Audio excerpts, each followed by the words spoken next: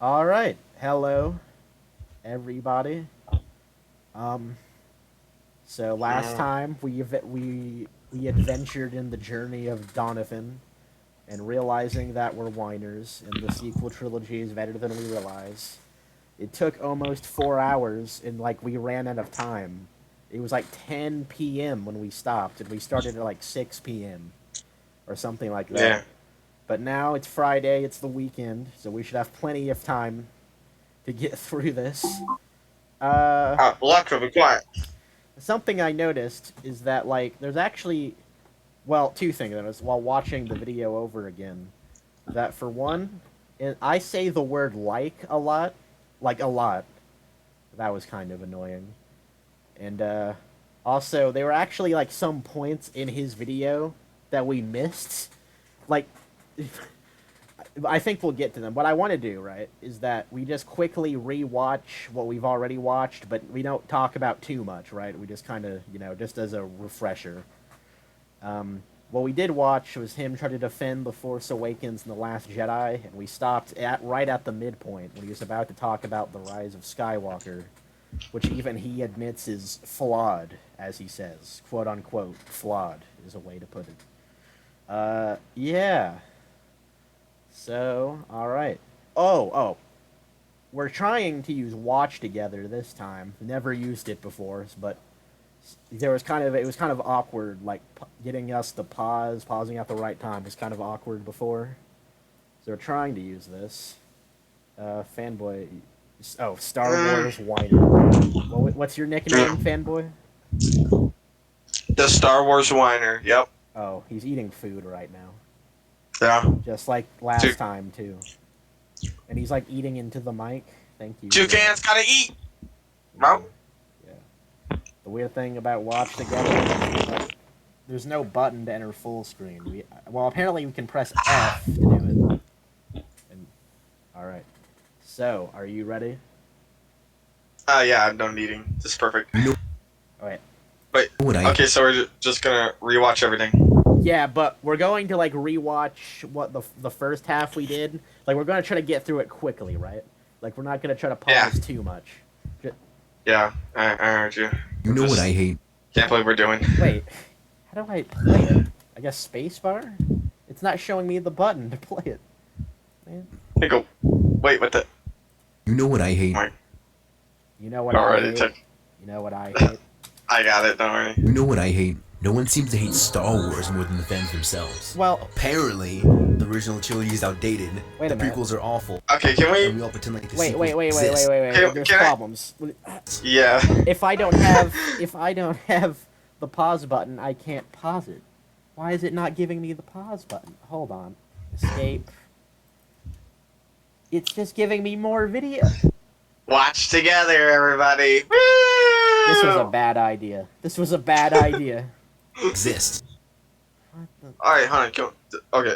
It is not giving me because touching the screen only. All right, you know what? Okay, hold on. I got. Yeah, no, I'm not doing this anymore. All right, maybe we'll just do it the old way. Maybe we'll just go back to that. Hold on. Can we make an extension? I'm pretty sure there was an extension. YouTube. Probably. Watch together. Oh my god. Excuse you. We should probably just restart this over again. Yeah. No one should see this. Technical errors and Donavan. I love crap. And burping into the mic. Yeah, maybe this is better. I can only hope so. I can only hope. A New Hope. Heartfelt Fire. That's your name. Oh, Shut up, Alexa. God damn. Who fucking owns you? I need to put the link in the video or something. Yeah, quick. Quick, guy. I might still have the link actually. No, I don't. I don't still have the link. Okay,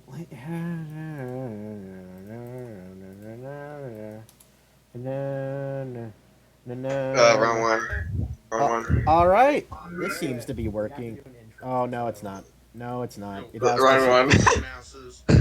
Welcome to the It's not working. It has the same problem with only pausing for a second. That is the wrong one. That is the wrong one, and I can't pause it. It has the same problem. I got I it. can use key. What the? I actually- no, I can- I'm done with it, fanboy. We're just gonna use screen share.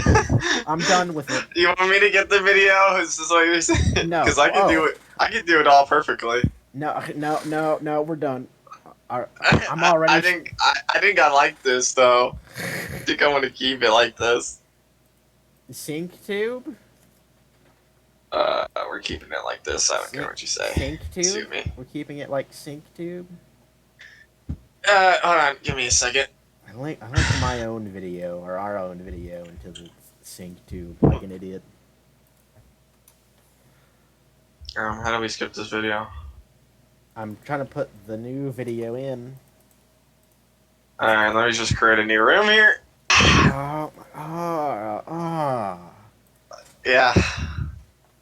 There we go, perfect. You know what I hate? And Alright, there we go. oh, maybe the fact that I was screen sharing on Discord had something to do with the problem by accident. I also heard an echo coming through your mic of the video. To be honest. Whereas Yeah. more than the fans themselves. Yeah, we actually might have to restart the thing again. Oh, the video? Apparently, the original trilogy is If there's an outdated. echo. Okay. Well, we can turn it down now. We can actually turn it down and all that. It actually works similar to YouTube now. Wait. And Let can me- you pause it and unpause it? No, not really. But let me try the watch together. Yay! We get One Mother more. Please again. You know what I No. hate? Okay. Nope, it's still not showing up. Alright, watch together. They fly now? Ugh. fine. Ugh. Hold on, dude, I know there was an extension. Do I need to... Google extension. Do I need to turn I'm my- fighting this shit. I'm dedicated. Do I Give me need a to, second. do I need to turn my mic down to like get rid of the YouTube watch to get I'm surprised I can do that while recording. Okay. YouTube then. Try that one.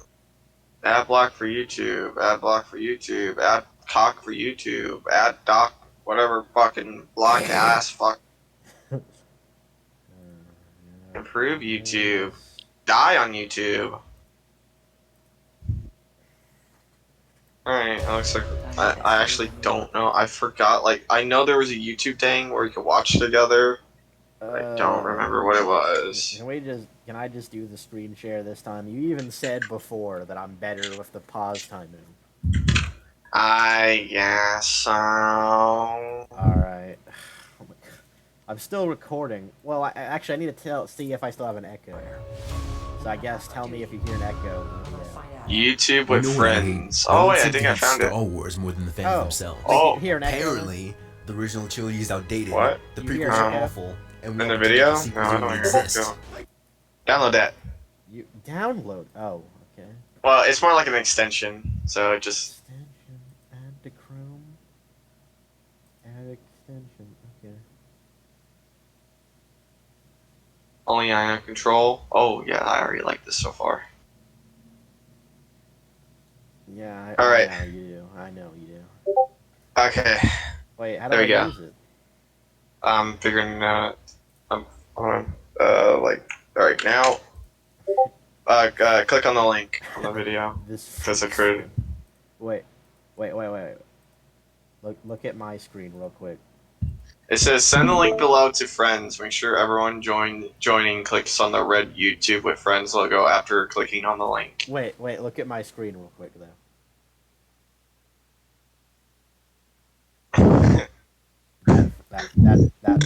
That's the thumbnail, maybe. Once you get to YouTube with friends and you click on the link, make sure you click on the YouTube friends thing. It said. YouTube. All right, now go to YouTube friends. Did you You know download what I the hate? extension? No one It should be on like. I did. Oh! Hey, go back! Hate Go back! Star Oh Wars shit! more. What? Is it that? Find the extension. You gotta find the extension. But On I, there. I don't. Where's the I know extent? it's on the top right, The top right. Here it is. somewhere around there. No. No, that's a flash holder. Click on the three little fucking things there. And Install where YouTube. no, where the fuck is it for you? I don't know where it's at for Google. Huh. Okay, now look at this freeze frame. Dude, it literally, there should be like a thing where it opens up more extensions. Look for it. Can we? Can I just screen share, please? God damn it! Well, I already am screen sharing. Fine. Thank God. Thank God. Thank God again. Oh, I can't move. You can't move? Means you can't screen share. Oh well, I like my idea better anyways. What? Wait. Oh, I guess. Anyways, make sure you're screen sharing Opera itself, or not Opera, Oprah, or not Oprah. What the fuck am I saying? Google. I don't know. Okay. Oh wait. I need it. Hold on. Share screen. Yeah. Audio. All right. Is everything good? You know what I hate? Test, No one test, seems to hate test, Star test. Wars more than the fans themselves. Yeah, test, echo, mic, fucking shit. Why is it echoey? I don't fucking know. Do you have like surrounds sounds playing under your headphone? I don't think so. Maybe I just have it. Apparently, Right. the original trilogy is outdated, the prequels are awful, and we all pretend like the sequels don't even Is exist. it better now? Well, buckle up, guys, because I'm about to blow your mind. You're all gonna kill me when I Okay. So is it good though? Do you say? It's fine. It's whatever. Okay. That's just. Well, you know what my problem is? You keep into the mic. Dude, the mic's not even close to my bass. It's just, it Then picks why- up everything. Okay. Well, that's a problem. I had a piece for it, but you know, it keeps falling off because this mic is the jank. Like, they have these stupid, you know, pieces for it, but you know, they don't put the right fucking size on it, and it keeps slipping That's off. not my responsibility. Yeah, well, why the fuck is this product having a fucking simple issue? I don't. Donovan's turning us against each other. It was his plan. Where the fuck is this thing? I don't know. Okay. Dropped it somewhere. It Fucking catch it. It has to be good enough. It has to be good enough. Let's just. Okay. For that. Let's just watch the video. I've had to heard. You know what I hate? Star Wars fans are bad like 50 times in the last 10 minutes. Okay. Alright. Are you seeing the screen? Let's do it. Okay, finally. We're going to need to put like a timestamp. Like, hey, you want to get to the point of the video? Go to 45 minutes in, or something like that. All Wait, right. did that whole thing was recorded? Oh, yeah, it's still recording. It's still recording. We're going in all the way. Yeah, all of that was recorded. Okay. Alright. Yeah. Hope you guys are enjoying the video. Alright, yeah. That name I said earlier, like, technical issues and the Donavan Adventures or whatever I said, that's probably going to be the actual title now. Okay. Ready? Yeah. 3. Oh, wait. Remember, Father, please. Fucking just start already, goddamn! You know what I hate? No one seems to hate Star Wars more than the fans themselves. Apparently, the original trilogy is outdated, the prequels are awful, and we all pretend like the sequels don't even exist. Well, buckle up, guys, because I'm about to blow your mind.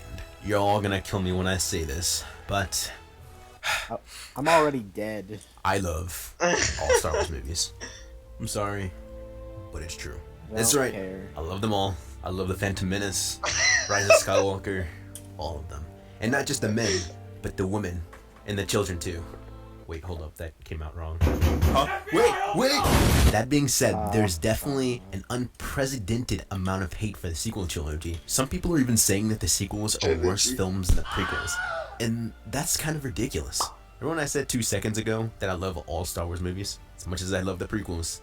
I can't deny that they're bad films. There are all kind of things wrong with the prequel trilogy that people seem to be in denial about. They're very poorly written, and while the fight scenes were cool, some didn't hold up at all.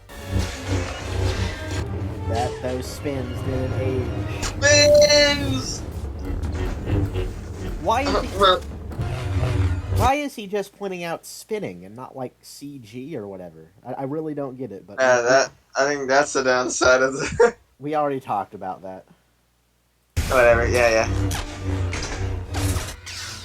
But the prequels did exceptionally well with creating the larger world of Star Wars that we all know and love. While the original trilogy did a great job of doing that as well, it was limited by the technology of its time, and introduced all kinds of species and worlds that we've never seen before. Although the movies themselves on their own aren't very good, the prequels still managed to do one thing right, making Star Wars cool as hell. And don't even get me started on John Williams. This man carried the whole freaking trilogy on his back. My back! The original trilogy is the least controversial of the bunch, although it does have its problems. We're not gonna go there. Oh, it's an ad. You don't I have. hope I don't get copyright struck for this. I'm glad YouTube is. I'm glad we're giving Donovan his ads. Yeah, give Donovan his money.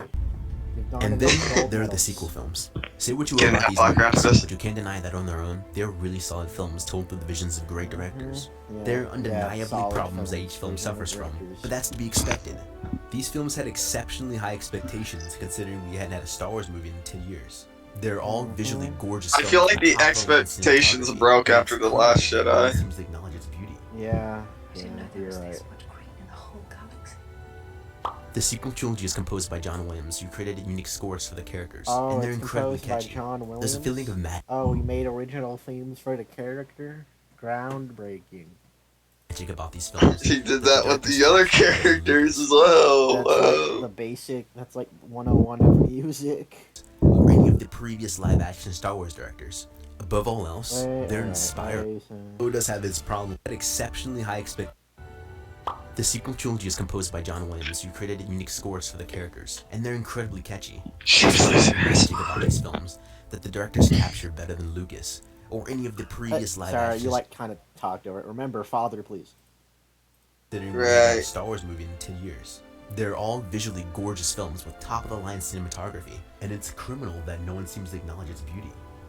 I didn't know there was this much green in the whole galaxy. The sequel trilogy is composed by John Williams, who created unique Man. scores for the characters, and they're incredibly catchy. There's a feeling of magic about these films that the directors capture better than Lucas. What? What kind of See, this is something we missed. What kind of statement is that? His statement was that. Did you hear that, right? These movies Yeah. capture a feeling of magic better than Lucas does?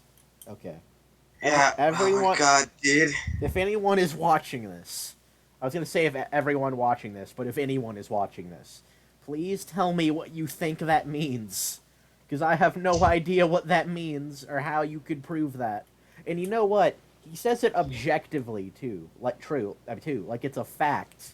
It's just a fact that these movies have a feeling of magic more than the Lucas I thought- films do. I thought every Star Wars movie had a feeling of magic. Yeah, I mean, As that's... where this one, it shoves it down your throat.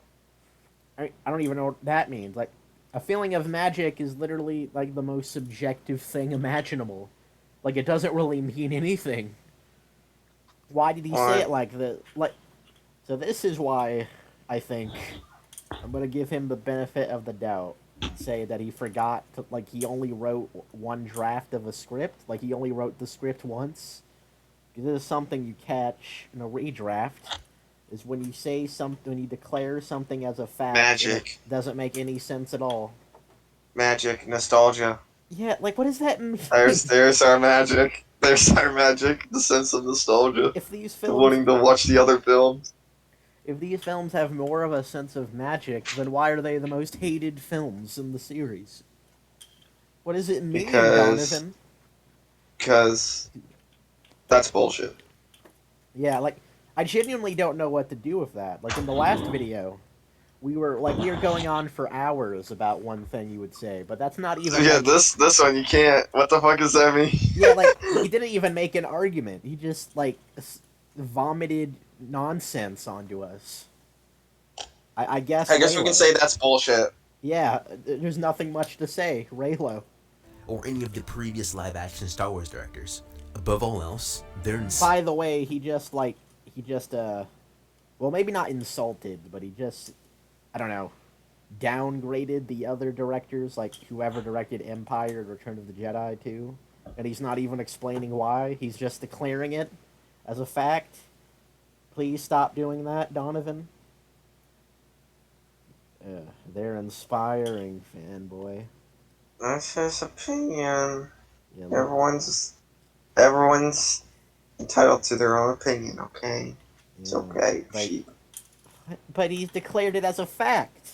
You just It's say, okay. you just say, no, I'm going to be a whiner today, fanboy. I'm just looking at Luke's eyes. like, get me out of this bill. Yeah. I don't want to be here anymore. He looks like he's about to cry. That actually might be the thumbnail for the video. Get me out of here. Make the pain stop. Just instead of they're aspiring, it's their whiner. Or just help me.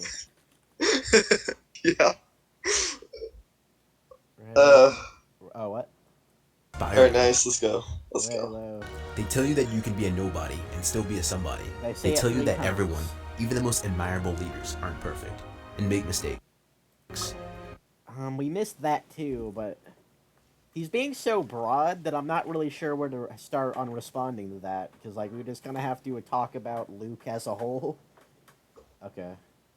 It shows us that admiral people can make mistakes. I mean, like, I don't... Okay. Execution. Yeah. And they did. The execution wasn't good.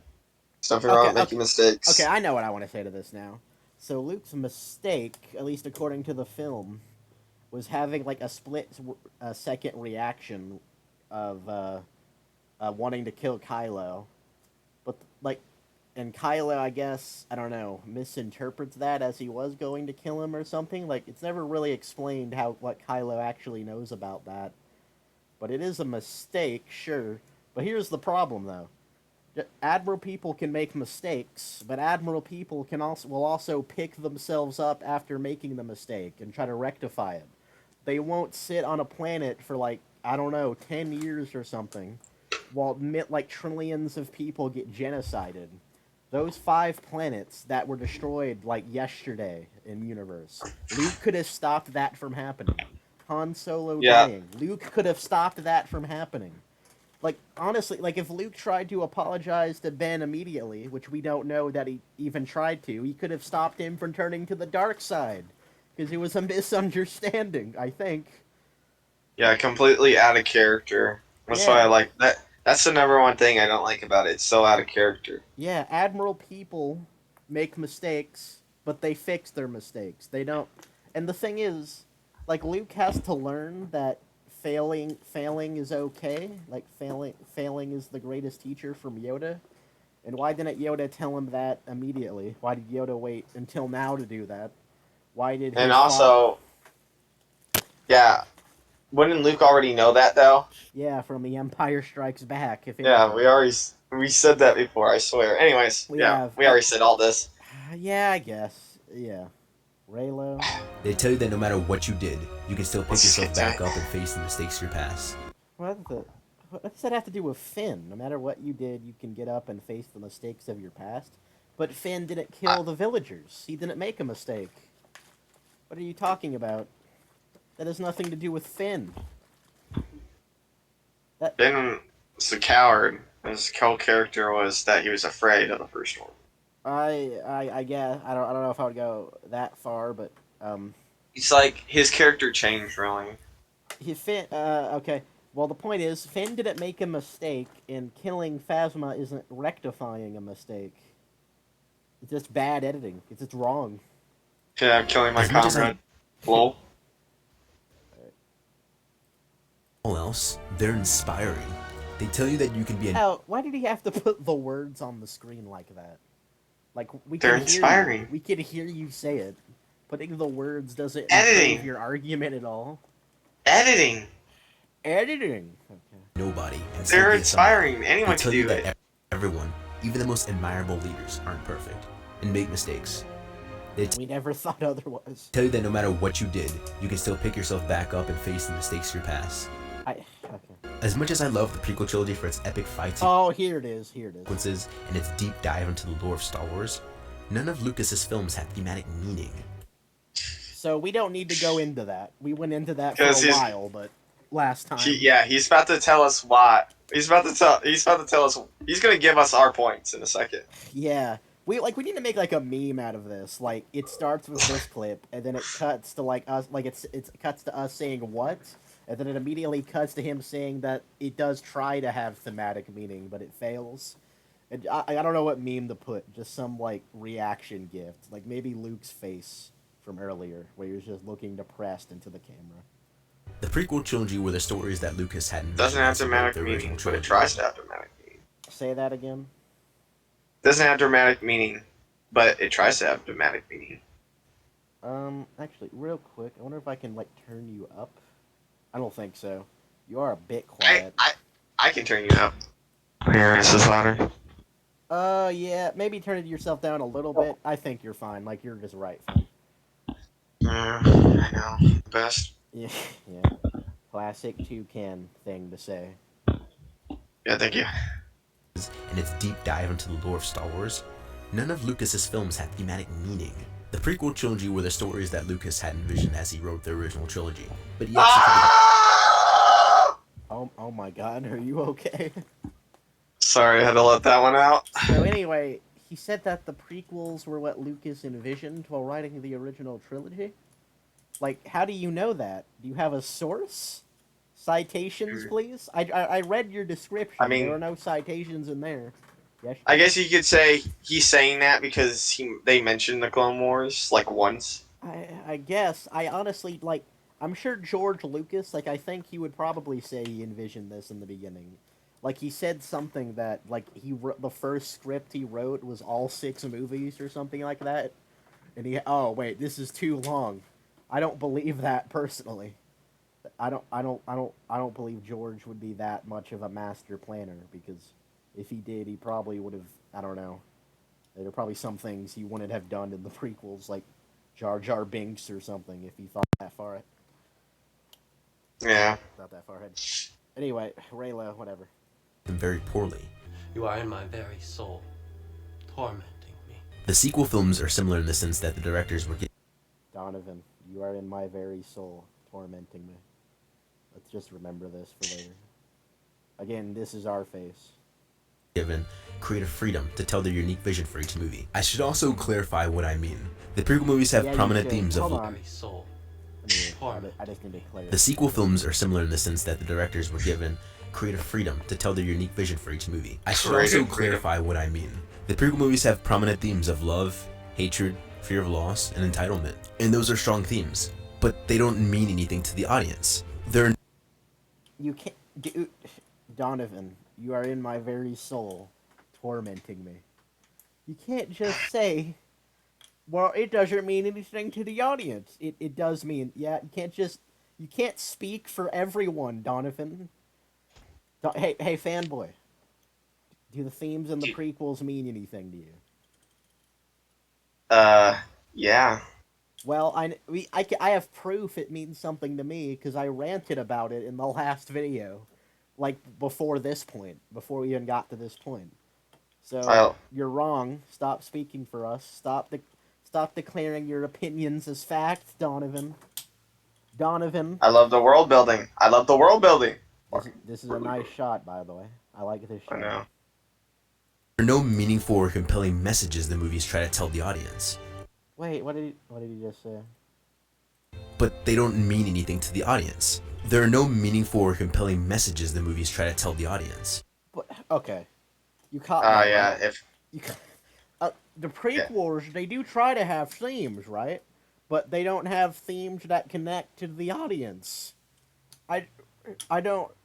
Donovan, Makes stop it it. makes it a bad movie. Yeah, it just makes it a bad movie. Donovan, stop. Please rewrite the You don't get it, sheep. You don't rewrite get your it. script, No Donovan. meaning. It has Donovan. no meaning to me. It's a dog shit. You know what? You know what I learned yesterday, not during the video. He put this video, Donovan, as his top video, like on his channel. I Hold can't on. believe this is this video essay. Yeah, this is arguably the worst video I've ever watched. Look, It's okay. Look. Donovan this is his likes. channel trailer. This video is the video. This is an ad, isn't it? Hold on. Wow, an ad for the fucking ad for his Oh yeah, my I see god, the 2 title. ads! Oh! Why is there now ads for those? That's so dumb. At least he gets ads. At least he's making money off this. So good on you, Donavan. You make money with this great content. The benefits available. You know what I I, like hate? it. Anyway. We're watching it, aren't we? We're watching it, so it must be great. I guess so. It's working. Point is, he put this video as like the top video. Like if we check out Donovan's channel, this is what he's about right here. This is what he's about. What's this notification? Yeah, click on that. Click on Oh. the subscribe. What's that say? Oh, that's just. I guess I was in an argument with someone about if adaptation like matters of a film, but like someone was saying that Starro in the Suicide Squad isn't faithful to the comic, so it's bad. And I was trying to explain how that's not true, how it doesn't matter if it's a bad adaptation. He actually used like Luke being out of character in The Last Jedi as an example, but that's a sequel, not an adaptation. Anyway, I don't know. Yep. The Suicide Squad movie is good. Watch it. Yeah, it's pretty good, pretty good. Unlike E- this video. The star creatures are not comically accurate, but it's a good representation of the villain. You know, from what I've heard, the only his representation is like his powers or whatever is like his appearance is, but what isn't accurate is that he isn't powerful enough. He isn't like he's supposed to be a Justice League threat. So, and that's what people are complaining about. He's not strong is, enough. but I don't care. He is a Justice League threat, but it's like okay. I'm sorry. It's ain't the comic book. Yeah, like I'm I sorry. don't care. This is just an adaptation of the movie. There's a lot of stuff in that movie that was nothing like the comic book. I don't care if the star alien kaiju is as strong as he is in the comics. It doesn't mean anything to me. Anyway, that guy's probably Donovan's twin brother, the person I was arguing. You know what? Maybe I should just read out the comments since we're talking about it. All right, here we go. Bonus clip. Yeah, hold on. Let me make a double tab so I can like go to. You know what I hate? Oh, You know what I thought you hate? was gonna say- No one seems to hate Star Wars more than the fans themselves. Really good job. That was clever. we heard that line so many times. Yeah, that was really clever. All right, let's see. So this is how he started out. Starro, when making an adaptation, why should you ever not try to be faithful? What if you have your own ideas that are better, Mr. Odin Sorensen? If the original character was genuinely shit, sure, but I'm not hearing that this is the case. And I don't care if Rags doesn't care. I'm pretty sure Rags or Mahler have said that themselves. I don't care that you don't care. I mean, not any sort of argument. This part of the cast really annoyed me. Think of Luke Skywalker drinking alien milk. It's not good or bad. It's just different. So, the Luke Skywalker drinking alien milk actually has something to be compared to because it has continuity. It's a sequel to something. Although that's not even a great example because Luke drinking alien milk isn't out of character technically. It's just like weird and gross. So that's not even. No, we didn't have to see him get the source. Yeah. That's not even a good example, Mr. Odin Sorensen. Then here I come, very intelligently say, that's a sequel, not an adaptation. The point behind the I don't care argument is Starro not being as comic accurate as possible doesn't make the film bad in any way. I should have used more commas here in hindsight. The difference is academic. I don't have no idea what he meant by that. The effect is the same.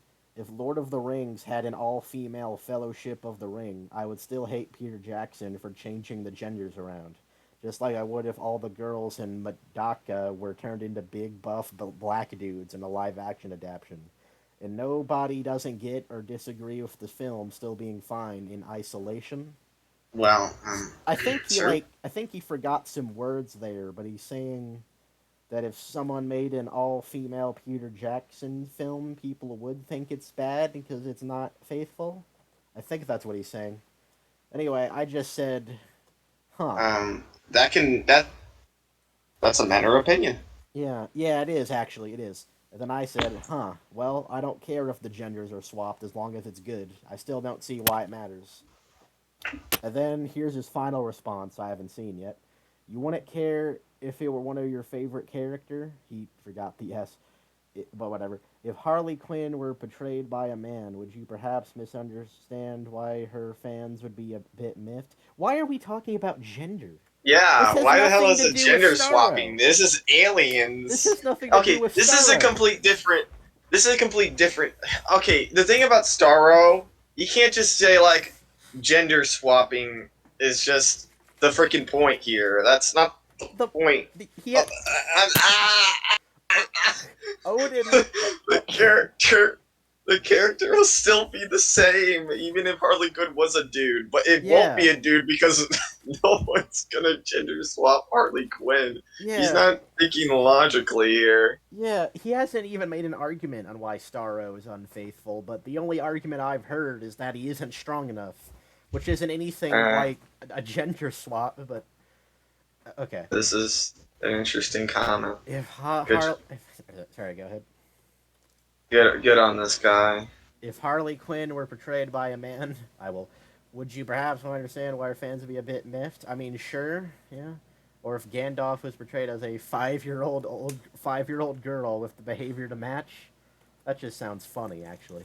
Or if some historical drama about Churchill pretended he was an Indian woman. You don't care about characters, any characters for themselves. I don't understand what that last sentence even means, but I guess You're saying you don't care about characters as a question, and any characters, and then for themselves, I guess. I don't know. Like their characters themselves, I guess. I don't know. He kind of worded it out wrong, but anyway, let's respond to him on video. Time to make the ultimate comeback. Well, I love YouTube comment arguments. This is like the best warfare. I usually don't really get involved with YouTube comment arguments, but, well, the movies would still be good, right? Case closed. Gender swap good.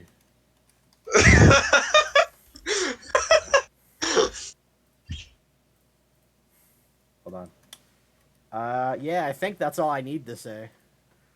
Gender swap good. Alright. So, that was a nice tangent. Thank you for I know that wasn't your actual... Like, I know you wouldn't actually say that. You're just trying to get the argument over with. Yeah, and I'm also kind of just trying to, like, I don't know, poke him a little bit. Anyway, whatever. Yeah, that guy wasn't... cheers to that guy. He's fine. Raylo, I guess. Even the original trilogy has meaningful messages, such as the good and even the worst kinds of people, and the need for good people to stand up and take action against the corrupt. Before I get ahead of myself, I should also be clear that these are not perfect films either. They suffer from a lack of a cohesive story between each film, which... Again, bad editing there, because he was showing clips would make the argument that there is a cohesive through line. Anyway. Resulted in the final film not feeling like a solid payoff. We're still talking too much. We need to go through this faster. I know, The man. point of this video Can we is to speed it up explain times why two? these films are Quick. better than... That's actually a good idea. Good idea. Still, we might miss things. I think they are. We're going to go through each of the 3 films, talk about the faults, and make some great films. With that being said, let's get started. It's actually a little bit. We're speedrunning this shit.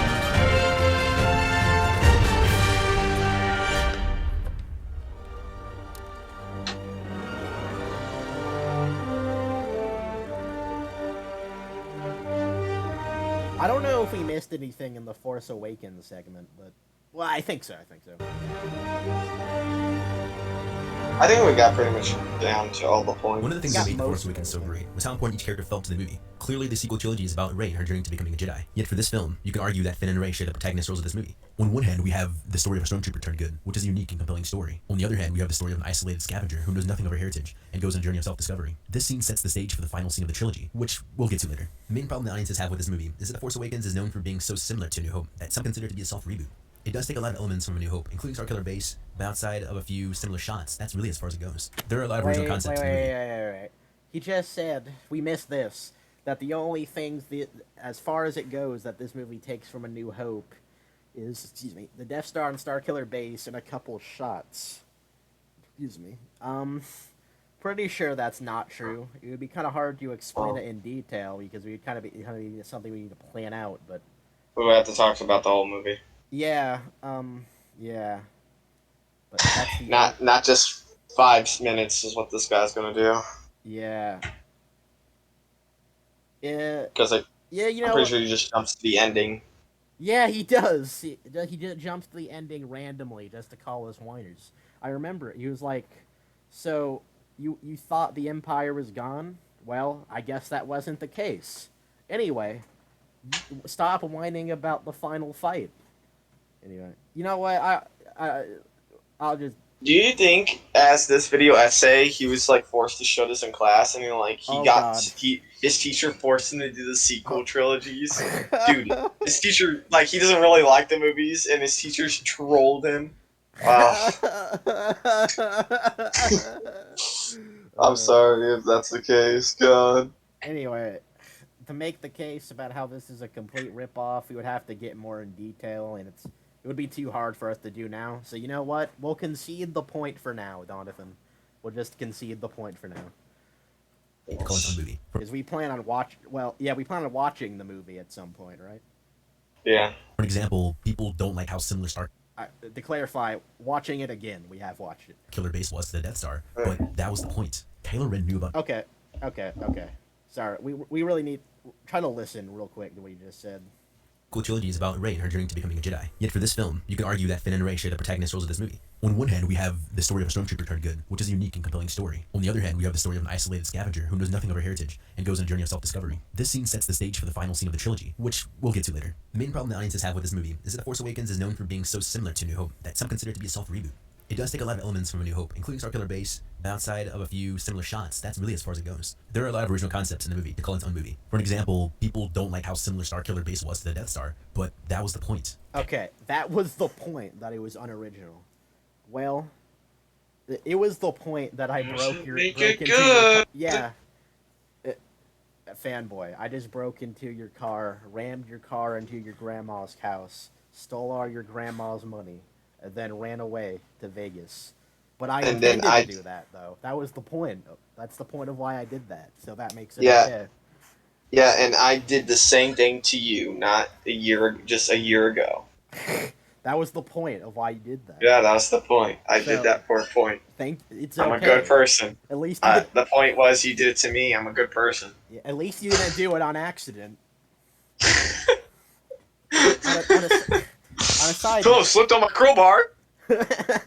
On a side note, the DCEU, right? The Zack Snyder movies, like Man of Steel and such. You think those are bad? What do you think about those, right? Because I think we've talked about it before.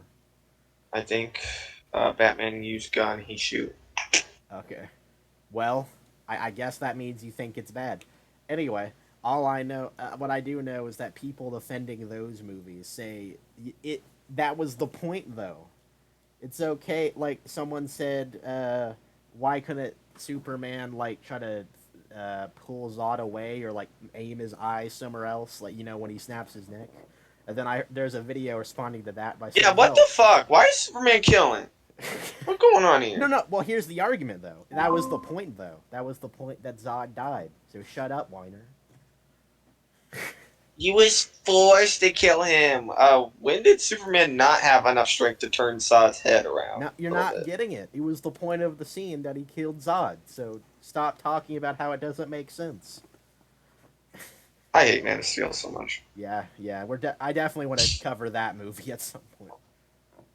Kylo Ren knew about Vader's fall to the light side right before his death, and he saw that as Vader's. By the way, he says that you think the Starkiller base is unoriginal. Well, that's the point. Anyway, Kylo Ren thinks Darth Vader made a mistake when we're turning to the light side. Like, the video's just put together poorly, man. Shots. That's really as far as it goes. There are a lot of original concepts in the movie to call its own movie. For an example, people don't like how. What? I've like recently been trying to write scripts for reviews, like just learning how to do it. And like if I don't see how you could write this. How do you write this and say, yeah, this is okay? Like, this is just like a run-on paragraph. Like, I try to do it in like chapters, like in segments, which I think Donavan tried to do kind of, but it feels like just a ramble. He just like talks about one subject and immediately goes on to the next with no cohesion, like the sequel trilogy. That's what he was going for. Okay, this is his rant. Oh video. yeah, that was the You point. know. Yeah, that was the point that the video was bad. Thank God. At least it wasn't meant to be good. How similar Starkiller base was to the Death Star, but that was the point. Kylo Ren knew about Vader's fall to the light side right That's the before his point. death, and he saw that as Vader's greatest failure. He wanted to finish what Vader started. Yeah, I talked about how stupid this was, because this isn't in the film at all. Yeah, we already talked about it. We're good. He's literally just writing the movie. It's kind of, I don't know, embarrassing, I want to say. He should probably do a better job, like you would say. Yeah. The concept of Starkiller base is also Wait, really cool. who would do a better job? Donovan That writing the in the movie? actual movie. I mean, Yeah. probably. I would assume he has passion for it. But, well, no, after looking at this script, no, you know what, never mind. It would probably be worse. It would probably be worse. Ilum is the planet that the Complete Jedi 180. used to gather kyber crystals and craft their lightsabers before the Age of the Empire. The planet was later mined to instability due to the amount of kyber crystals that was needed to power the Death Star. You actually see this happening in the video game Star Wars Fallen Order. After the Empire's defeat, instead of continuing to mine the planet, Okay. they simply built a new battle station on the planet itself. It would have been a lot more impactful. Hey, if I they- actually, wait, I need to go back real quick, but we won't, like, rewatch it again. I just need to find a screenshot of the Starkiller base map thing. I realized something yesterday. have with this movie is that The Force Awakens is known for being Starkiller base was to the Death Okay, Star. look at this. Look. I realized that the Death Star here, it could actually, like, almost fit into this trench of Starkiller base. Like, the Starkiller base trenches here are so big, the Death Star could almost fit into it. So, Yeah, bro. Eye sockets. So, the point being, how did they afford this? Yeah, how do they afford to make this entire planet like that? And why couldn't the Empire do that? But we already talked about that at length before. But that was the. Ilum is the planet that the Jedi used to gather kyber crystals. Instead of continuing to mine the planet, they simply built a new battle station on the planet itself. It would have been a lot more impactful. if It they was kept in Starkiller video base games, so it's a good idea. Regardless, it's still really cool Yeah, detail. you can't The fir- use third-party media to defend a movie. You can only use the movie itself. Because we can't be expected to just read everything and play every video game. Come on. Yeah, I know. First Order But is also I criticized for being guess really he's just trying to explain the lore, but who cares? Well, the lore doesn't that point. justify the movie. Yeah, exactly. That's what I'm saying. Who cares? Yeah, thank similar to the Empire. But again, that's the point. The First Order rose Wait, from the what's ashes. the point? Alright, this is gonna get stupid. Instead of continuing Right. to mine the planet, they simply built a new battle station on the planet itself. It would have been a lot more impactful if they kept Starkiller base around for at least one more movie. Regardless, it's still a really cool lore detail. The Oh, first- I didn't notice he said it would be more impactful if they kept Starkiller base for more movie, more than one movie. I mean, I suppose so, but it's just the same as the Death Star again. Like, we know it's gonna get blowed up at some point. I don't know. Yeah, plus if you've been on the planet once, it's gonna be boring when you be on it the second time. That's actually a pretty good point. But like the thing is, if they used it for more than one movie, then there'd be the stakes of the Death Star for more than one movie. Like, please reuse something else. First Order is Yeah. also criticized for being really similar to the I knew Empire. hope. But again, that's the point. So he said the First Order have been criticized for being too similar to the Empire. That's the point, idiot. Okay. Well, let's just.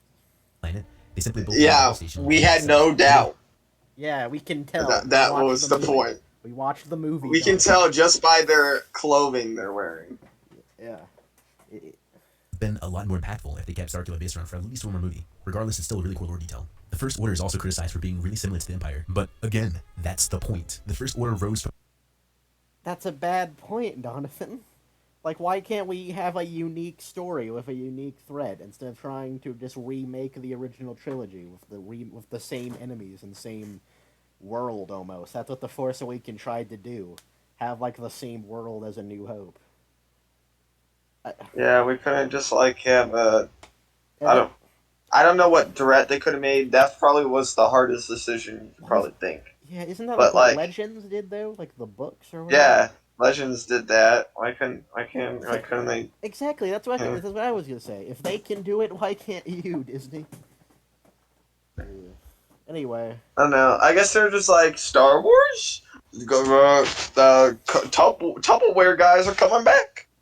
I mean, I will say, I think like The Force Awakens, at least at the time, like what they did with the movie was probably the best decision financially, because it like reminded everyone of the original trilogy. Like it wasn't really risky, I guess. But You know anyway, what they could have done? That would have been probably way better. anything. Probably just went further down the past and check out the older Republic. Make that into an Yeah, actual probably. thing. They Yeah. could have of course they had to redo it all, and they probably fuck it up. But that would have probably been more interesting than fucking A New Hope again. Well, the thing is, there actually is like a lot of interesting stories you can tell about the fall of an empire and how the galaxy changes after being one way for so long, and like how maybe crime, I don't know, like maybe the empire. Yeah, was they doing like some had things. back in the older Republic. I think They could have just took like the Sith versus the Jedi. There's a bunch of Sith. There's a bunch of Jedi. There's like a lot you can do with that. Yeah, I agree, but I think with what I But, said, like there's a lot of we're not making the movies. yeah, like with I said, like the post what's the word I'm looking for, like the after effects of Return of the Jedi. There's a lot of stories you could tell with that. I'm pretty sure The Mandalorian does that, but I haven't Yeah. really watched that show. Yeah, the Mandalorian does that better than this. Yeah, but no, that takes like originality. So. Raylo. From the ashes of the Empire. And that was the thing. The Empire never really died. There was the Battle of Jakku a year after the Okay, event. like this is gonna be his point. The Empire never really died. Like he's saying that because of this film. Like his defense of just reusing the Empire with nothing original is that's the case. Like it's good because that's what happened is basically what he's gonna say.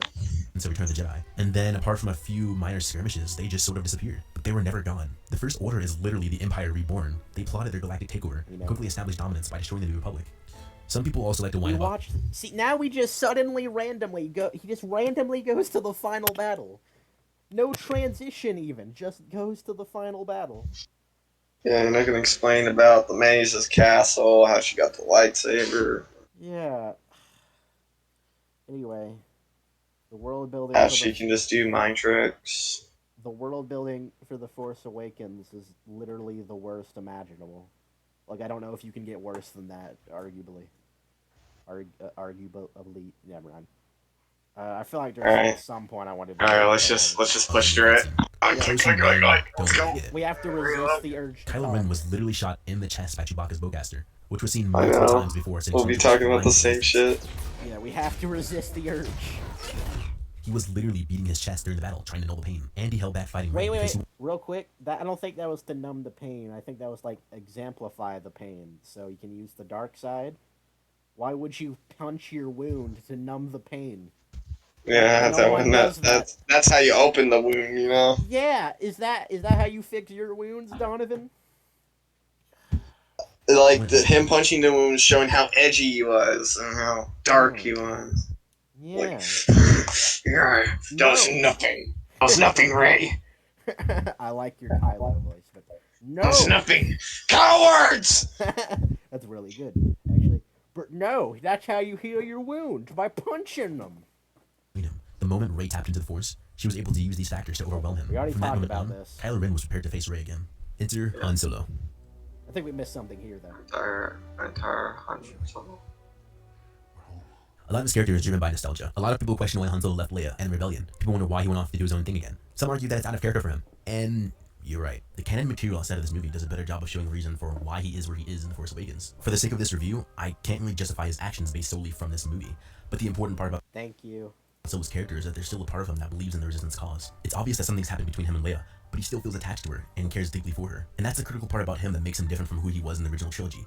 He cares. Back in A New Hope, or Empire Strikes Back, he didn't care for the rebel cause. He saw Luke as a brother and had feelings for Leia, but without them, he would have left the cause a long time ago. In Return of the Jedi, he returned to the rebellion and saw it through to the end. But clearly he didn't believe in the cause long enough to stick around, because the next time we see him, he's a smuggler again. When Han meets his son... Again, notice that? He says, well, he didn't really believe in the cause, because that's what this film shows us what happened. You can't use the film to justify the film. We're talking about continuity, Donovan. Please stop. Like, I was joking earlier when I said you are in my very soul tormenting me. You actually are, Donovan. This is genuine pain. First time in the film, he doesn't care about the danger around him. He doesn't care that he approached an extremely hostile Kylo Ren. He didn't care that it was Kylo Ren. He cared that under all that hatred was his son, Ben Solo. You know, not when he was smuggling. I was actually going to say that too. Like, Leia had to talk him into this. By the way, it's kind of funny we paused right while he's getting stabbed. This is Donovan to us.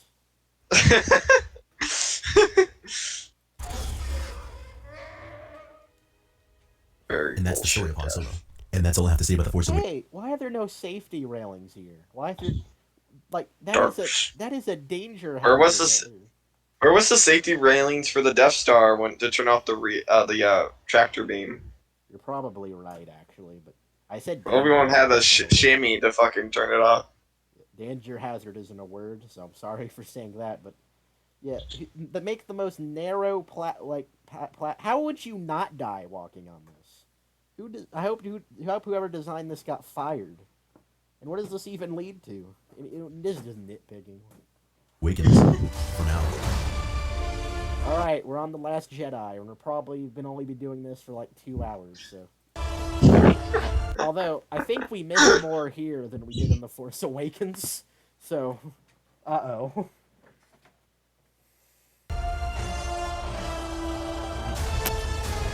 Again, I really like the trailer.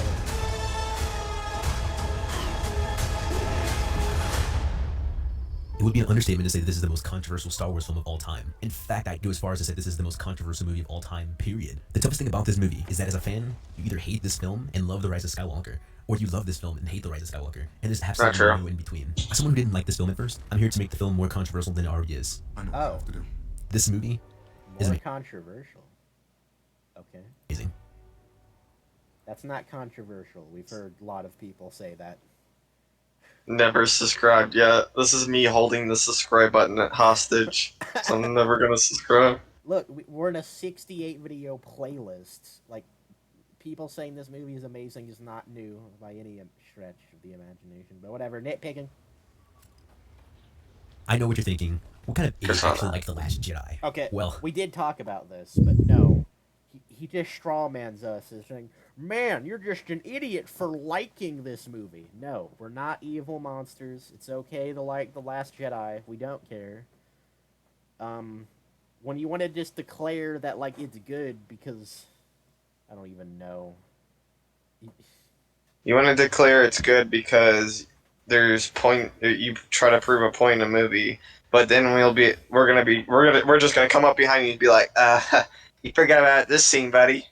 Yeah, but I was referencing, like, how you just, like, earlier just declare things that are his opinion. Like, these films have more magic than the Lucas films, whatever that means. Yeah. Yeah. So you're not even, like, exempt from your own straw man, buddy. Where do I start? The biggest problem this movie suffers from is trying to fit in too many messages and themes into one movie. And as a result, it felt a little convoluted in that respect. But actually, maybe the two things I compared weren't exactly the same. But whatever, Raylo. A few nitpicks? That's really as far as it goes. This movie dominantly excels in every technical aspect of movie making. The writing is absolutely top-notch, and the direction is brilliant. If I was willing to nitpick this movie, I would never stop. Star Wars movies tend to have this weird... On EFAP. Where's the safety rails, man? What the fuck? Who's hiring this guy? You're right, actually. There should be safety rails here, too. What?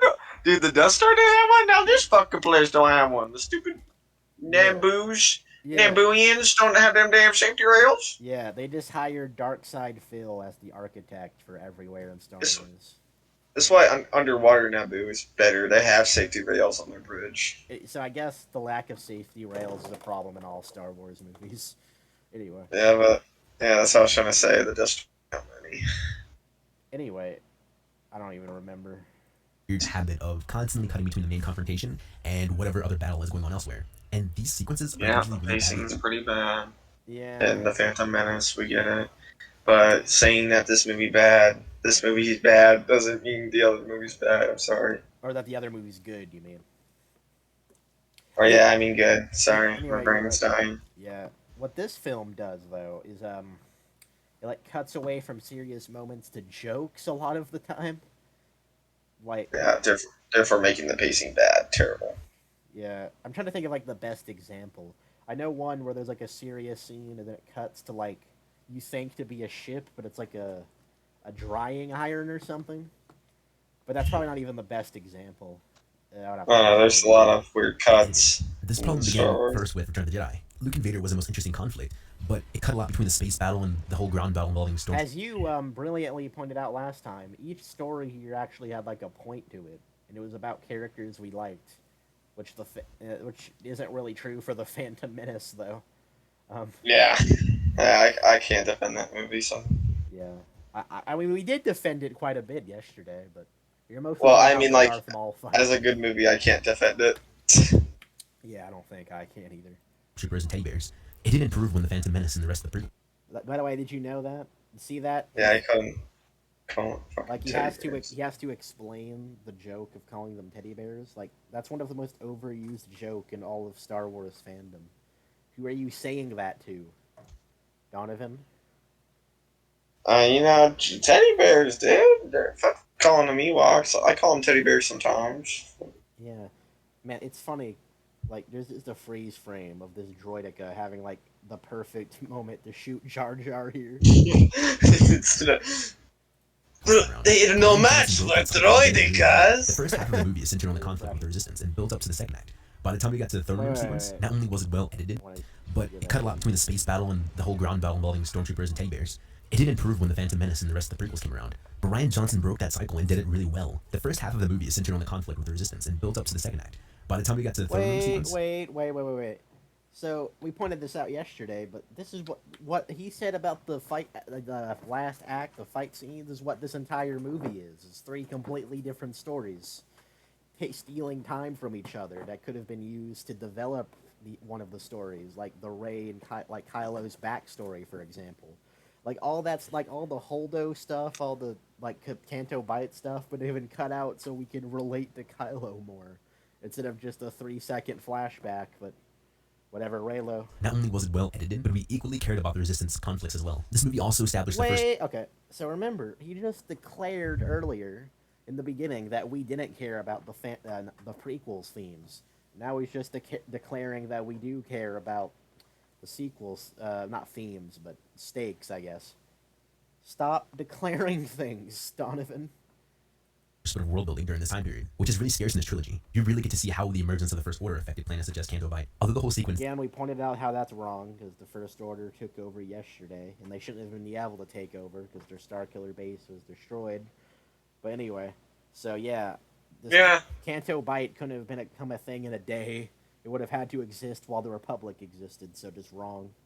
didn't do much First to push the Order story got forward. wrecked. It gives a glimpse of the outside world. You can't pretend that this is the first time Star Wars has sequences that are pointless to the overall story of the film. In A New Hope, the trash compactor scene didn't really do much to push the story forward. We talked about this. This develops the characters' bonds. Canto Bight doesn't really do that. I mean, I guess it develops Rose and Finn's development bond, I guess. But that doesn't even end up mattering, really. Yeah, because the next movie makes it, yeah. really clear where that goes. And still, even like if they develop like a bond, like Rose just suddenly loves Finn for some reason. Like she still like didn't like him like up before that guy, whoever he is, betrayed them. So it's not even like good development. But And The Empire Strikes Back, it was a 10-minute long space chase in Return of the Jedi. I don't remember really the context for that, but still better than that. It's about the main characters though. Like it wasn't pointless because they probably developed their bonds. Don't know, would have to rewatch it again, but at least it wasn't about something random that we've never like heard about before. It was just about the Yeah, it was characters also and their hiding from life. the Empire, Yeah, it's how they which got it was away. just, It's how they. which is just like the stakes. Like they went from Hoth to like fighting the Empire in space because the Yeah, hyperdrive was broken that's like the and they had plot. to fix it. That like is the B plot of the movie. Is them like escaping from the Empire at a chase. That like is the plot. Well, Canto Bight isn't really relevant. It's relevant that like it ended up having that guy betray them, so they knew to look for the ships going to Canto Bight. But why weren't they already looking for that? Anyway, whatever. It was a stupid dancing. Yeah, that is dumb, but that's a special edition to be fair. And most importantly, it doesn't matter if other Star Wars films wasted time. This film is still bad for wasting time. That's his point, is that it's okay that Canto Bight exists, or that the film wastes time because other Star Wars films did it when it's not. That's whataboutism. Do better. Episode 1, the political sequence. Episode No, no, no, no. The We political already sequence. explained all this. Well, yeah, okay, just once more. The political sequence is how Palpatine rose to power. It's actually like more important than the actual plot of the movie. Like the fight scene where they fight Darth Maul and stuff, that's way less important than the politics scene. Like the title refers to these scenes. The Phantom Menace, that's Palpatine. Like this is how it started. This is how the Empire started. You're just wrong. Look, like a better example, I don't know, for the Phantom Menace, like I don't know, the pod race or something, but even that's not true, really. Whatever. Raylo. 2, the lovey-dovey scene. No, that's like the entire that's like the foundation of like Anakin's stakes, like what his investment, like what he cares about. Because that's the entire point of Revenge of the Sith, is he doesn't want her to die. So this movie builds up why he wouldn't want her to die. Why are you so bad at this? Episode 7, Conja Club. Star Wars is Even though they asked him for it, it's pretty bad. Yes, and the writing. But don't, like, you shouldn't, like, yeah, like, the writing for the love scenes in Attack of the Clones is god-awful. But this guy can't criticize it right. He's that incompetent. notorious for including scenes that feel pointless to the overall story. But they're done because they either add to the lore Okay, the Force Awakens scene, that probably is pointless. I mean, I guess maybe it developed the bonds of Rey and Han or whatever. But the General Grievous scene is not pointless. Well, I guess the fight itself technically is. We did talk about this, though. But, you know, it has a point, because, like, if General Grievous dies, Palpatine has to give up his power, blah, blah, blah. We talked about that. or they're there to let the audience spend more time with the character. That's a romance scene that develops their relationship, and it's actually like I think there actually is good writing in this scene, or at least a good line, because Anakin says that a Jedi like should be encouraged to love, because that's what like what being a hero would be about, trying to protect what you love. It's actually like a good bit here. In The Last Jedi's case, it was both. The most common complaint I hear in Star Wars is when Star Wars tries to do something new. I mean, it's Oh God, I don't even. You don't even need to explain this one. That fucking scene. I don't even want to. I think we talked about it good enough last time. I don't even want to talk about this again. Star Wars. It just like it genuinely just bothers. It's Star Wars, dude. Come on. It genuinely just like disturbs me almost the way he phrases this as we don't like new things happening. It's not that this completely destroys the world building or anything. We just don't like new things from happening. It's so dishonest. It's Star Wars. It's so dishonest to just like that's genuinely just like a terrible thing to do, Donovan. Why are you like actually what is wrong with you? Why are you like this? Please stop. You're in my very soul, tormenting me. Did you want to say something? Star Wars, dude. Yeah, that was the point, Get fucked. though. That was the point to break all world building.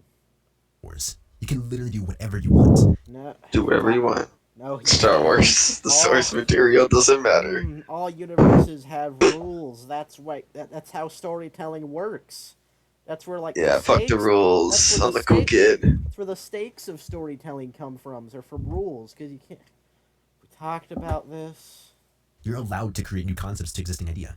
Yeah, you're allowed to create it, but if you want it to be good storytelling, you have to respect what came before. That's literally sci-fi. Just No, it's not. Sci-fi is about rules. Sci-fi like respects what came before it. You can't just declare that all sci-fi is bad. because it wasn't established before back in the first film in 19.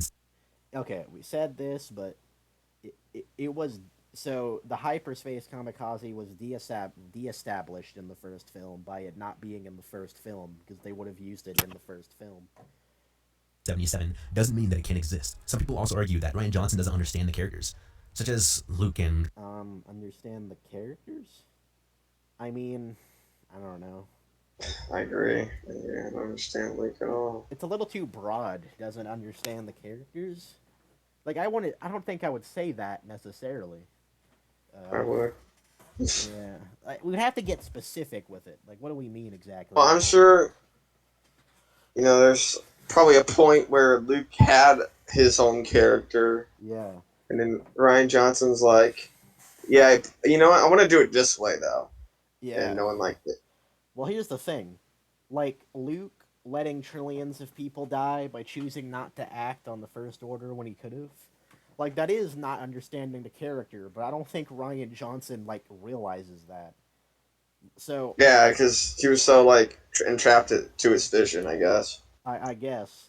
Like, I don't think... Like, I doubt that was the point, If it was... Yeah, not trying to oh defend him God. or anything. Yeah, if it was the point, though, oh my God. Yeah. Fucking, what a point. Hey, good job, Ryan Johnson. You did it again. You really got us. Kylo Ren. You really got us this time. The classic Ryan Johnson move. Yeah, he Johnsoned us. Can exist. Some people also argue that Ryan Johnson doesn't understand the characters, such as Luke and Kylo Ren. So let's start with the most controversial character of them. Wait, why those two? Okay, why those two specifically? And why would you not, like... Why would you just change the subject? It's Star Wars! So, there are people who actually would, like, say that, what you just said, as an actual argument against us. But anyway, so some people say that Luke and Kylo are out of character, and Ryan Johnson doesn't understand them. Anyway, on to the next topic. Like, he doesn't discuss it at all. Why did you even bring it up, Donavan? Why did you bring it up? Bro, You didn't. listen. You didn't even try to disprove it. Listen. What When do it's you... Star Wars, it's Star Wars. Huh? Dude, this script, this review is genuinely worse than, like, the actual sequel movies. Like, the sequel movies make more sense than this review does. Okay. Movie. Luke Skywalker. We're not gonna get into the next movie, so That's I can right. start speaking Just my did that. mind. Luke Skywalker, the character you know and love from the original Star Wars 1980s movies, just tossed his own lightsaber off a cliff. The thing about Luke is that everyone's expectations for him was that Rey would magically rescue him from his exile and they'd rush off together in the galaxy to defeat Snoke. First of all, the dishonest framing of, like, she would magically just save him and he would immediately just be John Wick of Star Wars. First of all, no, you're just dishonestly framing our argument to make it look as bad as possible, but it doesn't even have, like, Luke can be flawed and depressed. That's not inherently bad. Him letting the galaxy die is inherently bad, though. Yeah, but we already explained that. Yeah. This screenshot... More in-depth version in part 1. We're just doing a recap. It might have been a bad idea. Do a recap? Anyway. This screenshot of Snoke is funny. Kylo Ren in the First Order. And let me tell you, that would not You can just time stamp Yes. it. Oh my God. This argument he's making is so weird. Let's just listen to this in this entirety. You can time Because it stamp, was like, established when we get to the before Rise of Skywalker, right? Yeah. And I should also yeah. film in 1977 doesn't mean that it can't exist. Some people also argue that Ryan Johnson doesn't understand the characters, Just listen to this such as argument. Luke and Kylo Ren. So weird. So let's start with the most controversial character of the movie, Luke Skywalker. That's right, he just did that. Luke Skywalker, the character you know and love from the original Star Wars 1980s movies, just tossed his own lightsaber off a cliff. The thing about Luke is that everyone's expectations for him It's not just his lightsaber, it's his father's lightsaber. But anyway. was that Rey would magically rescue him from his exile and they'd rush off together in the galaxy to defeat Snoke, Kylo Ren in the First Order. And let me tell you, that would not make for a good film. He just declares it. He just declares it as a fact. Yes, there was a time when he defeated Darth Vader and Emperor Palpatine in an entire duel over the moon of Endor, which allowed Vader to fulfill the prophecy of the Chosen One and restore balance to the Force. The thing is, that Luke was extremely lucky. He had a culmination of only uno years of training before he went to fight Vader, who had been a skilled fighter all his life. Look at that luck there, bro. Remember the Mandalorian scene? Yeah. That's all luck, dude. And we all just talked about how he was lucky the whole time. That was funny. Keep touching the mic. That's not fair, though, because that wasn't how. Yeah, but... Yeah. Anyway, But still, it did happen. It did happen. If memory serves, right, his point is going to be that it wouldn't, like, Luke doing cool things in a movie would not be a good movie because he actually wasn't strong in the original movies. Like, we just thought he was strong. Literally weirdest, like, literally the strangest argument I've ever heard for anything. When a Jedi becomes a master, he's not strong, dude. You really think he would be strong? Yeah. You clearly don't know Star Wars. It's not even like it's also ignoring the fact that there would be a time gap, so we would have gotten stronger since Return of the Jedi, but it's not even worth arguing. This is dumb, like on its face. His life. Both times Luke confronted Vader, Vader held back and encouraged him to join the dark side so that they could fight side by side. Luke only managed to overpower Vader once because Vader was on the defense, and Luke was allowing his anger to control the fight. So why is this all relevant? It's because Luke had been hailed as the legendary Jedi warrior who single-handedly restored peace to the galaxy, and that he's extremely powerful and unmatched. Well, that's not Luke. The argument that Luke would never simply want to kill Ben is wrong. After Obi-Wan's death, he goes from Luke isn't a powerful deity to it makes sense that he would kill his nephew. Why? The script, it's so bad. And someone is coughing over there. I hope they're alright. In the background. This is what he's doing to us. Luke wanted to kill it wasn't too much later. Luke is not who you think he is. You know, all the things he did never happened. Oh yeah, did I interrupt you earlier? I'm sorry, I didn't mean to. Nah. Luke literally, he's just saying, yeah, Luke isn't this person because, well, he did this thing. But, but he also did those things. So, I mean, he is that character. And, he made a mistake. Again, hello? Oh, it's actually under an hour and 20 minutes. We're actually not going too long.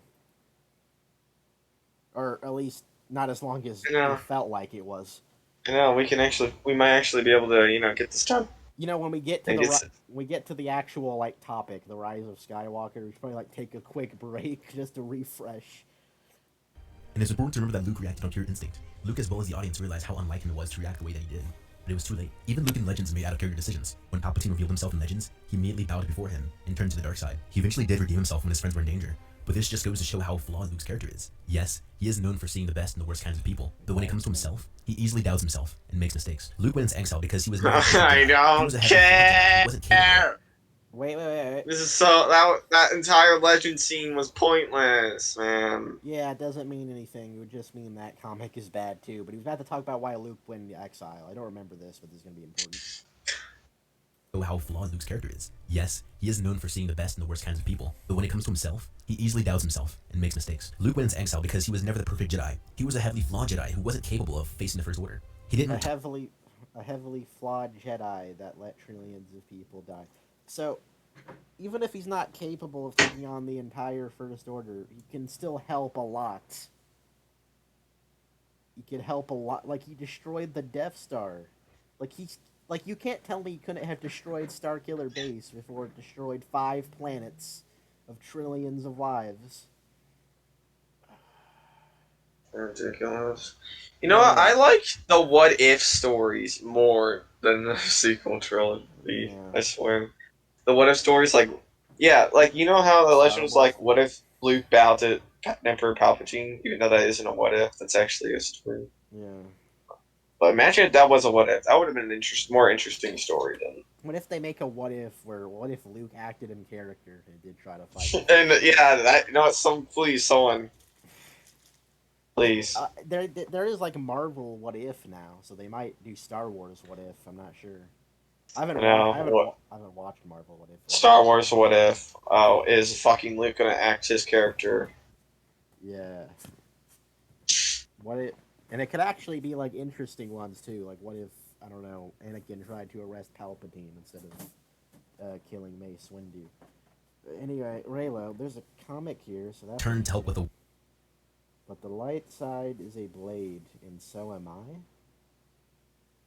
Oh, wait, this seems like the cool Luke. You're saying when it exists, or should it exist? war because he tried to help by restoring the order in the first place, but he failed his Yeah, duties. that comic was apparently the rise of Kylo Ren. So apparently, Yeah. Cool Luke did exist, and he like destroyed robots even in the sequel continuity. So Uh, he just disproved his didn't own last point. long. He just disproved his own point earlier, I guess. Didn't last long, though. Look at this. Look at his face. I wish there Yeah, was. that's Kylo's perspective. Yeah. Oh. I wish there was kind of way that like this HUD would disappear faster, but Failed as a teacher. whatever. He failed Ben Solo. A lot of people were expecting Luke from Legends, where he became extremely overpowered, but that Luke doesn't make any sense. Realistically, the Luke we know and love from the original trilogy would have become this Luke, someone who tried to live up to his own legend. Realistically, You literally can't say that. so we had addressed this, but realistically, he would have become this Luke. Even, never mind. Whatever. Failed. When we see Luke in the So last film, realistic, he's not the bro. Luke we once knew. He's a broken man. We see Rey desperately trying to revive the old Luke, but he wants nothing more except for the Jedi to end. Time for the Jedi to end. This Why is something doesn't he that goes just back kill as far as the himself? prequels. We've seen time and time again that the Jedi are heavily flawed. They have strong morals and methods, but they were always heavily flawed. Anakin was victim to Palpatine and the Lord of the Dark Side. What I don't think I did say yesterday, I guess this isn't actually in the films, but the way I like to interpret the 6 Star Wars films is that like Luke wasn't going to make the same mistakes as the old Jedi does, because he knew how important love actually was for good, like how good it could be, and that he was. Yeah. But no, I guess it was Rey that did that in reality, and Luke made the same problems, I guess. Yeah, yeah, fuck Luke. But if it wasn't Anakin, it would have been someone else on the line. Especially the code of not I being allowed. forgot about that. Anyone could have been Darth Vader, fanboy. Yeah. It would have happened eventually. Okay. No. Onto the illusion. Ben Solo's That- Sith turned. That's- Wanna know why? I can tell you why that's wrong. They're not powerful enough to be Darth Vader. Yeah, that's literally the exact opposite of the point of the prequels, because the point was that like he was older than Jedi are taken normally and had emotional attachments and fear and stuff. Like he was Yeah, a he's- liar to other Jedi. So Yeah, good job, he was Donavan. literally special. Yeah, like not He just was like he was the chosen one, not just and that's why. not just you go. sorry. Okay, thank you. Not just his power was special, because no one could become Darth Vader in power, I don't think. But also like just his maybe not his personality. I guess his personality, but like his offset, like the road he started on. Like he started off differently than other Jedi do. Like he had Yeah, more of a he was the chance. chosen one. He was the chosen one. He had more of a chance of being Darth Vader. Fucking strong as fuck too. Well, Although maybe favorite Sith is Yeah. Darth Vader. Yeah, I agree. Although maybe in hindsight, it might have been better if like the prequels did make it where anyone could have turned into Darth Vader, because it would show that like anyone could go down a dark path, and anyone could. Oh, yeah. be redeemed. So it actually might have been better if what Donavan was saying was correct, but it's not correct. So The dark side was inevitable due to the Jedi Code being so heavily flawed. Luke knew this and wanted the Jedi to end before it happened again, but he knew it was wrong to leave Leia and let the Resistance die when he could have helped, and so he did. At the end of the movie, he betrayed. Yeah, it took him so long, didn't he? Yeah, it did. He worded. Okay, let's watch it again. Time. Leia, don't worry. I really didn't want you to This is something die. that goes That's why I'm back as here. far as the prequels. We've seen time and time again that the Jedi are heavily flawed. They have strong He let Han Solo die, and the film didn't even show us him reacting to that. morals and methods, but they were always heavily flawed. Anakin was victim to Palpatine and the Lord of the Dark Side, but if it wasn't Anakin, it would have been someone else on the line. Especially the code of not being allowed to feel emotion. Ben Solo's swift turn to the dark side was inevitable due to the Jedi Code being so heavily flawed. Luke knew this, Wait, and wanted the inedible? I can't pronounce that word. But wait. Okay, let's just ignore the fact I can't pronounce the word inedible, man. Inevitable. I think even you struggled with it a little bit, but All right, let's. I am Okay. inevitable. Yeah, let's just ignore the fact I'm not good at the English language and focus on the fact that he said it was he pretty much said it was destined for Kylo to become Kylo Ren. That's what he just said, just casually. We missed that. We missed that. Like, if Snoke and or Palpatine didn't exist, then, like, would Kylo Ren still ever turn to a mass-murdering Hitler dog because the Jedi suck? Like, it's kind of an overreaction. And also, Kylo Ren wasn't like Anakin. Like, he actually had a good origin and would have, like, been born into the Jedi. Anyway. The Jedi to end before it happened again. But he knew it was wrong to leave Leia and let the Resistance die when he could have helped. And so he did. At the end of the movie, he betrayed the version of Yeah, at the end of the movie. He waited, like, 10 years. himself that everyone admired. The one that everyone looked up to. Not the shell of the man that he is now. Again, we pointed out that he's, like, writing the film again in a small way because there's no scene of people, like admiring Luke in this film until after this scene. So, yeah. Yeah. Okay. Now that the most controversial part is over, let's get to some hot topics. First, Poe in this film is where his character peaks in this trilogy. It's clear that he's a leader of some sort, but he's incredibly reckless. And he's Did he say that Poe is where character peaks in this trilogy as a whole, or Poe is where his character peaks in this trilogy? I'm actually, I think Poe. He's saying Poe's character's peaks in this movie. I think so. I just want, I just need to check because if he actually does say that like Poe's character in this film is the peak of character in the trilogy, that's gonna be a weird thing. And so he did. At the end of the movie, he betrayed At the version the of end himself that of everyone the admired. movie. The one that everyone looked up to. Not the shell of the man he is now. Okay. Now that the most controversial Is the part is nightmare over? let's get to some hot topics. No. First, Saw his face. Poe in this film is where his character peaks in this trilogy.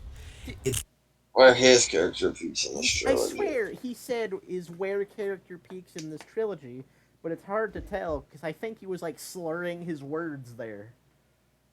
Anyway, whatever he said, it's dumb. It's clear that he's a leader of some sort, but he's incredibly reckless, I think and we he's already willing to addressed all sacrifice this. lives for the greater good. Leia knows this and deranks him. This is especially important for the next movie because Poe undoubtedly respects Leia. He wants to be just as powerful as a leader as Leia is. Wait, And powerful as a leader? I don't think that's true. When did you ever mention going to be as powerful as Leia? Like I like there's proof in the movie that he wants to be a good leader like Leia in these movies, but not powerful. It's you made that up again. This is our reaction. it really shows. His story of learning to trust others and be less reliant on himself Learning to trust others, blindly following authority. Just ultimately makes him a better person. Rey in Yeah, this movie boy. has lost some of the innocentness she carried from the first movie. After Han's death and Finn's injury in the Forest, What does he mean by that innocentness? What like could he point to something in the Force Awakens that's innocent that isn't in this movie? What is he talking about? Like with Luke Skywalker, I think we actually could do that. Like there is a like if you jump from A New Hope to Return of the Jedi, there is a major difference in the two characters there. And like Empire is like the middle ground, like the crossing off point. And we kind of see what happens that changes his character. But with Rey, I don't really see how she changes that much. Yeah, besides her outfit, all that changes is her clothing, dude. She still has the lightsaber that broke. She still has... Like, nothing of her character fucking changes. Yeah, like I genuinely don't know what he's talking about. What? Like I'm trying to think, like actually think. I'm trying to be fair and good faith and think of something about Rey that changes. Well, the only thing I can think of is that at the beginning of the last... The bad guy she fights. That's the only thing. No, well, at the beginning of this movie, she hates Kylo Ren and thinks he's like a bad man. And then, like when she learns his backstory, she thinks he's a good man, or he could be a good man. I guess that is something. Yeah, I can't think of anything else though. Wait, that would be her becoming more innocent though. like she's becoming more innocent, not less. And she was right. Join the dark side, right? And she was right in the Rise of Skywalker. So, Donovan. She's realized that she needs to become a stronger person if she wants Dude, to. we're so close to getting to the Rise of Skywalker again. We're so close. I know, Some and I'm people already suppose fucking want to her go to story in bed. this film is one of self-discovery until she realizes that she is nobody. She's not anyone special, and there's not a particular reason why she's so powerful in the We Force. talked about But this. that alone is what makes her story compelling. You can be a complete nobody and still make a big difference. And talked there's about Finn. I loved Finn in The Force Awakens. He was nearly my favorite character. However, Hey, really nitpicky, but I swear it sounded like you said The First Awakens. Yeah, I swear something's off about the way he's enunciating words, but I probably wouldn't do much better, though, in truth. most people Finn's will my argue that Finn favorite character in the sequel trilogy. That's all I can do. Well, I can understand that. He has a lot of potential. He doesn't really have anything in The Rise of Skywalker except you. Yeah, besides that movie. But to be fair, I don't like that movie at all. So. Yeah. I mean, I guess who's the competition, though? Like, who would be better than Finn? True. just had the same exact arc in this movie as he did before, but that's wrong. In The Force Awakens, Finn had seen what the First Order Yeah, I'm pretty sure we talked about this thoroughly. Let's just try to push through. was capable of, and he wanted to run away from it all, but he didn't run away because he bonded so strongly with Rey. The only reason that he stuck around with the Resistance was to save Rey. After learning that Rey was safe with Luke, Finn finally decided to take the opportunity to run away. The Last Jedi was the movie that solidified his status as a Resistance hero. It wasn't until the events of this film when he decided he would be willing to sacrifice his life for the cause. Finn was just as strong of a character in this movie as Hey, Donovan, real quick. Hello? No? I would have heard her. Alright, goodbye. Thank you for the cameo. Anyway, Donovan time. what was I saying? Oh, Donovan. What? So you say that Finn learned to sacrifice himself for a cause in this movie. What caused that exactly? Tell me in detail what caused that development in his character. he was in The Force Awakens. Instead of running away, I run to the fucking walkers so I can. I run into the laser. Anyway, we talked about in detail why it doesn't make sense and everything last time. Yeah, even if you ran into the laser, he wouldn't even destroy it. It would just evaporate him. Well, we don't know if that's the case, but we'll never know now. But what we do know is that if Rose could have easily killed them both when she hit him. So, yeah. true. Rebel scum. I love the way The Last Jedi ended. Some may say differently, but I believe The Force Awakens and The Last Jedi flowed together beautifully. Hey, Everyone- where did he get that ring? That Who might have fucking knows? that might have been explained in the movie, maybe, because I think there was So shown earlier, like with Rose or something, like when they were on Canto Bight, they showed it. I don't fucking remember. Maybe it was explained, but I don't think It doesn't matter. That scene literally doesn't matter. So this screenshot is also kind of funny. thinks Rey is some sort of Mary Sue, but she's not. She's obviously Okay, her getting whacked in the head doesn't disprove that, but whatever. powerful in the Force, but that's really as far as it goes. That's as far as we need to go. She's lifting a Really? mountain. Luke and the Empire Strikes Yes. Back struggled to lift tiny rocks. Yeah, look how like Yeah. she looks bored while doing. Anyway, yeah, she had no training. She's looking around like, how the fuck am I doing this? anyway. And I'm looking around in the movie theater like, where the fuck's the exit? Anyway.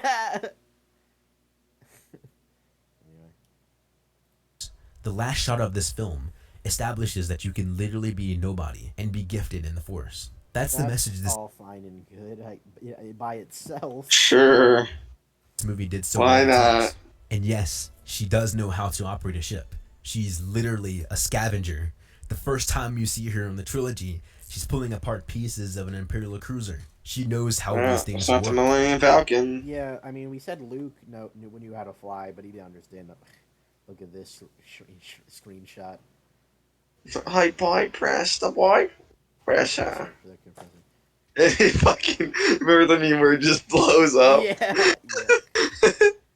Anyway, we said that Luke, like he knew he was the pilotman, but he didn't understand the Millennium Falcon. But whatever. Maybe it makes sense. She can do it. I don't know. Like I guess if this was by itself, I guess I would have no problem with it. But She just magically knows how to do it on the Millennium But Falcon. what they should have done is like developed it more, like Han. What like maybe Yeah. just have a line even like Han would say, "How do you know that?" And it's like similar to what I worked on before. Maybe like Ray and Han could bond Literally over first fixing- glance, and she did it. Yeah. Like maybe it could be a cool scene where Ray and Han bond over fixing the Millennium Falcon, which I think this is what this tried to be, but it's just kind of awkward because Han is like, "Oh, Like okay." what the fuck? Yeah. Past the compressor.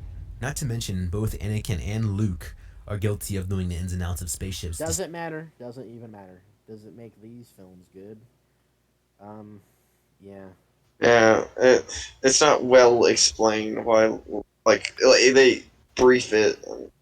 They brief it. The fan. Yeah. I mean, I guess it is kind of stretching what the suspension of disbelief, but maybe we could look at it like because these spaceships are like cars, like they're probably not too different from the ones Luke and Anakin rode. Like Anakin drove the pod racer, and maybe we Yeah. could say it's not too different, but the film doesn't really bother explaining that. The A New Hope actually does kind of try to explain it. Because at least, like I know that, like firing the torpedo shot isn't much different than what he would do at home. He says, and the film builds tries to throw off lines pointing out that he's a good pilot, but maybe him being able to ride an X-wing is still kind of weird. Yeah, because that's even outdated technology, right? Yeah. But anyway, it doesn't matter if it's a mistake in these films. It's still a mistake in the other films. Despite being alone on a desert planet. At least Anakin was in the pod racing. Luke had literally spent his entire What he's saying is just factually wrong, so that's life on a farm, never having touched a ship in his whole life. Dude, there's a scene. Never trained. There's a scene in this movie where he's like flying some ship to find R2-D2, or a speeder or something. But even Yeah, beyond he was that- literally riding. He knows how to ride a speeder. You know, he knows how to operate yeah. things. He had some time. You know, Ray knows how to like at first glance. Ray just like bypass fucking bullshit. yeah. And I can give, because when they give Luke the ship, like he must have volunteered, knowing that he knew how to ride it, right? That's true. Actually, that's true. The thing is, though, I said yesterday. I actually don't know if you were there. I think it might have been when you left that one part. But I said yesterday that Donavan probably watched the sequel trilogy before his video, which we didn't do before this video as like a joke. But he clearly didn't watch A New Hope again because he would have noticed the lines of dialogue pointing out that he's a pilot. There's like at least that would like make two. his There's like at least That would- three. that would make his opinion look bad. So, Yeah. can you not talk about that? There's actually like four I can think of. Like Obi-Wan saying, "I've heard you become quite a pilot yourself." I'm pretty sure there's a line where he's saying that he's like his father, who is the greatest star pilot in the galaxy. There's a line where Luke meets Han Solo in the bar, and he's like, "Han's It's like, who's gonna it's like, man, forget this guy. I can ride a ship way better than this guy. yeah, we don't need And to." Han even made a smug saying, Yeah, he even said something like, well, who's gonna smuggle you or something? who's gonna fly it, kid? And then he says, "I Yeah. can." And then I could. And he's like, yeah. And he Han mocked him, saying like, oh yeah, really?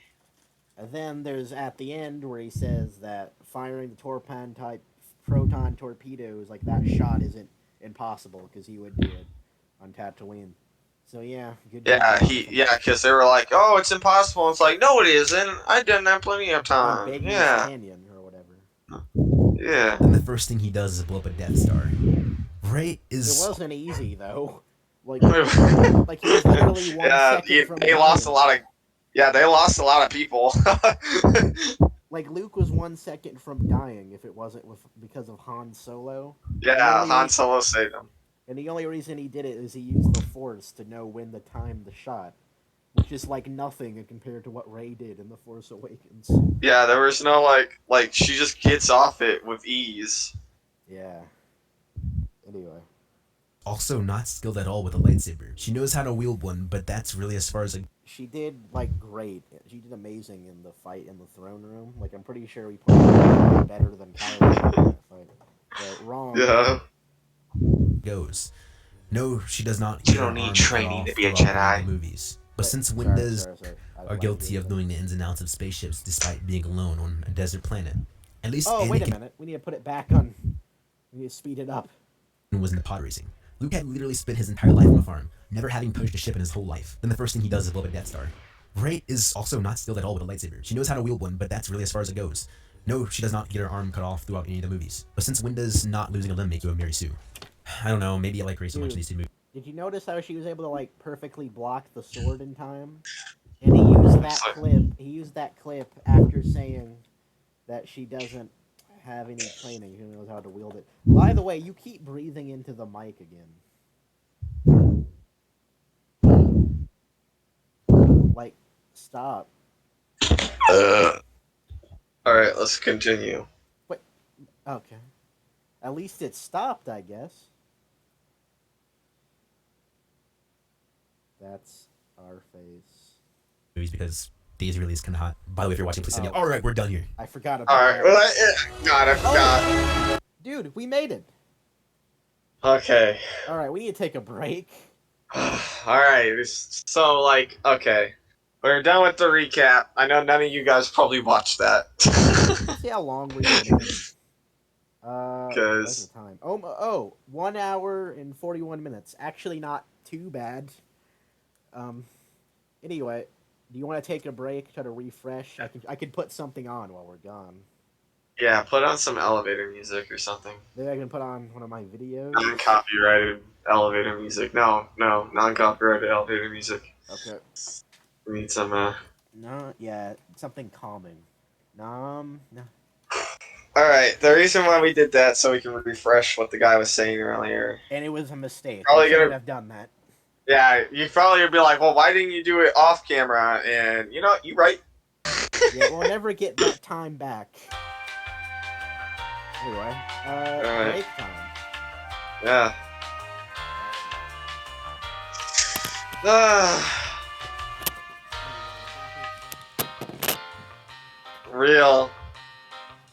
Real pain.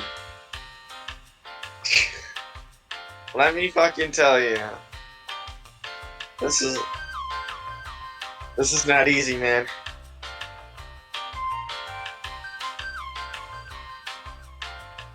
Team the butt.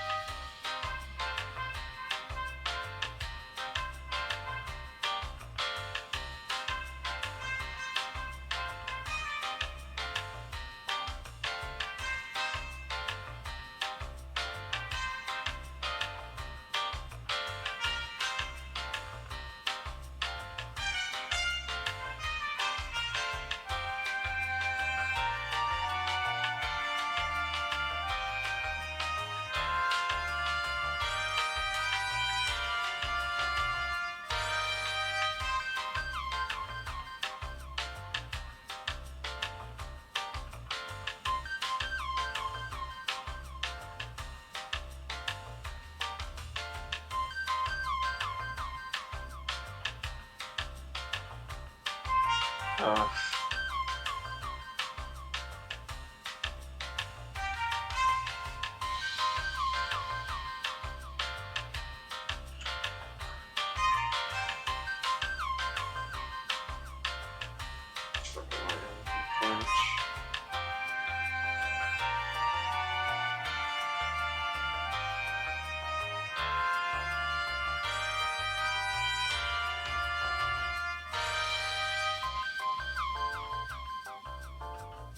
Uh,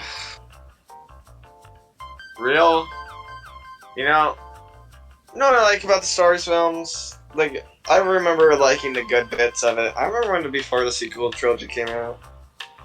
It wasn't all perfect. I was so excited to watch when the sequels were released. I was so excited to watch something new, and let's just say it caught me, bro. It got me. Caught me by surprise.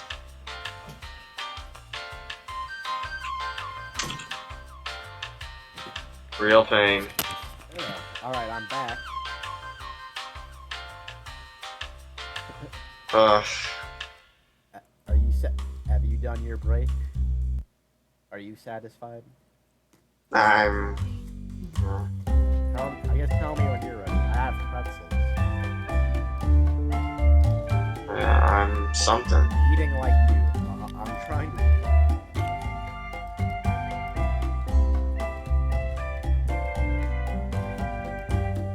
Oh, the top comment of the elevator music is, how tall is this building?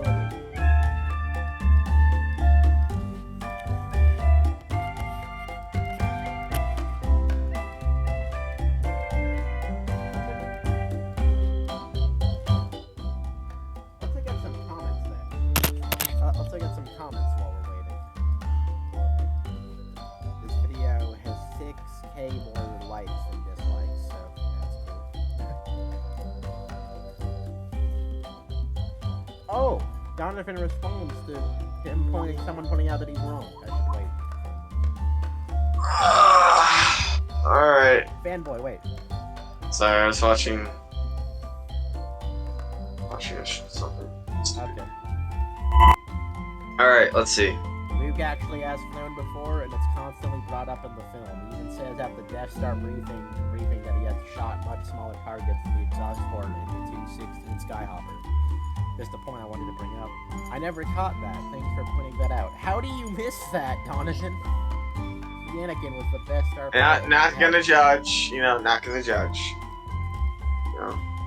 It can happen.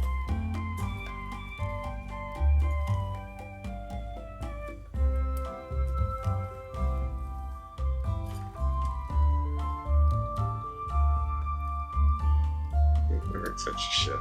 He states that he is flying T-16 like 3 times in the movie.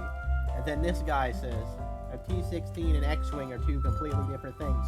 In Riccio Pucci. Fucking. Donavan...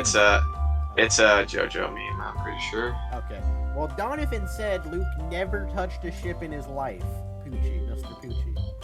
So, yeah, you're just changing the goalpost right there.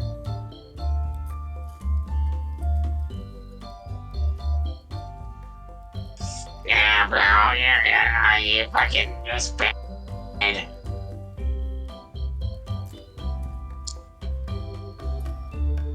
Are you eating?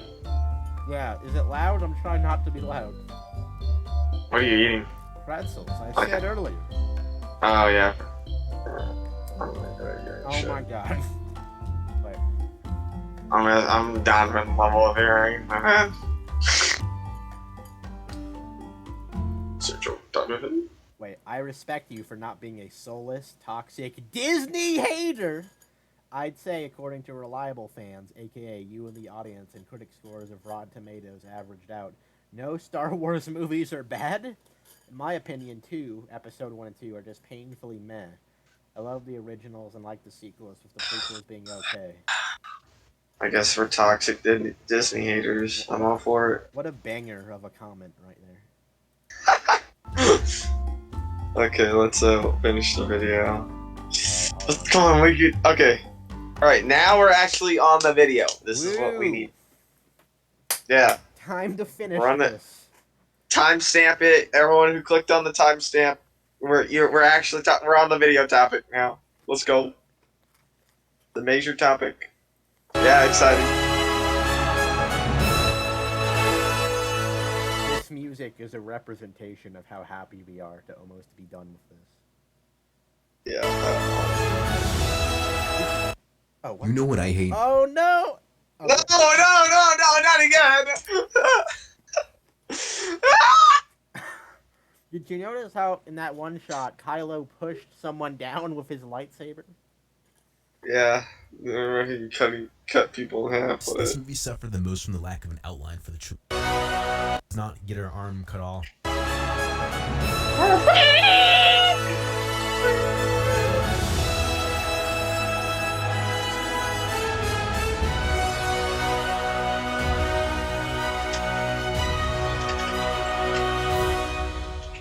Now, you're probably expecting me to try to convince you that this I movie should is stop eating these pretzels. It's probably very distracting.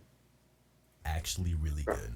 Well, it's not. This movie suffers from poor pacing, poor writing, inconsistency, poor direction, and so much more. But this movie gets way too much hate when it's still an enjoyable movie with redeemable qualities. And as a film, it's still way better than the majority of the prequel films. Okay, yeah, I deserve that. Out of all three movies, this movie suffered the most from the lack of an outline for the trilogy. The rushed pacing detracts from what is a deeper movie. Whenever something interesting happens, or there's some kind of payoff, it happens fast and immediately becomes an afterthought. I'll shed some light on this with some examples. Right from the beginning of the movie, we see Mustafar for the first time since Revenge of the Sith. Wait, is that confirmed in the movie to be Mustafar? Because I don't think it is. I think that's in the lore, I guess, but... We don't I even have no realize it. fucking clue. This is because the planet has healed itself probably. and it started becoming more habitable. Like, apparently the VR game explains that this is Mustafar, but everything went white over it or something? I don't know.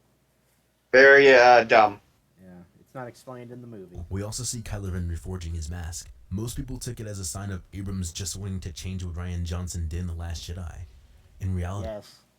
it's much deeper. It is. The original mask represented his desire to connect to his grandfather, Darth Vader. The new reforged mask now visually represents Kylo Ren's fractured character. Instead of hiding it and letting the past... You know, It sure is. he would have had to go back to that elevator and pick up each shard. Even Yeah, though that was destroyed. yeah, I'm pretty sure that spaceship was destroyed. Yeah, it was Holdo would have destroyed it, right? At least. Because it's Snoke ship, I think.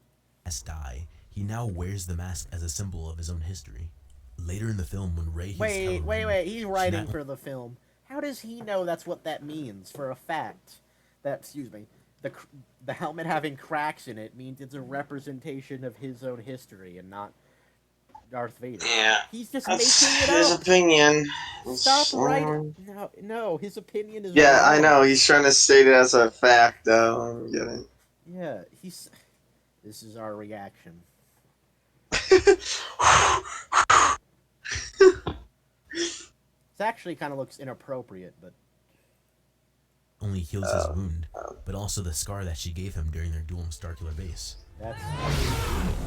that's a neat detail. But that means that the Force can not only heal you, but heal scars too. Yeah. Like if someone Force healed like Anakin, that actually could have fixed him. That would have fixed his body significantly. It hopefully wouldn't have grown his limbs back. Dude, Force healing, bro. Star Wars. I mean, it literally saves people from death, though. Star Wars. Just don't fucking get it, alright? Death doesn't matter anymore, okay, kid? Yeah, you're right. Just get the Dragon Force. Actually, especially because Force ghosts can strike lightning on the world and stuff. Being dead is actually a benefit. I forgot about that. Yeah, for some reason, Force Ghost is the strongest fucking being ever. But they choose not to change anything in the world at all. Just like Luke. Like being a Force Ghost has its benefits. The benefit of being I don't think being able to watch over the world. Yeah, I don't think the Ghost Force was implied to be. Yeah, you could just kill anyone, Ghost, or you can fucking lift shit. It's. Yeah, why aren't they doing that?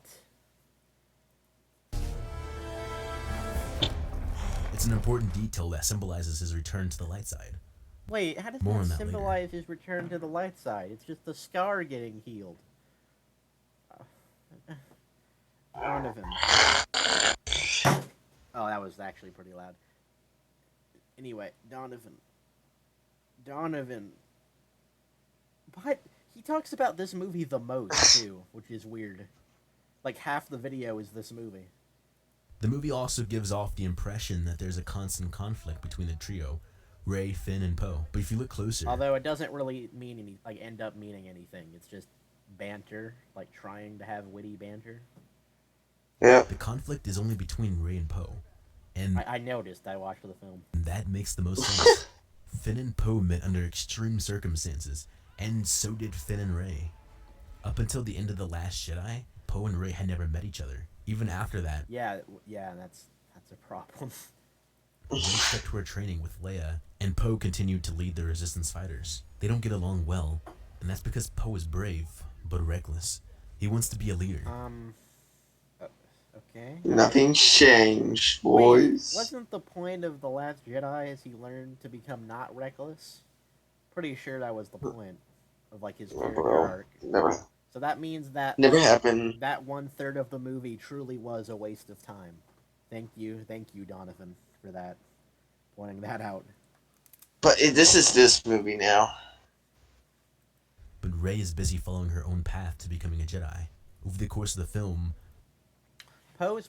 Sorry if I'm still making eating sounds. I'm trying not to eat as much. I'm trying not to eat too much. Anyway, the problem Poe has with Rey, right, is that like she has all this power, but isn't helping the Resistance at all. I guess that's just a character trait of Jedi, not doing anything to help the galaxy. But anyway, True.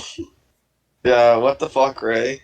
yeah, like you can train and also help the Resistance. So, yeah. the two form a stronger bond We after did it, risking like I their should. lives to save the galaxy. A criticism that I hear way too often is that the First Order isn't menacing, but since one The audio just cut out like a jump scare. Yeah, I was. I wonder if that's part of the video. I guess so. the course of the film, the two form a stronger bond after risking their lives to save the galaxy. By the way, that's the most surface level description. Like after the film's over, like they have conflict in the beginning of the film, but at the end of the film they're friends. Good writing. A criticism that I hear way too often is that the First Order isn't menacing, but since when have enemy troopers ever been menacing in Star Wars? So that actually wasn't even intentional. That was like an accident, right? They kept in the movie. But the thing is, in A New Hold on. Hope. Go ahead. Wait, is this guy saying the stormtroopers aren't menacing? Okay.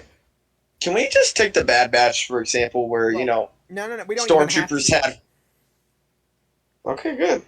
Yeah, sorry, I mean you So- can't. You can if you want, but I just like to explain why stormtroopers are pretty fucking scary. Would you be scared if you see a dude with a fucking like gun or a flamethrower coming at you, dude? Like, come on. so Yeah, that's menacing. So in A New Hope, they like slaughtered the rebels in the beginning of the film. Obi-Wan says that only Imperial stormtroopers are as precise shots, and they horrifically murder Luke's family. But no, he hit his head on the door, and they kept that in the movie. So it's okay. Yeah, because the enemies are incompetent in this film. yeah, they kept that in the movie because, well, why not? Mistakes happen. And on the Death Star, they failed at killing the heroes, but I'm pretty sure that's because they were supposed to escape. That was Darth Vader's plan, to find out where the rebel base was. So the stormtroopers actually are okay in A New Hope. They actually are intimidating. I want to know who hit his head. I want to know the actor who hit his head on that door. That's actually a good question. Maybe we could Google that. What? I said that's a good question. Maybe we could Google that. Oh. Stormtrooper who hit head. Okay, Google. Who hit his head? Who hits his head? No, it's who hit his head. Um. Well, I probably should put the word actor in there.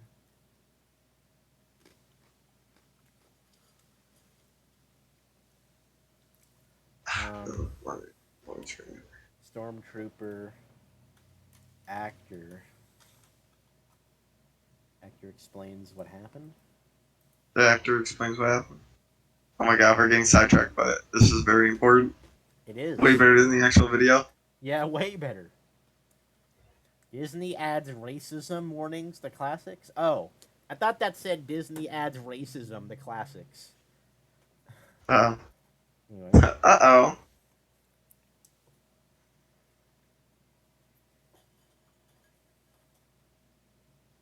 Laurie Good, who told Heat Vision what really happened on set that day. It was a last-minute casting for me, Good said, according to the Hollywood Reporter. I received a phone call from my agent, who asked me for my measurement details. Having told her, I was then asked if I would be free to replace fellow actor Peter Dukes on something called Star Wars, as Peter had phoned in sick. The infamous scene was shot on the second day of filming, when Gord was suffering from an upset stomach. By mid-morning, I had paid 3 to 4 visits to the loo bathroom. Having redressed myself and returned to the set, I felt a need to rush back to the gents' toilets, but I was placed in the shot. When about the 4th take, as I shuffled along, I felt my stomach rumbling, and bang, I hit my head. As I wasn't moving too fast, it was more of a scuffed bash, so it didn't hurt. But as no one shouted cut, I thought the shot wasn't wide enough for me to be in frame. The actor, who was 31 years old when he filmed Star Wars, assumed that the headbang would be edited out of the movie before it reached cinemas. But when I did see it in the cinema, I thought, OMG, that's me. Star Wars creator George Lucas inserted a callback to the humorous gaffe when filming prequel Episode 2 Attack of the Clones, having clone trooper put progenitor Jango Fett bump his head while entering his starship. Oh yeah, I remember that. Yeah, Jango Fett bumps his head too. However, it has since been reestablished that stormtroopers of the original film weren't clones after all. That is really cool, actually. Anyway, back to Pain.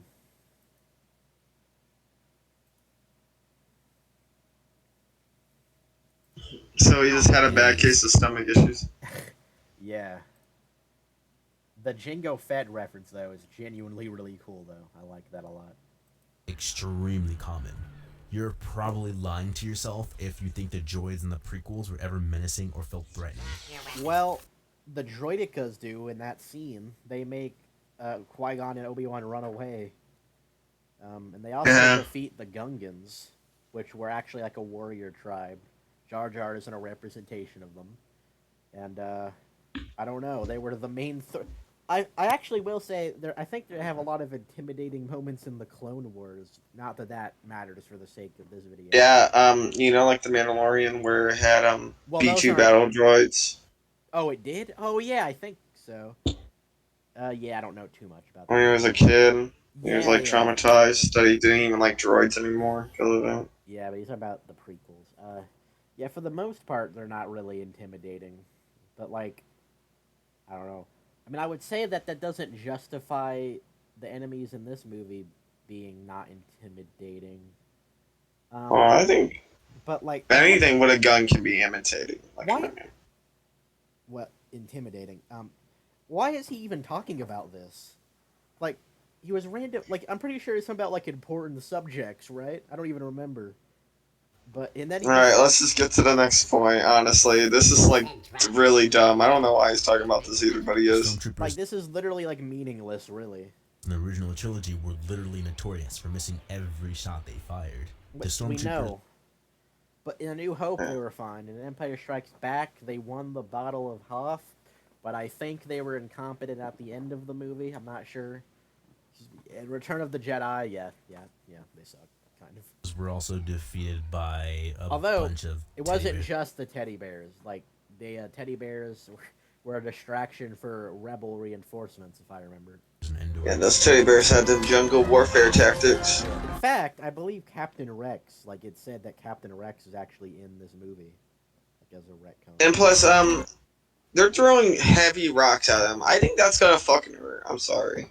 Yeah. So... like, holy shit, doesn't that look like that hurt? It is kind of goofy, though. It is. The First Order is the most menacing enemy troopers in Star Wars. Another ridiculous Wait, what? The First Order is the most menacing enemy troopers in Star Wars? And his fucking thing for that is them doing a salute. Yeah. That's it. That's all he has to... Wait, if that's true, if the First Order is intimidating, then why did you even need to make the argument that the other films have the same problem?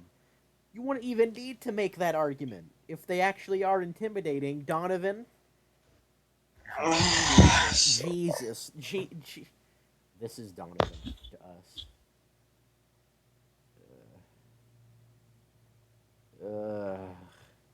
Criticism I hear often is how Palpatine's return somehow negates Anakin fulfilling the prophecy of the Chosen One.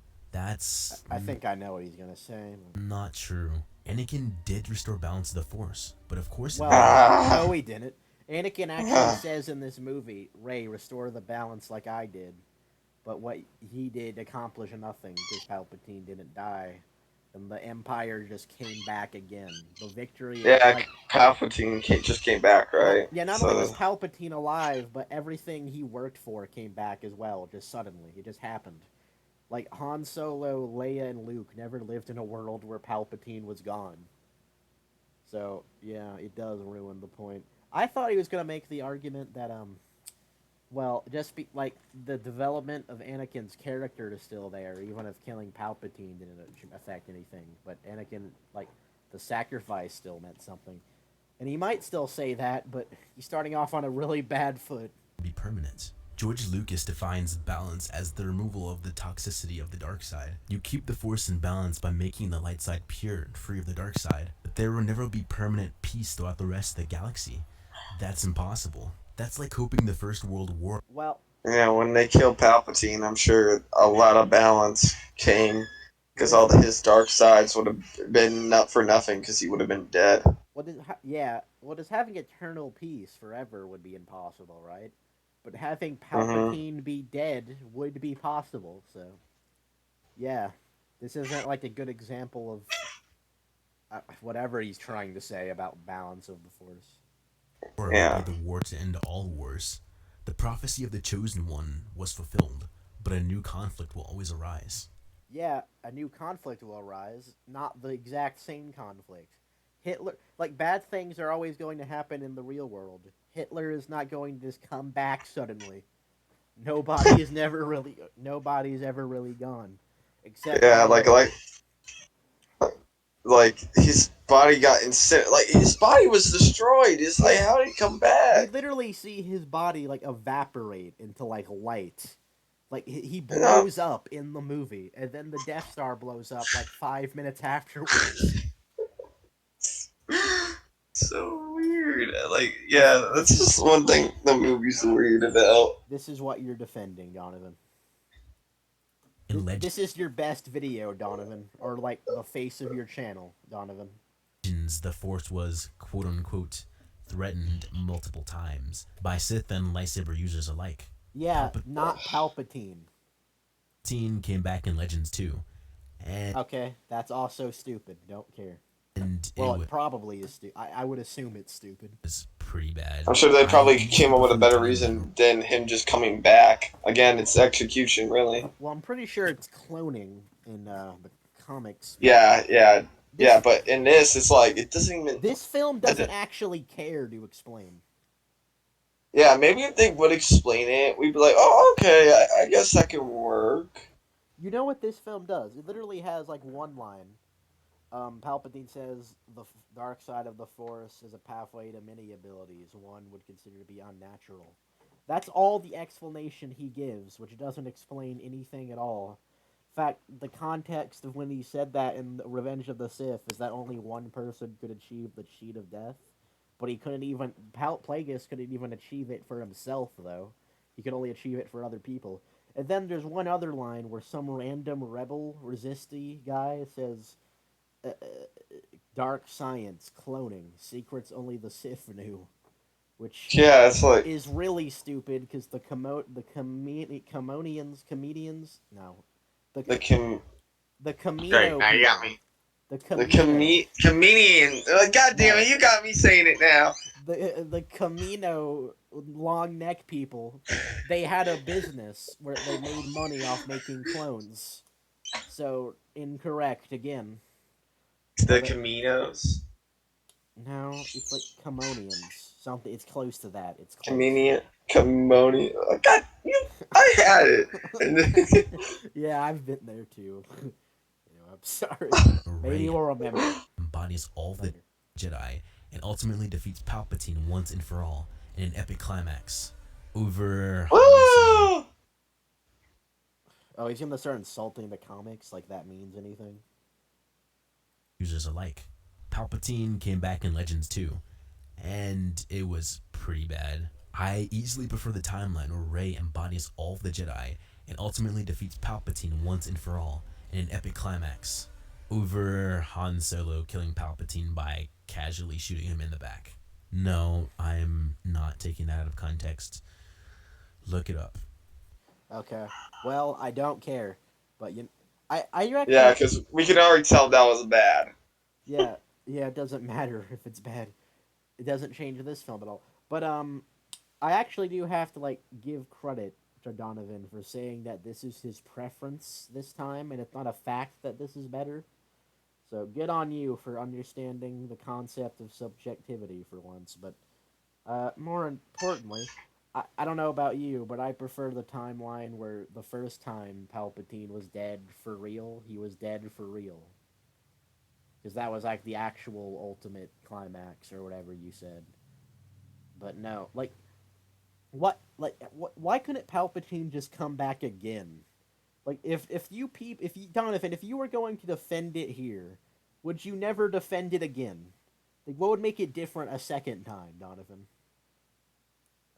Palpatine will probably win, Well, so he can never come back ever again. I guess. Well, like the point is, if you can defend it here, but you say this is the ultimate climax, but what if it isn't? What if he comes back in the sequel trilogy? Like, if you think that's stupid, Donovan, which I don't even know if you have the ability. Like, you probably will just like anything Star Wars, maybe. But um, if he does come back again, what could you, like, and you hated that? What would you say that someone could just say to you that you're saying here? That whatever, you get the point. Sequel haters seem to get mad at everything. Imagine how Well, mad everyone would be if I'm not taking that out of context. Look it up. Sequel haters seem to get mad at everything. Imagine how mad. Yeah, I guess so. Shit. I mean, there are a lot of people that are really calm with their critiques. Like, I guess we're getting angry with this review, um, but we're not You like know, when you like something, you really like something, and they ruin it. Yeah, you're gonna get a little bit.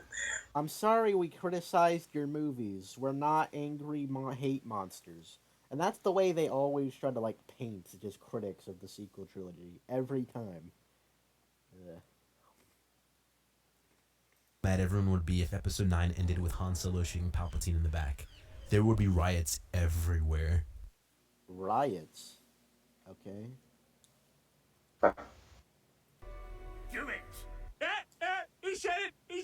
Although Poe and Finn were sidelined more in this movie, anyone who argues that Poe doesn't have a character arc in this movie isn't paying attention. Poe's arc is that he's overconfident in his abilities. Hey, you just criticized people for not paying attention.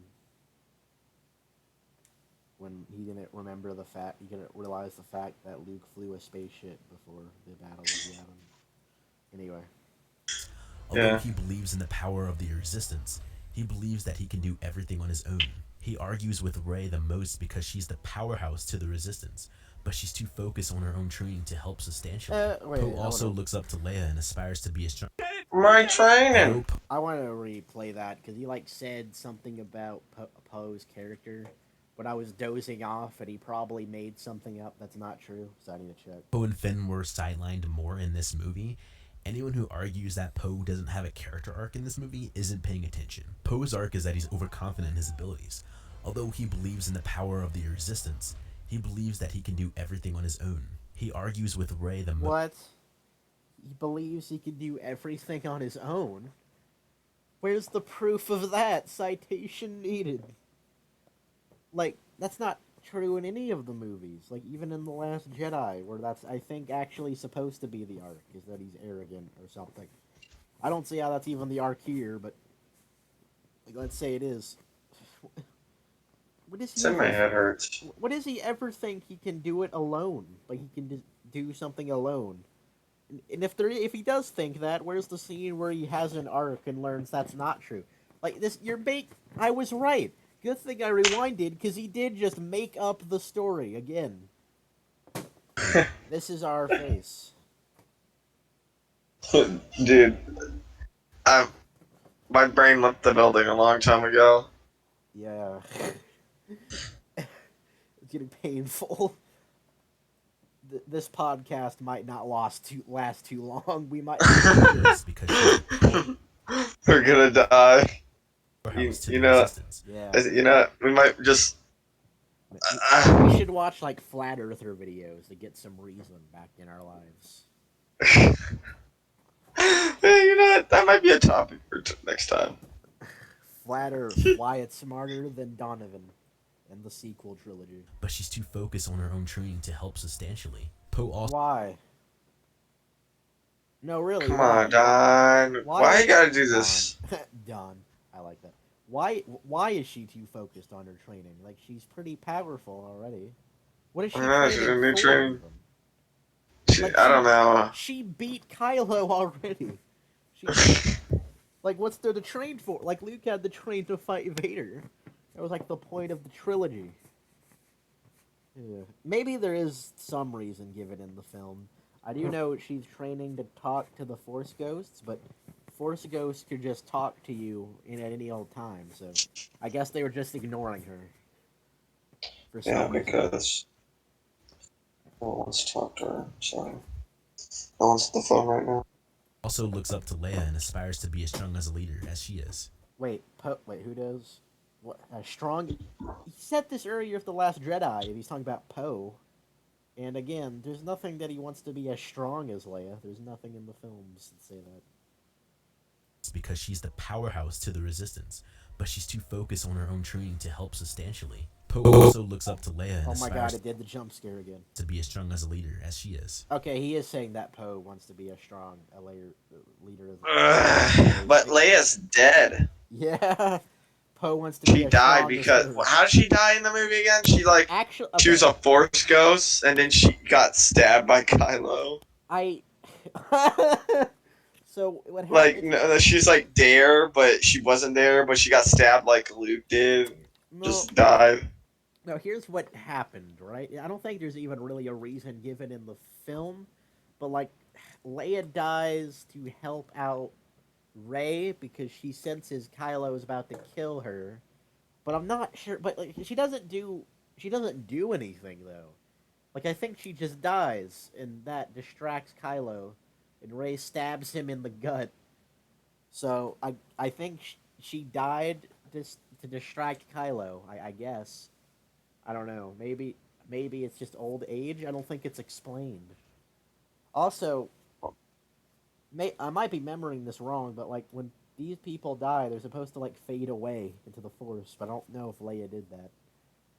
Her body's right there. And she actually did have Jedi training, according to this film, but not according to Rian Johnson, by the way. There's an interview of that. There's a great scene in the movie where he argues with Finn about helping Rey and doing what Leia would do. And you do? Yeah, I do. And so does Leia. Well, I'm not Leia. That's for damn sure. Wait, what's even his point by saying I'm not Leia? Oh, I'm not Leia, so I don't understand what's happening with Rey. Okay, what's your point, Bo? Anyway, yeah, he's not Leia. Terrible writing. The film doesn't really do anything with that idea. Like, Poe's just pretty much always been a pretty nice guy throughout all three movies. Like, he's not really flawed. Like, there's nothing really about that. But The Last Jedi tried. Why would he say that? Dude, the writing, it's all over the place. Yeah, like, you know what, Donovan? Tell me, like, this scene. Tell me what the story does with whatever arc you're talking about is here. Tell me how this is resolved. In the movie where he argues with Finn about helping Rey and doing what Leia would do. And you do? Yeah, I do. And so does Leia. Well, I'm not Leia. That's for damn sure. When Leia passes away, he gets himself together and admits that he can't do this alone, and he needs Finn in command with him. I can't do this alone. I need you in command with me. But this Hey, he actually has proof for that. Yeah, Good because job. Clap for Donovan. He actually yeah, has he proof got for it. a point. He did it. You know, I'm not sure where the idea came from that Poe doesn't think he needs anyone when he was complaining that Rey wasn't helping at the beginning of the movie. So I'm not sure we got the starting point. Yeah, what does this have to do with him being a leader? Well, I don't know. I guess Like, he what knows make to work with no? people, but He's just not qualified because and he gives like a he's just not motivational speech. qualified. It's so Excuse me. he wasn't motivated. Like what? I don't know, but His record. anyway, according to Donovan, Poe doesn't think he needs to work with people, even though he's worked with people the entire trilogy. But at the end of the film, he learns to work with Finn after Leia dies, and he actually has proof for the end of the arc, but not the beginning of the arc. So I don't know. He's evolving. Donovan is growing up. That part of the movie is stupid. Like then Poe's character arc should have already been good leader by now. Yeah, at least it wasn't completely made up though. Yeah, so. droid has. Thank you. I appreciate that, General. General. This completes his arc That's actually kind of cute a little bit. from The Force Oh Awakens. God. He spent the past 3 movies as a hot-headed resistance fighter who takes too many risks. But Is after he the really hot-headed? Like hot-headed means you get angry, right? Like Poe doesn't really get angry except when he thinks Holdo is about to kill the Resistance. Hot-headed is more like Han Solo.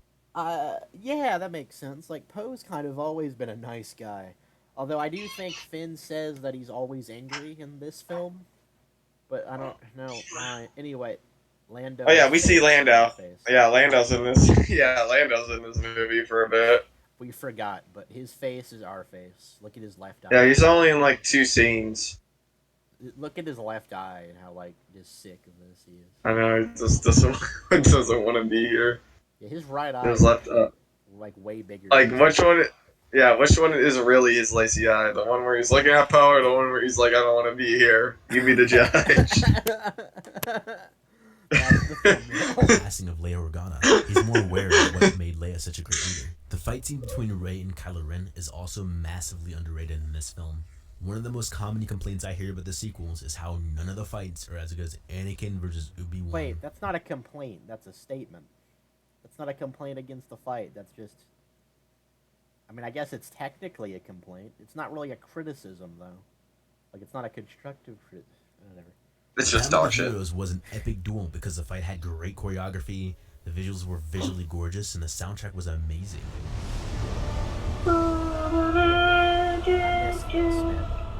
In this fight scene, there's no music, and neither Rey nor Kylo are nearly as skilled as Anakin or Obi-Wan. So it's somehow bad? In the prequels, I'm gonna bash my head against the. Okay. I actually. All right. Let me explain to you why probably people didn't like it as much. Wait, this face is our reaction. It's because the build-up was already built and done. She beaten Kylo way many times. We already know she was gonna win.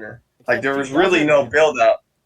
Yeah, there's really no build-up. So like adding no music, even if you add music, even if you add fucking music, it's still gonna be a terrible fight. Well, let's put it this way, right? Like emotionally, what's happening in this scene? Like we could talk about like what's emotionally happening in the original trilogy and the Anakin versus Obi-Wan fight. Not really the other prequel fights, but um, like well, anyway, what was I saying? Oh yeah, like Rey is like Kylo destroyed the Wayfinder MacGuffin, so she has to go with him to be a Darkman and fight Palpatine, and Rey is like upset about this, so they fight. While with Anakin and Obi-Wan has to stop his best friend after all the after the genocide he did, after like killing children he did, after choking his wife, and he has to begrudgingly fight his own brother. Just like help the universe. Yeah, it's sort of like a sad fate, twist of fate. Yeah, even like the prequel duels, like the Darth Maul fight had stakes.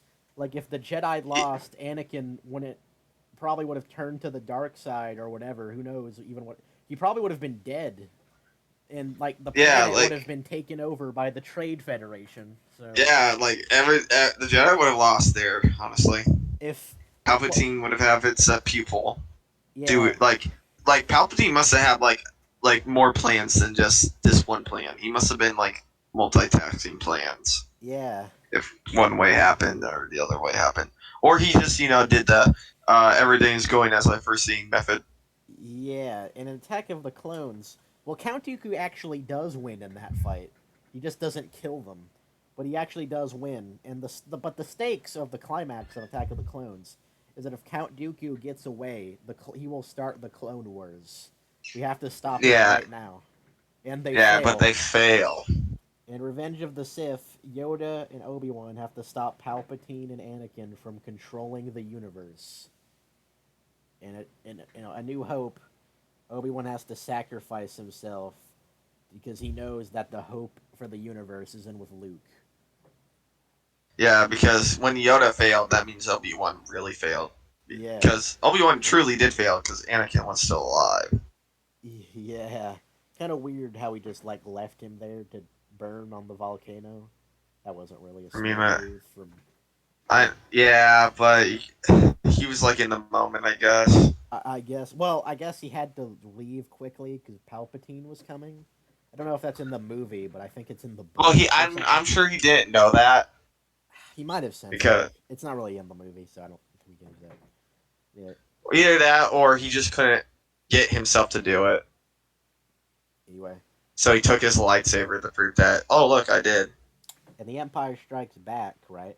There's the emotion of Vader is testing Luke to see how powerful he is, and Luke is trying his best to fight the most powerful being in the universe, but he's nothing to him. And he gives his all. Yeah. And then Return of the Jedi, obviously, is Luke trying to turn his father back to the man he once was, and Vader is trying to have his son join him. And Man, Palpatine I is love. just being an evilman, trying to see who wins and just take the one who wins. Man, I love Star Wars. Yeah, I love the good Star Wars. And then, like, The Force Awakens has, like, the emotional tension of, Kylo killing Han and, like, I guess kind of torturing Rey. Like, they kind of. Yeah. And then there's also the emotion of, like, Finn finally deciding to stand up against the First Order. And, yeah. Oh yeah. And the last. Definitely. Definitely the stakes back then. They were stakes, right? Yeah. The Force Awakens doesn't really have like stakes because the planet is already blowing up, but it does have emotion, I guess. And the Last Jedi doesn't really have any emotion or any good choreography, but it is like Rey and Kylo working together, kind of. I mean, they don't really work together; they just fight on their own. But Yeah, Rey like saves him well, at the end, though. yeah, like but the stakes. It was again emotion, no stakes. Yeah, like that battle has no bearing on the plot, but I guess the fact that Kylo is willing to like work with Rey, like I don't know, like He's there's desperate, something. I guess. Like, well, Kylo and Rey really do see something in each other for some reason. Anyway, there is some emotion there. Like there is something in the Last Jedi fight. It kind of seems to be decreasing though. Like the Force Awakens was actually like in terms of emotion good enough. Like I think it's good. It's fine. And the Last Jedi is it has it. I don't know. It's there's something there, but not really anything in the fight. It's kind of the context of the fight. And then the Rise of Skywalker doesn't really have anything. They're just fighting because they're mad at each other. They just want to settle it, I guess. But the ending, I guess, where Rey spares Kylo is something, and that he wants to turn good for some reason because of that. I don't know. Anyway, Yeah, that was good. That was a good one. I actually like that conversation. yeah, I was gonna say rant over, but thank you, fanboy. Yeah, that refreshed my brain a bit. Yeah, that was a When we good. talk about good Star Wars. Yeah, that was a good conversation. Thank you for having the conversation. Anyway, Yeah. Rhea, Really low. The purpose of an epic soundtrack was to entertain the viewer with spectacular action scenes, beautiful choreography, often when there are lots of jumps, explosions, and dramatic action. The fight in this scene is a critical moment for both characters. This is the fight that decides whether Ben will turn to the light side or stay on the. I mean, I guess that's true. I don't really see how it's important for Ray though. I guess Yeah, I don't think she really cared when they were fighting, right? You know, I she mean, didn't care when she stabbed him to well, that death. she was mad at him, but like this fight doesn't have any consequences for Ray, other Yeah, than because she can the just fucking heal him. Like, other there's no consequences, man. She yeah can literally cut his arm off and just heal it back. There's no consequences for what she does to him. yeah that's a fair point actually, but yeah, I don't know. Like this isn't really important for Ray. It really is just important for Kylo. Yeah, but he isn't the main. Like, he isn't like the main character. He's the antagonist. Yeah. So, fuck. Well, they So could like, we're not supposed to care. well they could have made it like a thing where Ray has to like struggle with if he would spare him or not. Like she has to think about if she should kill him or not. Like that it could be important for Ray if they did that, but they didn't. They actually could have done that for each film because Ray had an opportunity to kill Kylo in each film after she beat him in The Force Awakens, after she won the tug of war in The Last Jedi. She could have killed him, but they just don't bother with the question. They did The what dark if? side. Look at his face. That's our reaction. So the absence of music Oh, I wanted to emphasizes pause the on her tension. face. Similar to Luke in Return of the Jedi, Rey has only had one solid year of Jedi training.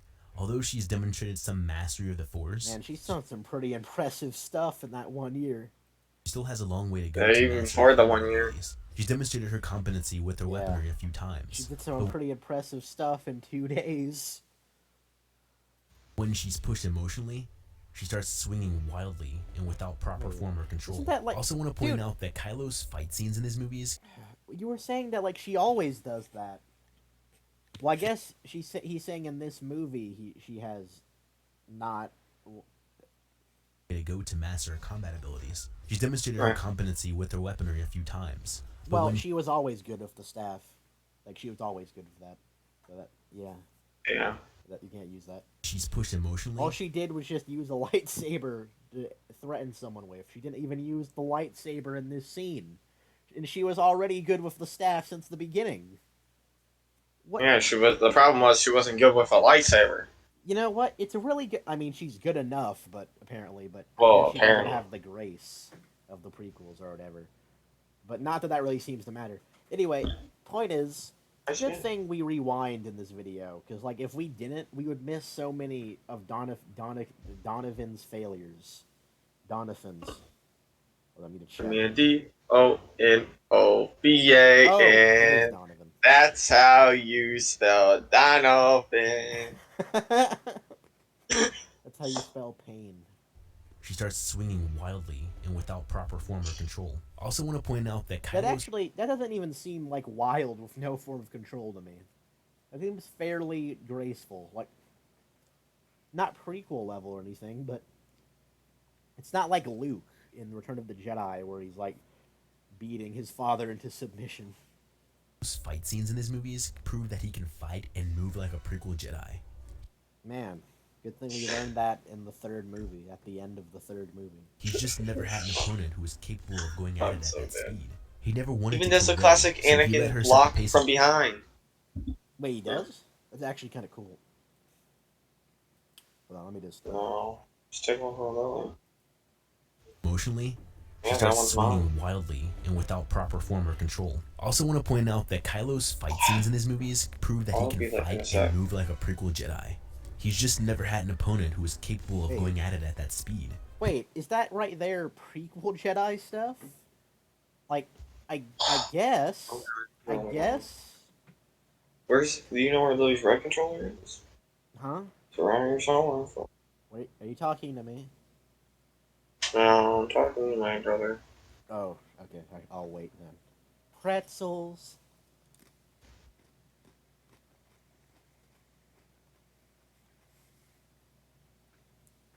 Yeah, my brother's name is Donavan. So. Wait, really? Yes. Yeah, Ironic. What if that's the plot twist? You actually like told him to make this video just to troll me. Yeah, I probably should have said, yo, Donavan, we're watching one of your videos, bro.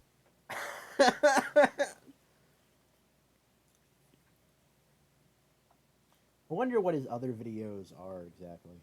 I didn't really pay attention to that much. Oh my god. Let's just get back to the video. Wait. I just want to check real quick. I'm just curious. Oh boy. What his videos are. Puzzle box short film. Okay. X-Men the unappreciated. I can't see the rest of it. Captain America trilogy trailer, Destiny, Mandalorian X Witcher. Oh, wait. Oh, dude, I think Odin responded to me. Really? Yeah. Oh, we're gonna have a continuation? Yeah, he responded to me. Should we, like, censor this guy's name? Well, I've said it several times. I don't know. I don't think people would like harass him. Yeah, don't harass him, that's not cool. But if you're thinking about harassing Odin Sorensen, don't do it. So, show you really don't care about characters, I guess. Yeah, as far as you're going to be concerned, gender swap good. The rest of us are going to disagree. I said, You're the one disagreeing, really. bro, I said if the movie was good, which would mean the characters are good. Yeah, you're the only one disagreeing.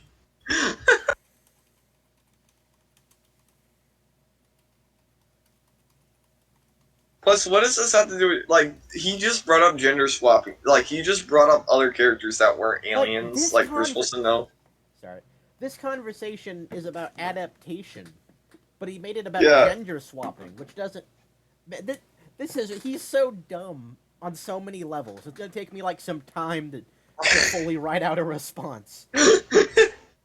Maybe I should put the elevator music on. Okay, with adaptation, I'm not sure they're gonna take a female character and just straight up make him a guy, alright? Copyright. The thing about adaptation is what they think the character should be. There's no, like, the gender is the same, it's just what the director envisions. Turn that down a little bit. Alright, where should I start? Okay. It's like what the director envisions, right? It isn't about gender swap. Like, if the character is still, if the movie's good, then the characters are good, it's still a good movie. Yeah.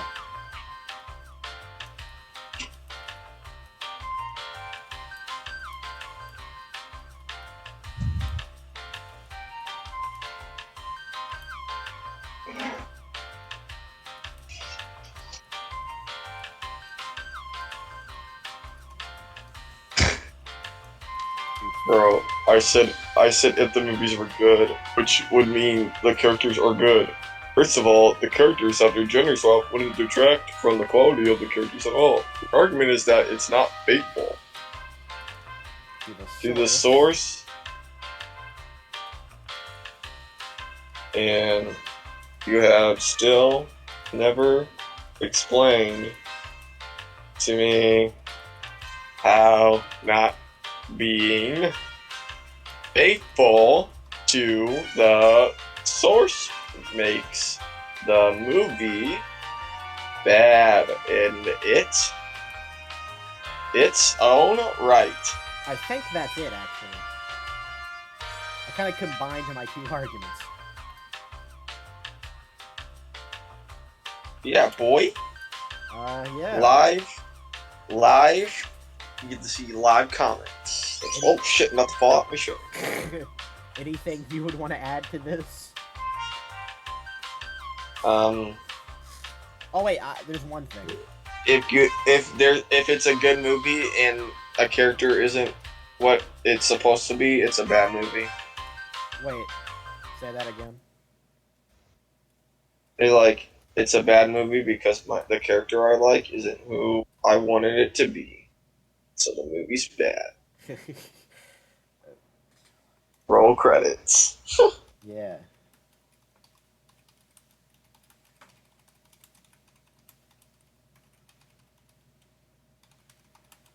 Like, yeah, dude. Why is he gender swapping when you're talking about a fucking alien starfish? Like, how does that make, like, what are you trying to apply? Yeah. All right. We know it's a Justice League threat, but like the movie's still fucking good at how they made the starfish. I can literally tell you they changed Danos' fucking character. Like, you know how fucking he's a tyrant in the Yeah. comics and he fucking murders anyone? He's like an Yeah. asshole in the comics. Yeah. In the fucking movie, they make him a bit more emotional Noble. and like he actually tears up when he kills Gamora and Yeah. like, Like he's a dude, like hero, come on. Like he's a hero in his own logic. Changing the character from its source isn't always bad. Yeah. Chillax. Like apparently in the comics he wanted to like date death, but in the movie Yeah. he believes he's like a hero saving the universe.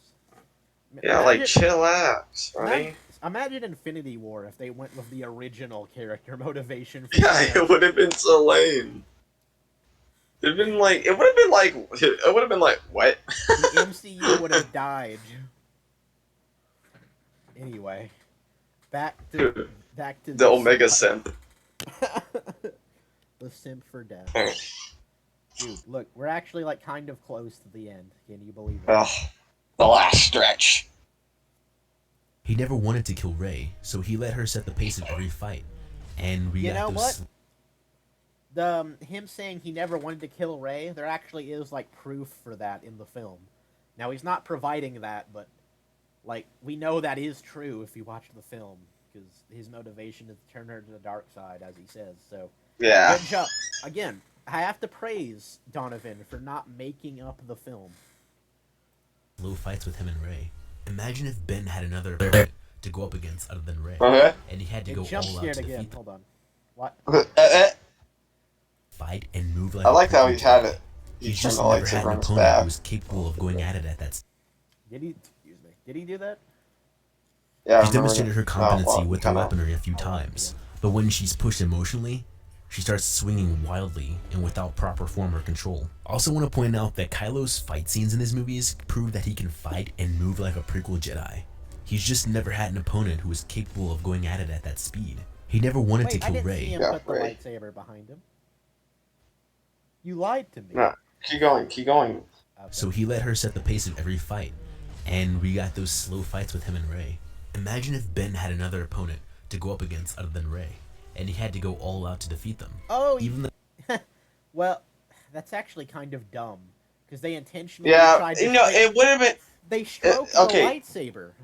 Yeah, I could have explained to you how this could have been completely better if he would have just turned it at the right split second where he's trying to stab him, Yeah, what Anakin did in and then he could have done a twirl and stabbed the guy who stabbed him. Yeah, like that scene, that part you're referencing in Revenge of the Sith, where like a battle droid Yeah, comes Anakin- behind him and he just casually puts the lightsaber Yeah, and he just- blocks the laser.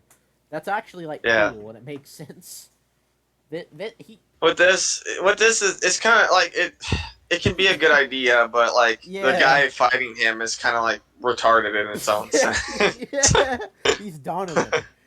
He just lays the lightsaber on his back, and the guy's like, "Yep, I'm gonna swipe that." Ugh. I'm sure The comics Donovan's portray- intelligent, just not with these movies. I mean, Not with these movies. Maybe. What were his other videos again? I'm not one to Like, question his intelligence. I'm not one to question his intelligence. You know what? I don't agree. I don't agree with most of what he says, though. You know what? That's a mature thing to say. I shouldn't have called him stupid. I apologize, Donovan. What if, like, this is never gonna happen, but what if, like, our responses get, like, popular enough where Donovan, like, comes on, and we, like, debate him about the sequels? I Could would you even like to talk to him. imagine? Yeah, I would like to talk to him about. It probably never happened, but Would probably kill Yeah. us. what? Maybe. Anyway, Yeah. Rilla. as an exceptional That's a weird. Wait, that's a weird looking lightsaber right there. Anyway, what's this? By 3 Jedi students of Luke Skywalker. Wait, I need to sneeze. Excuse me. Okay. Wait, aren't you one of Skywalker's students at the temple he built? Not anymore. The temple's gone, burned. I destroyed it. That's why the other students came after me to kill me. Well, but instead I killed... Competent warrior. Okay, During the see time this of his picture right training, here? This it is a said- better shot of him Yeah. blocking his back. You're actually right, but it's kind of weird how these 2 Jedi are, like, striking their own lightsabers on his lightsaber. That's weird. And why Yeah. is his lightsaber off? Anyway. That Solo I guess surpasses pushed him fears in back every and aspect turned of it their off training. so he didn't stab He himself excelled when he at it. landed. Maybe. We would have to... We would have to know more than this contextless page of a comic book. His training, to the point where his skills eclipsed the combined powers of the other apprentices. He's not Wait, how did he lose the Rey in The Force Awakens? Yeah, didn't he want to kill Ray there? But Well, I guess he wanted to test her for some reason because of her power. yeah, I never really fucking get it, man. But he still shouldn't be able to lose. I don't Yeah, know. like Darth Vader tested Luke and he didn't fucking just die, like fucking flip over. Well, there actually is a part where Luke kicks him off and he just Yeah. and just falls off. And it's kind Yeah, of he did get him one time. Yeah, you're right. Anyway, Well, it's because Luke's athletic, and I'm sure Darth Vader wasn't expecting him to do something besides strike him with his lightsaber. Yeah. So, so that to be fair. Yeah. Anyway, I don't. Donavan hasn't said this, but a defense you could give for Kylo losing is Snoke says we need to complete his training, even though that's never addressed again in the sequels. But no, according to whatever he decided, Kylo is like the top of the class, so Rey shouldn't have been able to beat him. Anyway. not strong enough to successfully rival Luke, who was a Jedi Master at this point, but he's definitely close to the level of a Jedi Knight in the prequels. Why But does he we'll keep get to doing more. that? Why does he keep doing that? Exceptional and competent warrior. During the time of his training, it said that Solo surpassed his peers in every aspect of I their doubt training. Kylo He was excelled even on at his par with training Luke. to the point where It's his just they had some bullshit going on. Well, he was a force projection. skills eclipsed the combined powers. Yeah, so they couldn't even fight with him legit. If Kylo wasn't on par for Luke, then that gives Luke even less of a reason to not help out the Resistance. Other apprentices. He's not strong enough to successfully rival You know what? His audio, like, weirdly increased, like, right at this moment. Yeah. It's very strange. Luke, who was a Jedi Master at this point, but he's definitely close to the level of a Jedi Knight. Wait! Donovan, earlier you made a point that Luke actually sucked in the OT, so it wouldn't be a good... It would be a bad idea. It's luck, bro. Of him being cool. It's fucking luck. Yeah, Luke just got lucky. That's what. Yo, you're trying that's to complete say. luck right here. Yeah, this is our face to what you just said. Prequels. But we'll get to more in It's fun. It's funny how many times we can just point at a funny face and say that's our reaction to the video. Ben Solo later. In the meantime, I should probably address the elephant in the room. Wait, I need to go Ray back real Skywalker. quick. His training. Ray Skywalker. His skills Wait a second, we'll talk about it. eclipsed the combined powers of the other apprentices. He's not strong enough to successfully rival Luke, who was a Jedi Master at this point, but he's definitely close to the level of a Jedi Knight in the prequels. But we'll get to more in Ben That's Solo. very, I don't know, random to say that he's on the level of the prequel Jedi. Like, how do you know, really? Like, what makes you say that? You're just kind of saying it. Like, you're not really making up the story this time. You're just, I don't know. Well, actually, you kind of are making up the story. Never mind. Solo later. In the meantime, My squeaky chair I should disapproves. probably address Oh the shit! elephant in the Did you fall? Did you fall in the chair? Or fall off the chair? Uh-huh. Oh, rest in peace. On my back. Do you want to take a moment? I said my squeaky chair disapproves, and I went to go get it squeak and it fell. Yeah, Oh, I found my piece. Donovan killed your chair. Thank you, Donavan. Thank you. Really helping me out right now. You know, I guess this is a nice shot here. In the Oh, intro. yeah, my back. I like the mountains and everything. And my book bag was right here, and it had pencils. You need me to hold your hand? My sheep hand, Ow! sheep hand claw. Oh. Okay. Back to Yep. where we were doing. Raylo? Okay. Now he's going to talk about the Skywalker thing. We'll get to more on Ben Solo later. In the meantime, I should probably address the elephant in the room. Rey Skywalker. This is easily the most misunderstood scene in the entire franchise. Really? Misunderstood. That's interesting. I don't. Well, okay. He needs to explain. Yeah, I'm actually interested in his arguments. Let's hope he doesn't disappoint us with something just banal, like he just explains the movie again. Anyway, about the Rey Skywalker thing, it doesn't really bother me that much because adoption or whatever. It just kind of like they just should have developed that more. Like Leia had a motherly connection with her, even though we didn't see much of that. And Luke didn't really have any fatherly connection with her in The Last Jedi, but she did in this movie for like a few minutes. He gave her like a pep talk because she wanted to give up on the same island he did, and he gave her like a pep talk there and gave her Leia's lightsaber. Like it's there, right? Like her like feeling like the Skywalkers are her parents is there.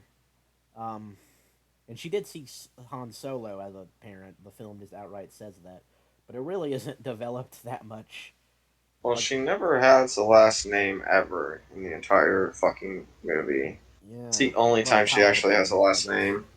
Well, Yeah, well, you know, technically, be it's very yourself. Unless Palpatine. you're Palpatine, then be like The th- Skywalker. The thing is, though, her parents were good Palpatines, though. But Yeah, like, dude, wasn't this whole movie like saying like be yourself? I, I guess, I And then she guess, pulls a 180. I guess it's saying kind of like The Empire Strikes Back in a way that even if you have evil like parents, you can still be rise above that and become a good person. It doesn't determine your fate, and that's why like her real parents are the Skywalkers, but that just wasn't developed as much as it could have been. Like this is random, right? But like, have you seen Into the Spider-Verse? Yeah.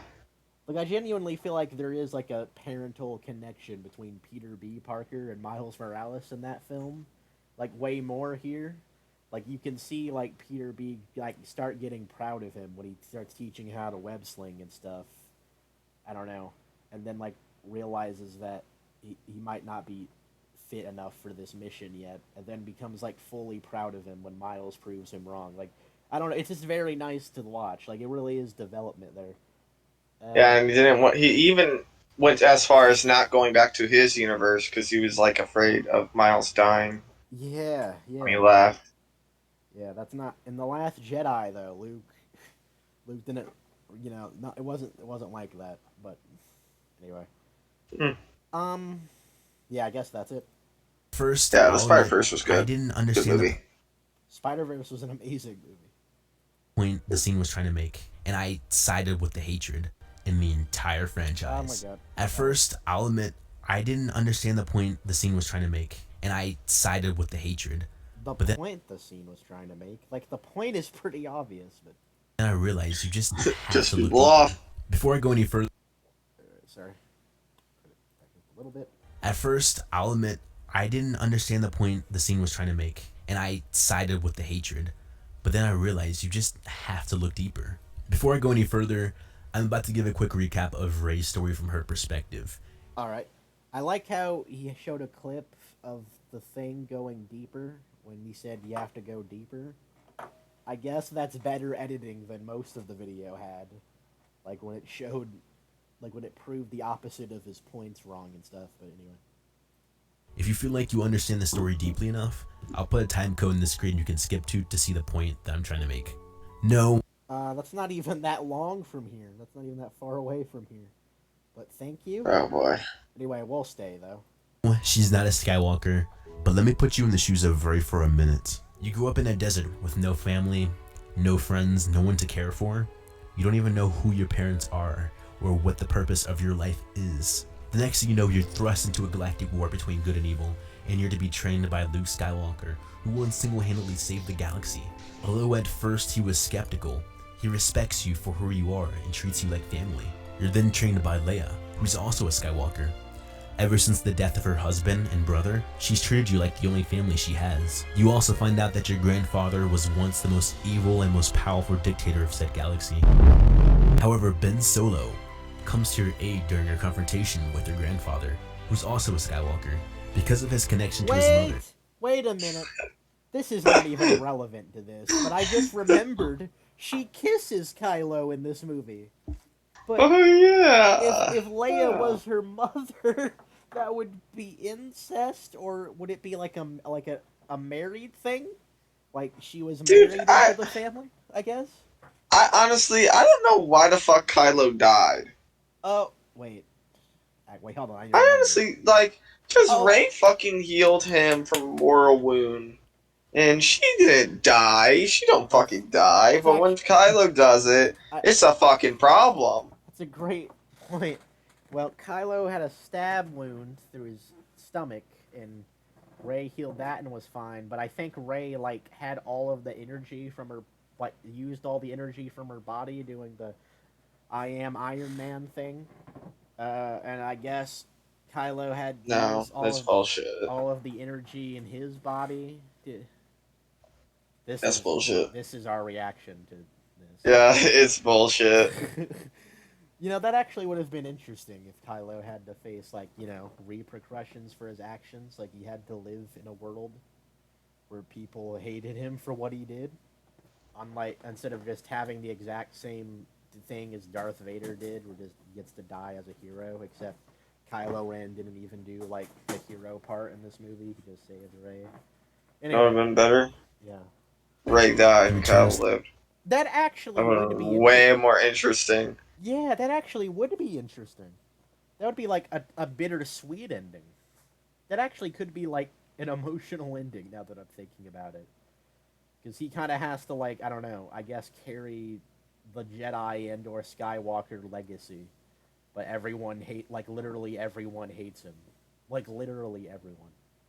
Yeah, I'm kind of sad he dies. It's kind of a throwaway. Yeah, like, I don't know, like, all that quote-unquote development, and it kind of meant nothing. He just turned good, like Anakin, again. And just fucking dies. Yeah. The light side of the Force, and uses the last of his energy to bring you back to life at the I didn't remember him just disappearing like that. That's kind of funny. cost of his ability. So that's the end of the Skywalker line. You found out who your family was, and he was this guy. It's kind of clever he reused the scent. You look back and reflect. You were lost for so long, not knowing what family even is, yet every living Skywalker treated you like family. Rey Kylo's not is even in an that scene. honorary Skywalker. You know what's funny? What? Kylo wasn't even in that ghost scene. That's actually... Yeah! What? Yeah! Why isn't he? Does he have better things to do? I guess so. Maybe he's apologizing to Han Solo. Well, no, Han Solo in this movie was actually, like, he wasn't a Force ghost. He was a memory of Kylo Ren. You know, the interesting thing about this video is that there's actually, like, a lot of flaws with all three of these movies we haven't even talked about yet, because this review hasn't addressed them, because he just randomly talks about whatever subject he feel like. But that's okay, because there are other videos in the 68 playlist, so we probably will address every problem eventually. Anyway, honorary Skywalker. Yeah. It's more about her. By the way, I don't really disagree with what he's saying here. Like, it is true. It's just not as developed as it could be. Inheriting the legacy rather than being a part of the family line. Rey's not a Skywalker. She's beginning a new lineage of Skywalkers in honor and respect to the old one. That being said, this Christian scene doesn't hated top the him, just previous edited it in there. Yeah. Fucking hated that because his face looks so fucking dumb. Yeah. I have to admit, I was actually kind of like taken aback when I saw that in this review. Like, I didn't expect it. I don't know, but. He's just there, bro. Skywalker, she's beginning a new lineage of Skywalkers in honor and respect. By the way, in that clip where she's turning the lightsaber on, I think if you look closely, like, I think there's a It's theory. blue.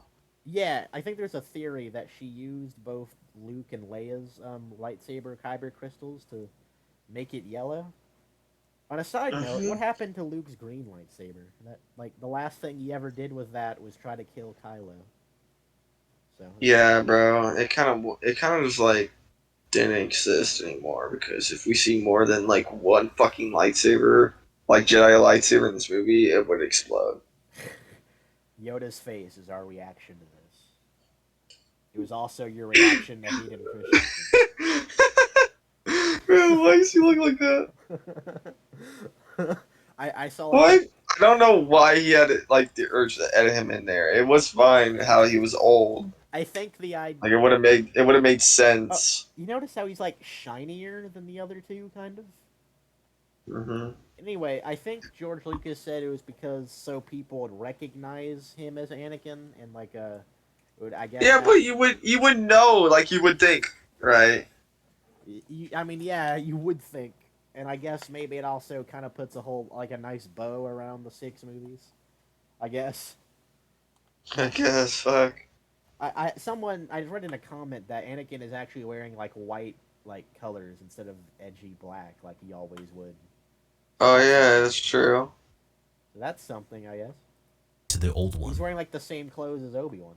That being said, But it this doesn't scene- matter because Luke wears black too, like his father. Yeah. Oh well, there's actually like apparently you might be able to see it there. Like after Luke, Luke becomes a Goodman, like decides he's gonna be a Jedi, like a white part of the suit like pops off. Supporting the legacy rather than Yeah, I being part noticed. of the family line. I'm not sure. Rey's not a Skywalker. She's beginning a new lineage of Skywalkers in honor and respect to I the know old what I one. do. That being do. said, That's it. I this saw it. scene doesn't top the Okay, previous well, that's Finding good. Suspects. I'm not sure what Not by a happened to long the shot. screen. But this scene, What happened to? Okay. It all just glitched out on me. I like about Luke is that his inspiration with Yoda's green lightsaber. Like he has Yoda's green of the lightsaber. His lightsaber like handles and all Looks that like Obi-Wan. resemblance Obi-Wan's, and Yeah. his outfit resemblances Anakin. That's actually So, bro. that's actually a really good like find there, fanboy. Good job. I always thought like I think in the lore it might have said that Luke got the green lightsaber like it was Qui-Gon's green kyber crystal. And he found it in Obi-Wan's house. I always found that idea interesting, but I think what the one I found interesting was he took a Sith red kyber crystal and turned it into a green kyber crystal. That's why it looks resemblance to a Sith lightsaber kind of beam. huh? I haven't noticed that. That is interesting. But we have to watch the good movies again. Yeah, I would love to. I watched them a lot. part of the family line. Rey's not a I watched them on my free time. She's beginning Yeah. a new lineage of Oh, this is random, but like, would you want to watch like the 6 Star Wars movies in release order or canon order? I have a friend, Dawson, who would like want to watch them in canon order because the OT. I always watch them in release order Yeah, me too. because that's how they're made to be watched. Yeah, I actually have. There's like I've Like heard, that's what George Lucas envisioned, really. Well, I don't know if that's true, but yeah, that is the way you should watch it. Like that's the best way like to learn about the universe too. An order I've heard of though is like you watch A New Hope and Empire Strikes Back, and then you watch the prequels, and then you watch Return of the Jedi, which is interesting as an idea. I mean, we could do that. I mean, yeah, sure. I would probably be best. to I watch mean, them like, in release I order. wouldn't mind. I already watched him like 100 times, so I wouldn't mind watching it like that. I watched just the individual scenes on YouTube 100 times, but I watched them all quite a few times. Anyway, yeah, we'll do that eventually. And it could be like a video where we have highlights of our reactions to it, and like maybe we can talk about what we appreciate in the movies. Man, that's like a anime kind of shit where it's like after the 5th episode, you gotta go through this long flashback. It is. Oh, I heard there was like a Star Wars anime that was just announced, but Star Wars Really? was all. Yeah, actually, we can look that up. Um, Oh my god. Ah! God. Is it bad? I don't know. I haven't seen the Oh my god, I misspelled. Oh, okay. Anim. Anime. Okay, here we go. Star Wars Visions. 7 Japanese animation studios bring their unique perspectives to the Star Wars universe. Alright, where's the trailer? Is there a trailer? I think it's this. Oh, Videos. Jango Fett Official. is in it. Jango Fett is in it. Oh, oh, oh. All right, here we go. Let's hope we don't get shot. I'm investigating a murder. Oh, we will. Duty. I'm gonna find out Maybe I need to everything. pause it or something. Ah! A great warrior. Okay, here we go. Anime. Son, they're not speaking in Japanese A still. great warrior came to this village and entrusted our ancestors with this. Its power and responsibility now lie with you. Interesting.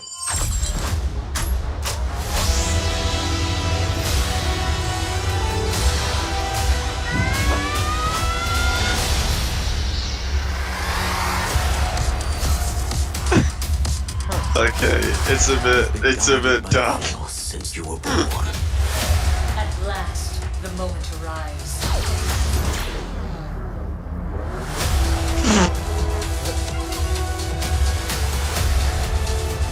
It's the first time I've confronted such darkness. Something ancient and sinister.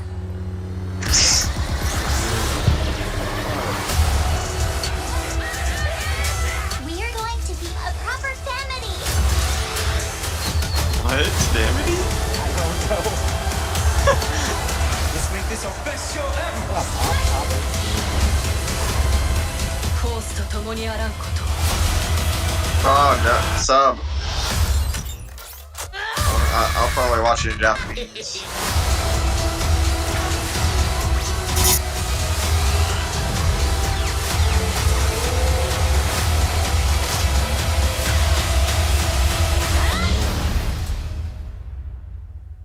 I accept this responsibility. What the fuck? What is it? Is that supposed to be a Wookiee? It was like a rabbit.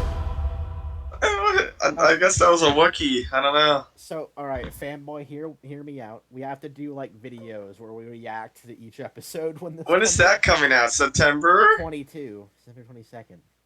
Oh boy, that kind of looked pretty bad. See, lady with 6 lightsabers. Everyone's got a gimmick now. Marvel clothes, God. So that was interesting. Uh, I will say, I don't like the Star Wars universe. Like, there's so much like potential you could do for like original ideas, and that's probably the most original thing Star Wars has done since Disney. Oh yeah, in a while. Yeah. His question is that really canon? I don't think so. Like, they've been doing a lot of canon stuff, so. I would be shocked, thoroughly shocked, if that was canon. Who knows? Like, my dream ever is for them to either make an anime cartoon of the Old Republic Star Wars. That would be my dream. I haven't played the Old Republic, but I know that would be cool. I've seen some of like the cutscenes or something. Yeah, I mean, like, I'm talking like originals. Like, they can even redo the story if they like original, new, like old, like Ravens in there, Evan. Yeah. Well, honestly, I can't say that looked bad. It was just unique, I guess. A bit child. Like, what? There's just a lot of shit where it's like, okay, what the fuck, over the top.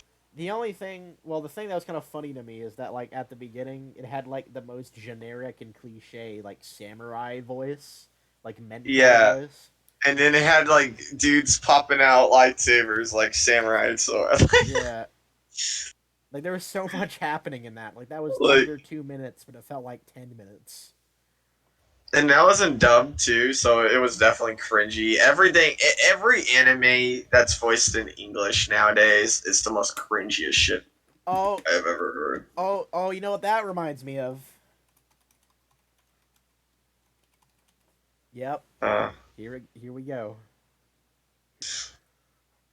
yeah. Writing's not that Or- easy, but this is for rarely can help. reference. This sentence is By the way, I gotta grammatically get you to watch this shit There again. once was a man named Gold Roger who was king of the pirates. We need to watch the He good had fame, version. power, and wealth beyond your wildest dreams. Before they hung him from the gallows, these were the final words he said. My fortune is yours for the taking, but you'll Why have is to this find voice me like first. that, I man? give everything I own in one piece. Ever since, My pirates fortune from all is over for the the world taking. set sail Poor for the kids are Grand so Line, weird with voices. searching for One Piece, the treasure that would make their dreams come true. This is copyrighted? I don't. Probably not. I can edit it later.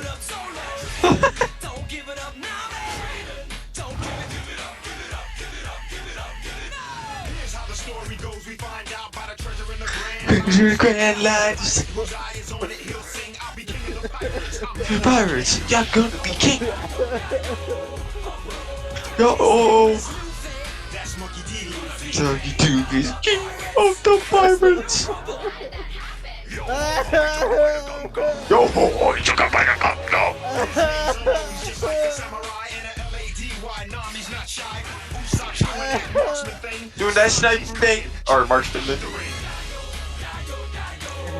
I don't know. Just live for the treasure in the Grand Line. Yeah. You crying there? Kids. Yeah, it's it's so bad, fanboy. It's so bad. Yeah, she can already tell. She watched the original and can tell the big difference. Like the original opening, like maybe it's like all about yeah. The original opening's all about adventure. Yeah. How like And, like, this world is open for adventure and you can come along with me. Like, yeah, maybe it was cheesy, but that was literally the definition of cringe. And it's beautiful in that way. Yeah, this was just like rap cringe. Dude, you know how Modern age kids love this rap. Let's put it in, boys. Exactly. Nobody wants this crappy opening that they made originally. Yeah, no one wants this. It's the rap where the kids go. They even did a One Piece dub opening, and it sounds like really good. So it's also that. One Piece dub opening? Like if you look up One Piece opening 1 dub, it exists. Was it a dub there's of actually the Japan version? Or yeah, way better. Oh, Yeah, I think way you better. You showed me that. You know, as bad as this video is, nothing in it is as stupid as that song. Yeah, nothing as stupid as the 4 Kids One Piece. Like, nothing can beat it. Like, this is like the bottom. This is the bottom tier. Dude, it's more. I like. If people weren't memeing on it, it could be lost media. Fuck. Yeah, we actually made like one of the we actually made like a meme where we combined the. Yeah, I lost it when I lost it when my motherboard broke. Well, he made the meme, but I came up with the idea. Anyway, yeah. Yeah, I guess we go back to it. I don't know. Ugh. Man, it kind of feels weird to go back to this after that. Actually. Wait. What's going on? Okay, let's go. Wait, we can watch One Piece later. I actually need to use the bathroom real quick. So let me put on copyright music. The copyright. I mean the copyright-free music. I should probably just have this, like, here at all times so I can put it on. Put some cheese on that motherfucker. Okay, that's kind of random. Alright, be right back.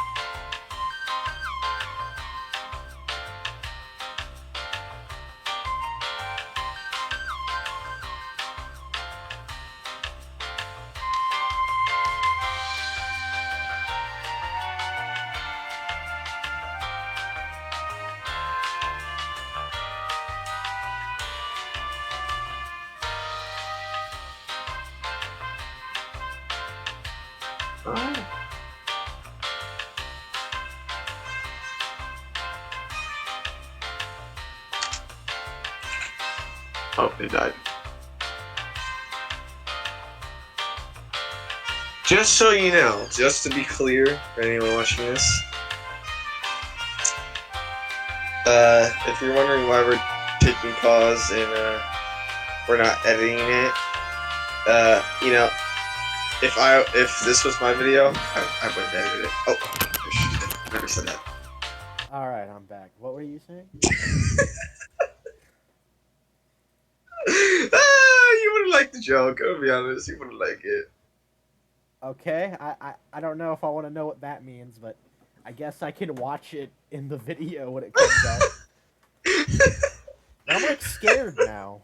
Were you like spouting like racism or something? Were you like insulting me? Yeah, you know, that's about right. You were insulting me. Okay. No, this is the racism. Oh, okay. All right, back to this. Man, we're getting close. We're getting close to 30 minutes. All right, halfway there. In respect to the old one. That being said, this scene doesn't top the previous binary sunsets, not by a long 3 shot. hours in, But this scene is looked at with so much scorn and. That's kind of strange to compare it to the other binary sunsets when each of these have like different purposes. But I don't know. Yeah, very But I agree, though. I agree. Very like, I don't like how they overused it. It's just nostalgic. They feed you nostalgia. Well, I it's don't once like a trilogy. Like both the prequel and the sequels ended on this. Disdain. It's okay Yeah, to but not like. In the prequels, it wasn't like reused as a reference before, though. Yeah, I mean, you know, in Tatooine, it has that. You know, it's like a cycle. I know it does that, but like, they always go to Tatooine and do this. Like, you can. Yeah, it's a cool ending in Revenge of the Sith because it's like everything's bad now, but Obi-Wan has hope for the future, hope in Luke, because even the prequels respected Luke's legacy. Like scenes, but if you still think the scene is objective, that being said, this scene doesn't top the previous That binary. being shed. Oh, no, I'm just being mean. What is he gonna say? What is he gonna say? I don't know. I'm just being mean. Sunsets, not by a long shot, but this scene is looked at with so much scorn and disdain. It's okay to not like scenes, but if you still think the scene is objectively bad, you need to learn to let go of your hatred. No. So that is a really goofy thing to say, but I don't even know if I would say it's objective. Okay, called us whiners earlier. We need to let go of our hatred, fanboy. We need to let go of our hatred. What if he was in the dark side though, and he's telling us to basically join his side, which is the best. I don't even. Like, you know why we call this not a very smart wordplay? Because well, there's no sides really. It's more like my side is my side and your side is your side. I shouldn't be able to join your side because I don't like one scene. Okay. I'm not even sure what you were talking about, but I agree. This face is our reaction to this. Dude, yeah, like this thing Kylo Ren's about to say here is our reaction. Complete fucking BS. Like, let go of our hatred. What are we, fucking Sith Lords? Yeah. Because if we are, goddamn, let's go. Woo! Again, it's just a really honestly, just childish way of like labeling all of the critics of the Disney Star Wars movies as like frothing at the rage, angry nerds. Like, please do better, please. This chair gets uncomfortable after a while. Jeez. You're just a whiner, God. Yeah, I'm a whiner. Boy, the whiner. Like a lot of people, including us, I think, are pretty calm when we criticize these movies. Like, we're not as angry as you say. Even though we deserve to be. Yeah, please respect our critiques, I guess. You're still holding on. Let go. I hate that scene so much. Can I just say you what? one? This is our reaction. Dude, the acting is so bad in that scene. You're still hanging on. Let go.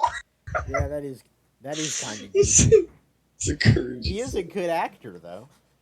I know, like if I had to do that cringy scene, that's exactly how I would do it. What is she holding on to again? Like the hope of the resistance or something? Like the She was past? holding on. She was holding on to her light side, basically. I guess. Anyway, this is our reaction to this. Like she wouldn't like go with him Yeah. because Scorn and disdain. You know, that kill the past thing that Kylo mentions in that one scene is never like mentioned again.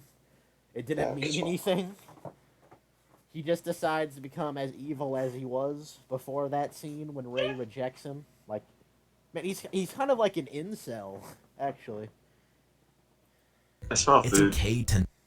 I'm gonna go downstairs. Alright, let me check. I'll be right back. I'm gonna check if there's food down Man, why did I close out the music again? I need to stop doing that. Anyway, I don't really have anything to say. My butt is really uncomfortable. What is this? I haven't watched this. This is probably weird. Oh, you know what? It's not weird, though. Hold on. War for kids. Please tell me this isn't copyright.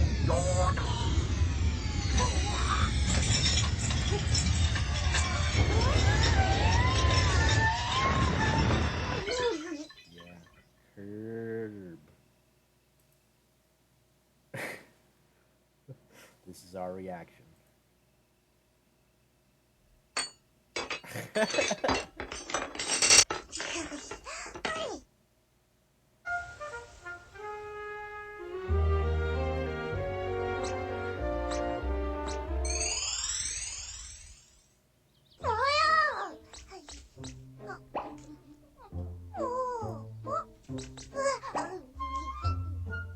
Apples.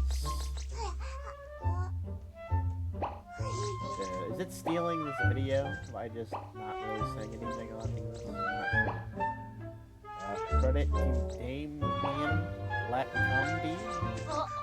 おい、それはこのリク様が先に。通じないな、お前そんじゃ。 Anyway, I need this music back. I just need this in a tab. I need to stop exiting it out. I had to type it in like 5 times. Okay. Alright. Well. This one.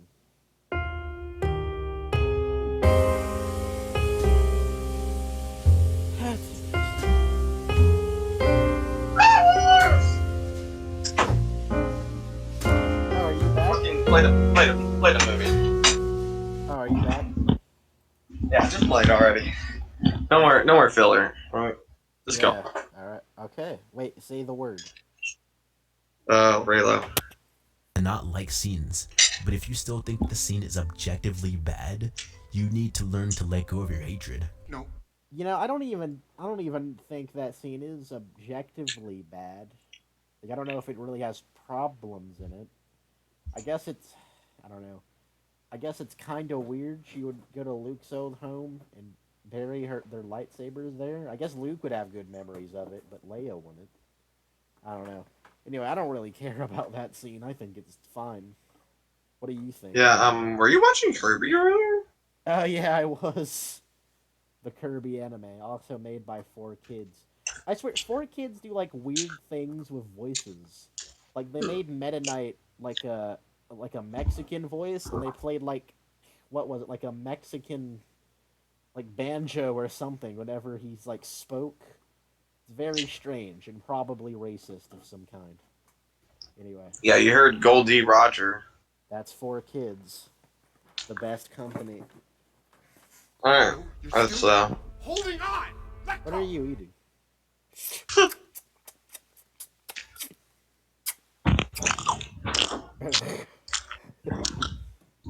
This is my Okay, play the video. What? Play the video. No, this is my reaction to you eating. You didn't even answer the question. What was it? What are you eating? Chicken. Okay, what kind of chicken? Chinese kind. Orange chicken. Huh, okay. It's like crunchy. Alright, so I'm done praising the movie. But can I just say... Oh. Wait, he's done praising the movie. Oh, Huh. Oh, well. I guess it's a wrap for us. One thing. I absolutely despise Disney for what they did to my man. I still think the scene is objectively bad. You need to learn to let go of your hatred. No, you're still holding on. Let go. Alright, so I'm done praising the movie. But can I just say one thing? I absolutely despise Disney for what they did to my man Hux. Remember back in The Force Awakens when he was actually a cool and menacing character? Yeah. Remember this as the last day of the Republic. Spot on, Donavan. Actually, good job. Yeah, I agree with him. Another Well, Darrell character. this is him now. I don't care if you win. I need Kylo Ren to lose. I mean, I guess that's consistent with The Last Jedi, Hux, because that's the one that ruined him. What? Bro, you do realize that means you're in a lose-lose situation. If the Resistance wins, you lose. If Kylo Ren loses, you lose. If Kylo Ren wins, you lose. I genuinely have no idea what the writers were thinking. Who wrote? Spot. I also like it when he's against the movie. Spot on again, Donavan. I love that. You That know, was great. You know what's weird? When he starts criticizing the movie, his editing gets like way better. It's weird. But what? Bro, you do realize that means you're in a lose-lose situation. If the Resistance wins, you lose. If Kylo Ren loses, you lose. If Kylo Ren wins, you lose. I This is genuinely honestly really have good. no idea what the writers No, that were was thinking. good. Who wrote this movie? But this isn't the first time Star Wars has had a dumb character motivation. The best doesn't way to matter. describe this movie is that it's messy, terrible, pretty great, weird, disappointing, fun ride of a film. Wait. He thought Palpatine's death was disappointing. Weren't you praising it? Or... Man, I'm not critiquing a movie with chewing sounds in the background. Anyway. Alright, I'm trying, alright? Okay. Anyway, you were. I thought you praised the movie for that earlier, didn't you? Why is that disappointing? It's not fine. Alright, so I've held this character back for long enough. It's time I talk about the greatest character of the sequel trilogy, Rose. I like how she didn't even like react to the wall being blown up. Because Yeah, of fuck her friend. Nah, I'm just kidding. She's saying that's how we win, by saving the ones we love, while the wall protecting the Resistance gets blown up in the background. And they're going to start storming the base and executing everyone. It's fine, Ben. Kiss me. Kidding. I'm not going to give you a recap of Kylo Ren's complete story arc, but I'll give some pointers as to why he's such a great character.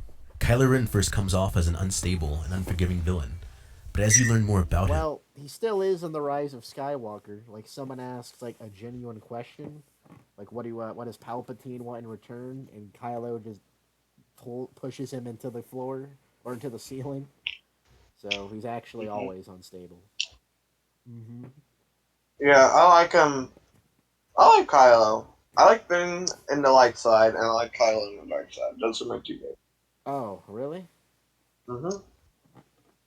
Why is that? You want to talk about that? Oh, why I like Kylo? Yeah.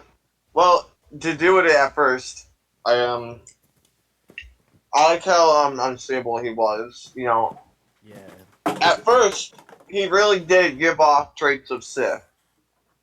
You know, he was impatient. He was kind of like a child. You know, at first I thought he was gonna be like a Darth Vader copy, but it's not. He wasn't nothing like Darth Vader.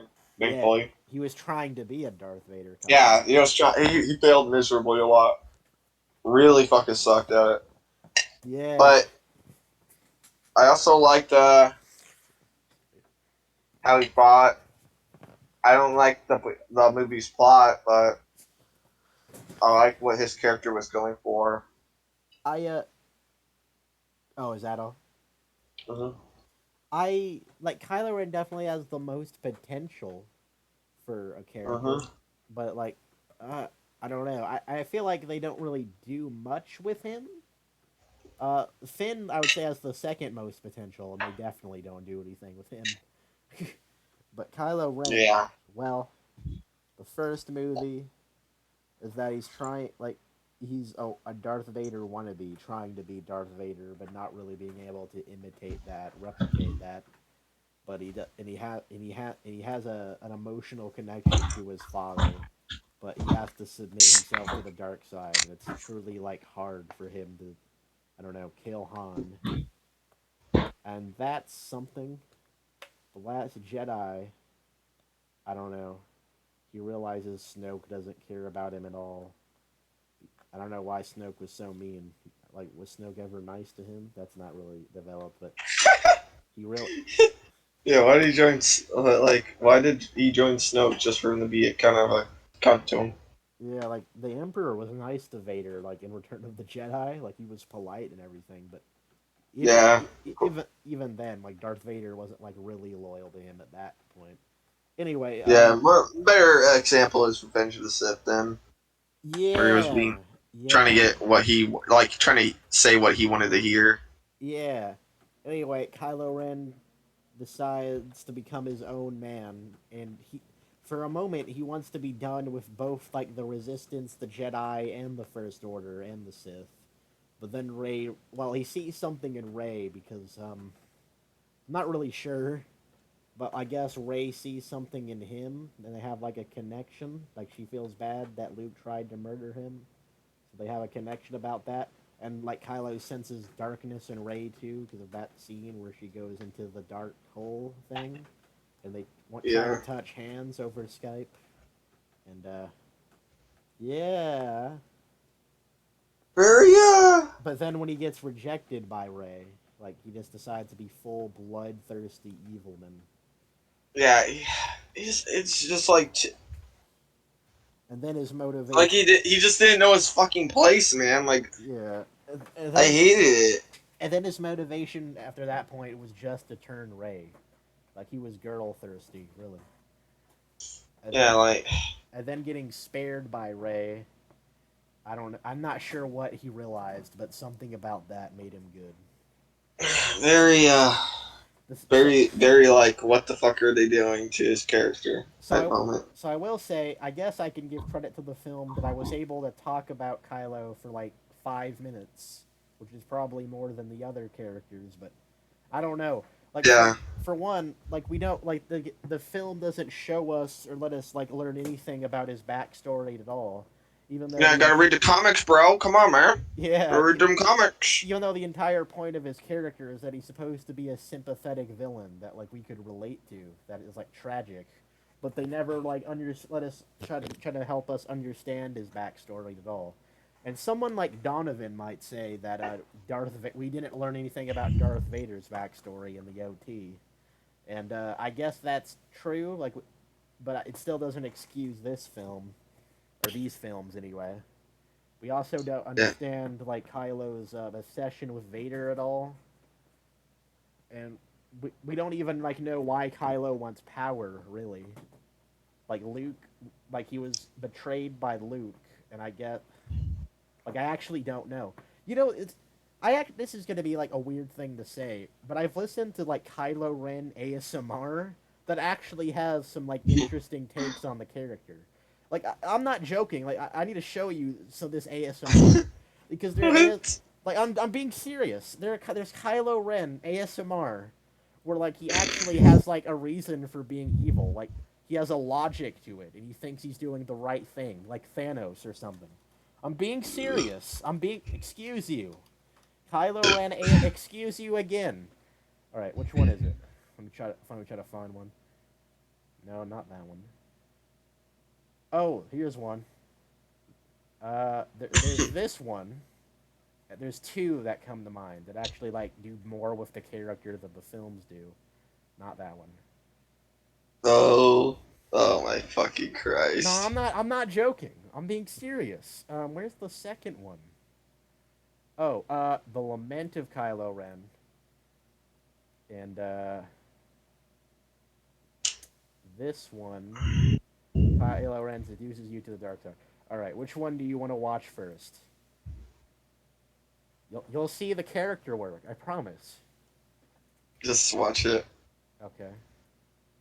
The Lament of Kylo Ren. All right, look, just listen to it. Okay, just listen.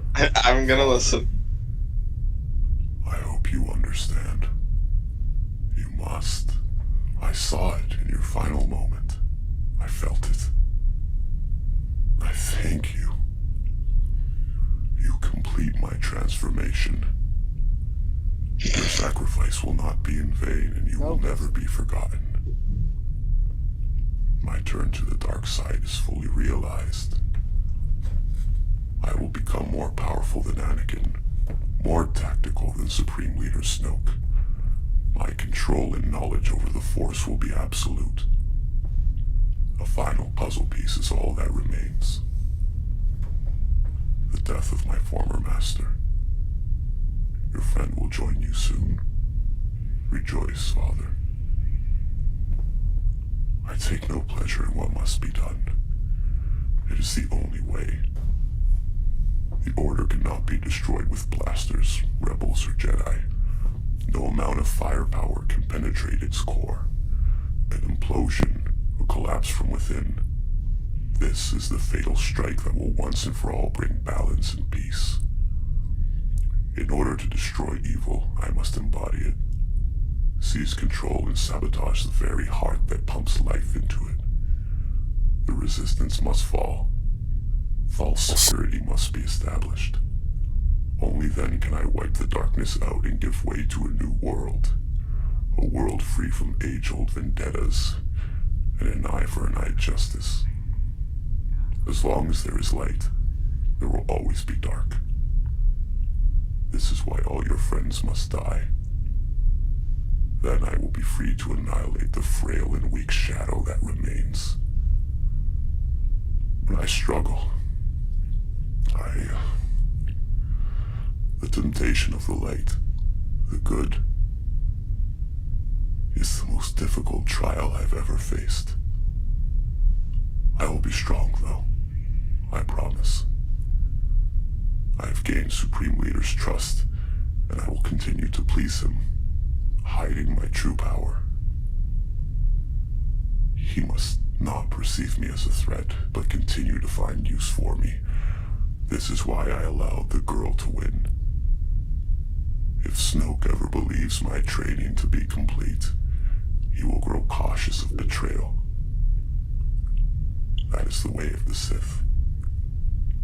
I need him fooled, comfortable, unprepared when my saber ignites through his heart.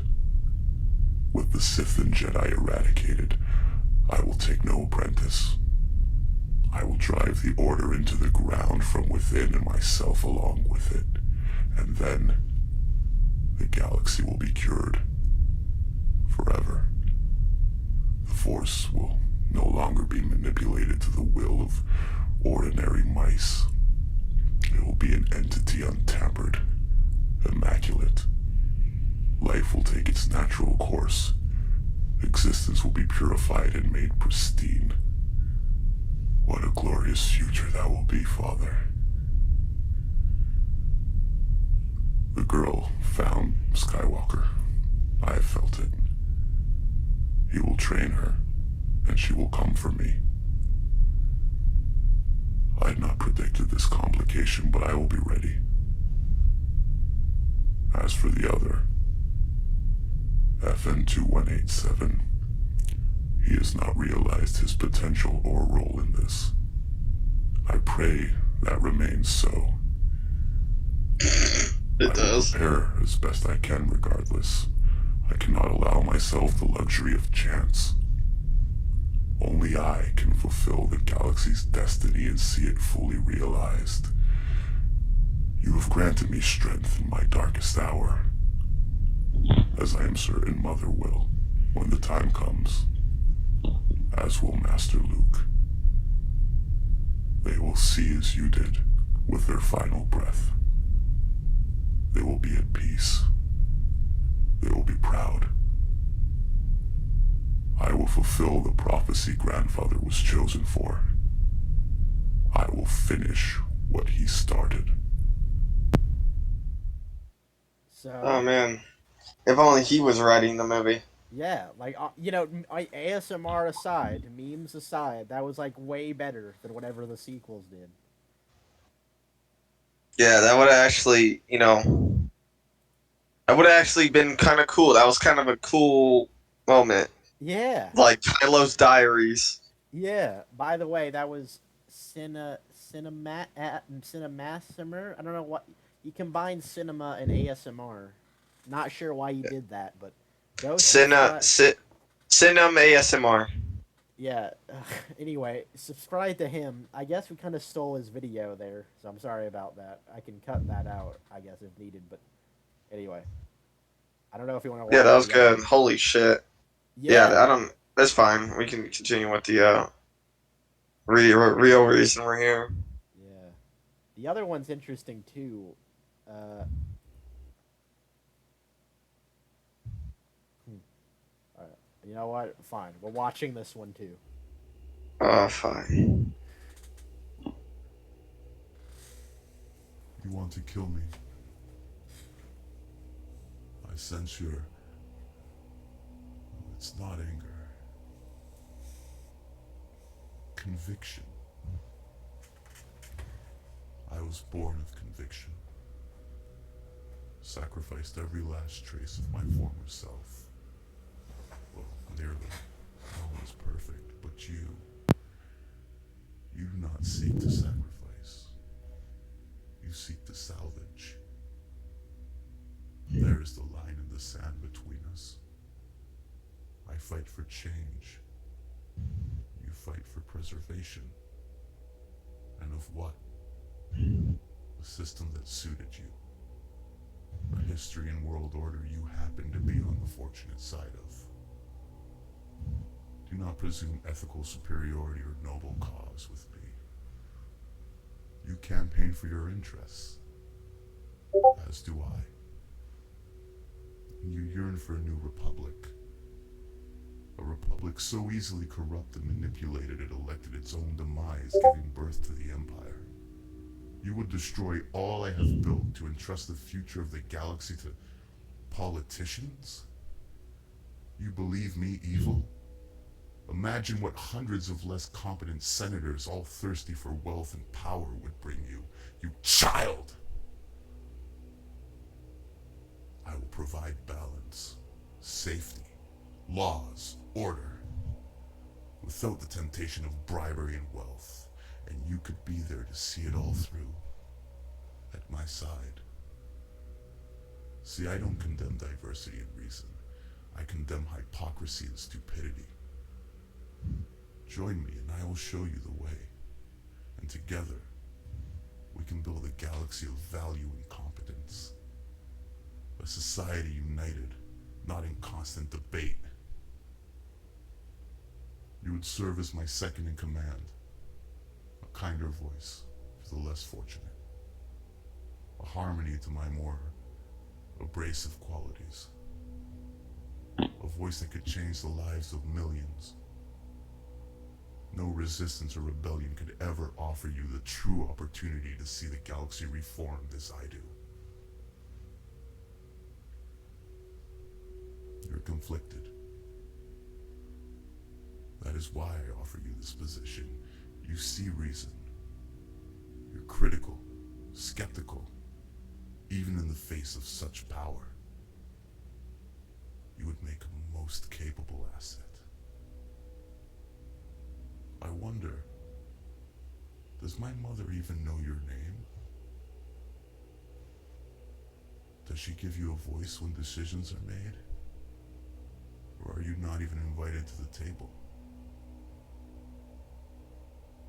She hasn't told them, has she? Or you, for that matter. I am Ben Solo, son of Han and your Princess Leia Organa, former student to Luke Skywalker. I know your heroes better than you know your own rank in the Resistance. They do not deserve you. I will keep you here another 24 hours. I'll see to it you're fed and cared for. Tomorrow I'll return and you will give me your answer.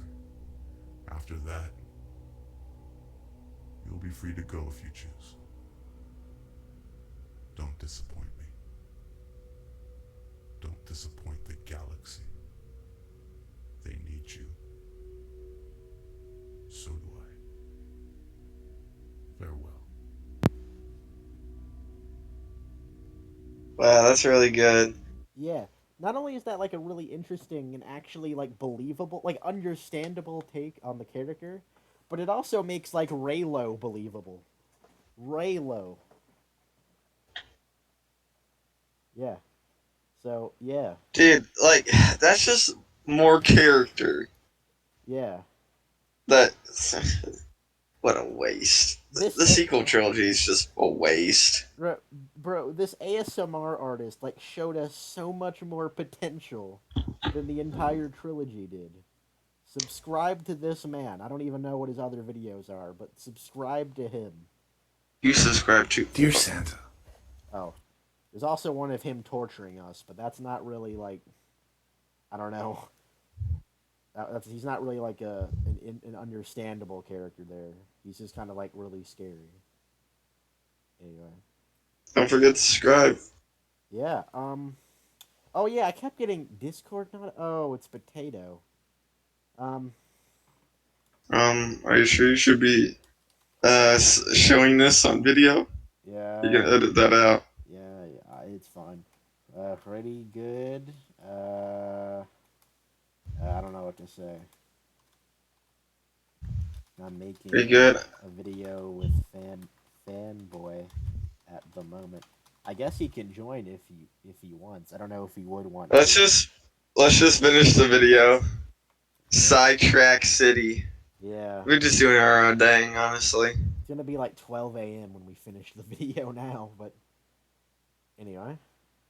Yeah, we're just doing our own thing. Oh, 10 more minutes. 10 more minutes. Yeah, we can push through. Push through it. Please load. This is the whole point of the podcast. We watch these kind of videos, and how long it takes us to get through it is how long. Yeah, longer the better, in my opinion. But I thought you were gonna say the point of this podcast was to watch Kylo Ren ASMR. No. You realize that he's a really deep character. During Ben's upbringing and his training, Luke tried to hide. You know, maybe we should just post like those ASMR videos into the comment section of this video, and that's all the reputation we need to him. Yeah. Ben from the secrets. Then Donavan makes an apology video, like, "Oh, I was wrong." Of their family, Ben's parents. Yeah, also I don't to hide think it he'll from him. change his opinion. I would be surprised, but maybe. I guess like he's critical enough to not like this movie all the way, so. And in the process, he doesn't think this movie is a masterpiece of cinema, so there's hope. Ben felt isolated. It was during this period when Snoke took advantage of Ben. Man, we actually do have to like read the comics to understand the story. We get to like see him meet Snoke. What? Ben's feelings and began. Fast forward to when Luke approached Ben in his sleep and began sensing darkness inside him. He claimed to have saw Snoke. Again, why didn't we like?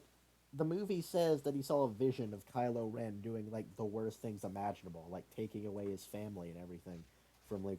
Why didn't we see that so we could understand Luke?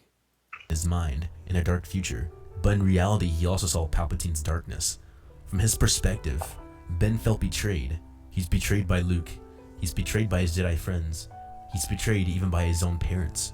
After all is said and done. On a side note, the acting on Mark Hamill's like face there is actually pretty amazing. The only person he has left is Snoke in the Knights of Ren. Ben falls. Although Snoke doesn't treat him with any respect in this movie, until like he's about to kill Rey, I guess. We kind of like we don't really get an idea of the relationship there. To the dark side and worships Vader's goals. Like even in Return of the Jedi and The Empire Strikes Back, like we get an idea of what the relationship was between Vader and Palpatine. Anyway. During the Age of the Empire, Vader and Palpatine built the Death Star as their way of domination and taking control of the galaxy. But they were sabotaged by the rebels. Vader redeemed himself to the light side, and their plan had failed. But Kylo saw Vader's ultimate goal and dedicated himself to building an even bigger battle station. A battle station built out of a planet. He believed it wouldn't fail. However, he's just as mentally flawed as his grandfather Vader was. Ben Solo still had good left in him. When he killed his father, he believed that he had killed what was left of his former self, and that he was now irredeemable. But his mother was still his weakness. Deep inside... Oh, you know what? That actually is a point, is that, like, The Last Jedi and The Force Awakens kind of have, like, the same character arc for Kylo, in the sense that, oh, he's really evil now. He's decided. He decided when he killed Han. He's actually evil now. But then he's conflicted in The Last Jedi until he decides, no, he's decided. He's actually evil now. And then he gets spared in Rey, and he's conflicted. Like, honestly, I feel like the best way to describe Kylo Ren in these movies is conflicted. Like, that's it. That's all he is. His character is conflicted. If that makes sense. Yeah, never goes beyond that. Yeah. Man, again. How hard is it to be a Sith? Goddamn.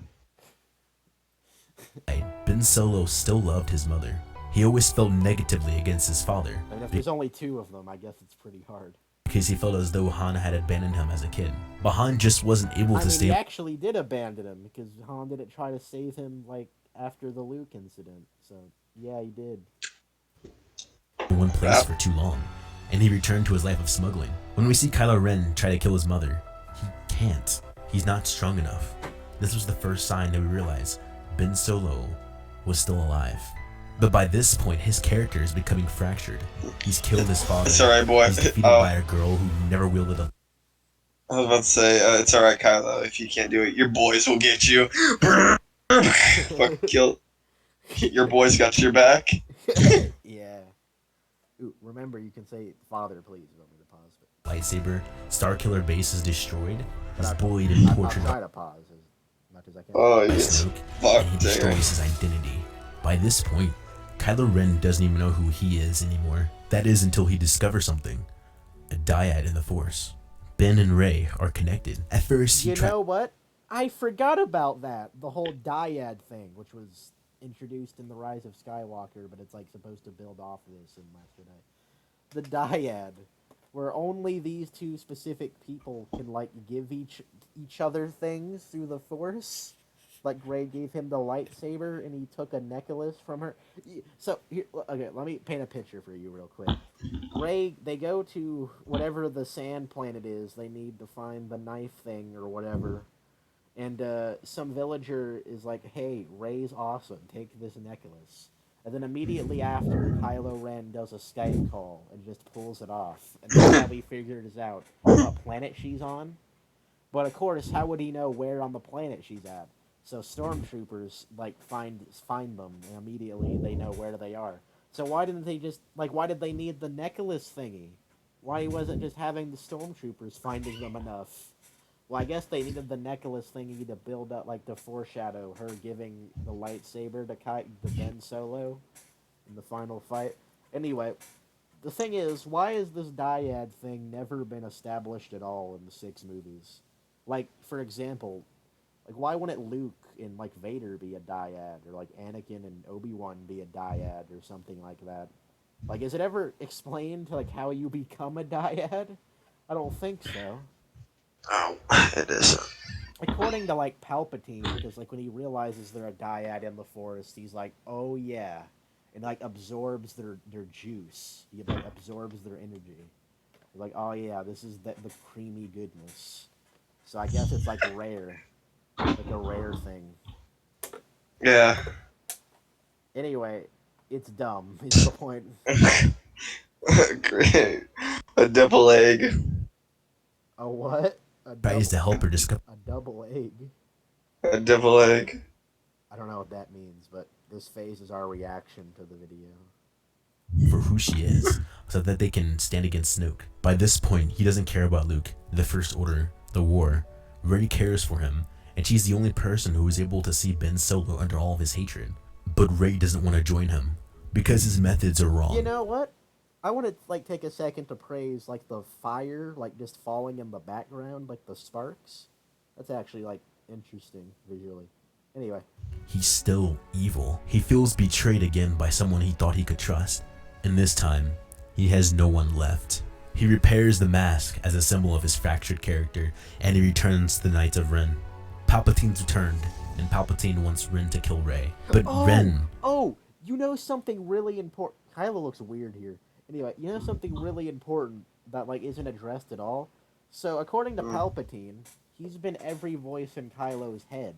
Like, it's not really established in The Force Awakens, like, exactly, but apparently he actually heard Darth Vader's voice and, like, thought he was speaking to him. And it also means, like, Palpatine was also Snoke, according to him. And Kylo literally doesn't react to this at all. Like, think about this. This means that Palpatine was literally, like, manipulating his entire life. Like, everything, like, that caused him to go on the dark side path was just, like, manipulated by Palpatine. And not only does it not react at all, it doesn't affect his character at all. So. Yeah, you would think it'd affect him. You would think. Especially, like, if you thought your idol, like, the person you looked up to, like, you realized he was just some creepy old man. Like, yeah, you would think that would matter. Anyway. Definitely a plot twist of the century. Also, why didn't, like, Anakin's actual Force ghost, like, say, hey, that's not me? Wait, why did Anakin's Force ghost ever talk to Ben? Like, what happened to the... Like, we know they exist still, because they, like, help Rey become all... I don't fucking know, man. I don't read the goddamn script. I was kind of saying rhetorically. I don't know. Or... Yeah. Anyway. Yeah. I take lazy it, writing. I pretty much said everything I need to say about this. Everyone knows by now why it's shit. Yeah. I take it you're tired and just want to be done with this. A little bit. Allows himself. I'm pushing through it a bit. To become emotionally vulnerable again, and asks that Rey joins. Mainly, really just need to take a piss, but I don't want to. But I just want to sit. I just. Please leave. Please go do that. I promise. Oh hi. So, what? Huh? So you can feel comfortable, I guess. I'll put. No, I'm good. Oh my god. Okay. We're not continuing until you pee. What? We're not continuing. You better fuck it. We're not continuing until you No. pee. We did all of this bullshit. I ain't doing no side quests. Just pee. It'll only take like 2 minutes or something. We are not continuing until you pee. I don't know what that silence means. Did he leave to go pee? Because like you would think I would have heard like a chair sound or something. He's actually... Oh. Like, is he actually gone? That was weird. Alright. I wonder what else is in this playlist. Hello, Greedo. Hello, Greedo. No one cares. What a Hello, Greedo in here. Why Rey isn't a Mary Sue? Okay. Star Wars and politics. Did you go pee?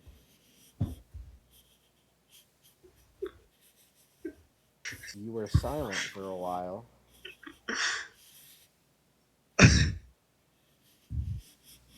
Alright, I'm back. So you did go pee?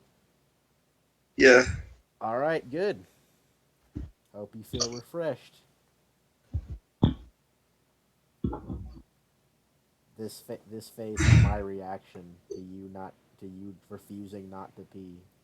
Again, Rey rejects him and he's betrayed emotionally. At this point, Kylo Ren is no longer fractured. He's completely broken. Their duel on the ocean moon of Endor became an incredibly fateful duel. But before he is able to kill her, Kylo Ren hears his mother's voice as she passes away. Rey stabs him in the chest. He loses two of the only people he's ever cared about at the same time. He has nothing left. At this moment, Kylo Ren is dead, but when Rey heals him, she doesn't revive Kylo Ren. She revives Ben Solo. After confrontation... you're not like I don't disagree, but that's like really really obvious symbolism. Like yeah, like it's not. I don't know. Yeah, good kid. With his father in his mind, he throws away his savior. Yeah, again, that's not a Force ghost of Han Solo. That's just Han's.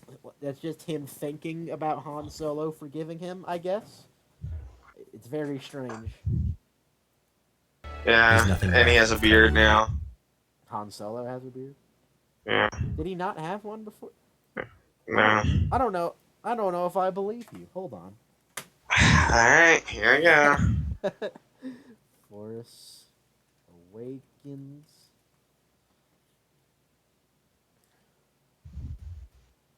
Gotta make it as long as possible. No beard. I spelled Awakens wrong. Oops. Rise of Skywalker. Oh, he actually does kind of have a beard. You're right. Yeah, that is weird. Why would he have a beard now? I heard a comment that, like, they just, like, pulled Harrison Ford out of bed and he just did it immediately and just left. It's like, dude, just like, just get it over with.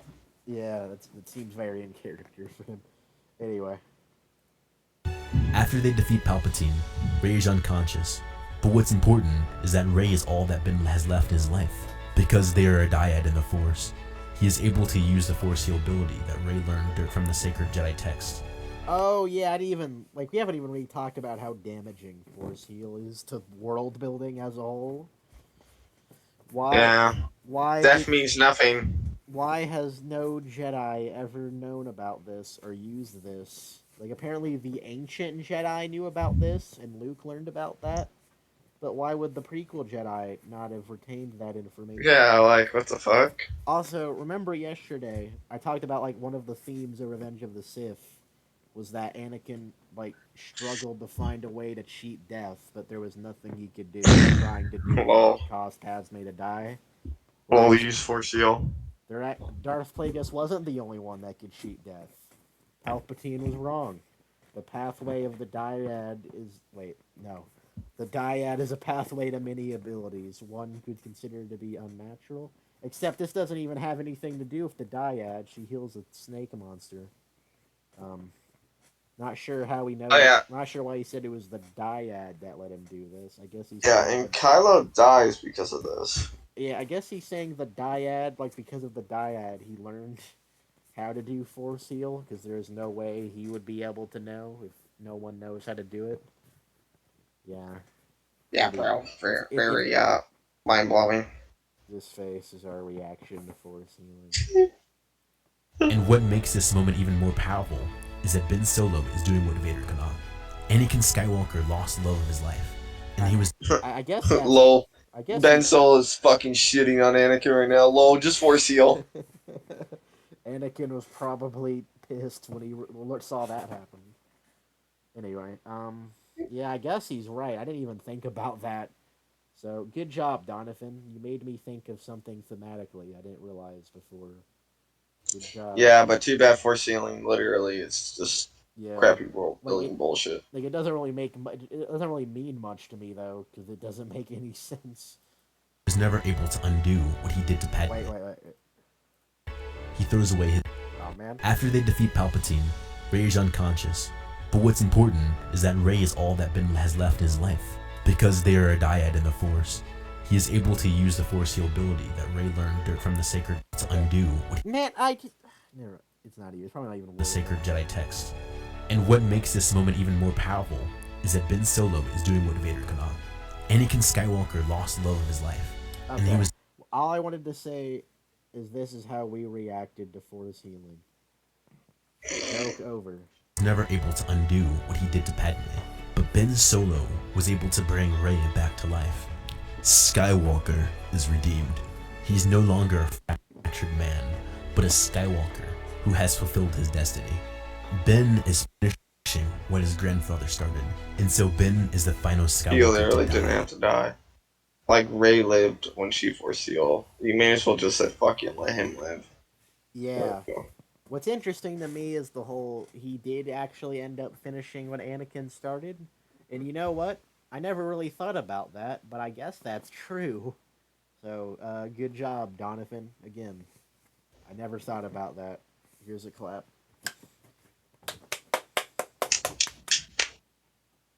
Yeah, means nothing though. Man, we're so tired, we're starting to like the movie now, I guess. Is finished.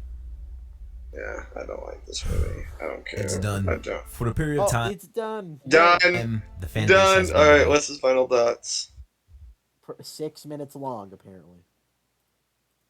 He's no longer a fractured man, but a Skywalker who I has hope at the fulfilled end his he's just destiny. like, actually don't like Ben is finishing what his grandfather started, and so Good Ben great. is the final Good Skywalker prank, to Donavan. die. The bloodline is finished.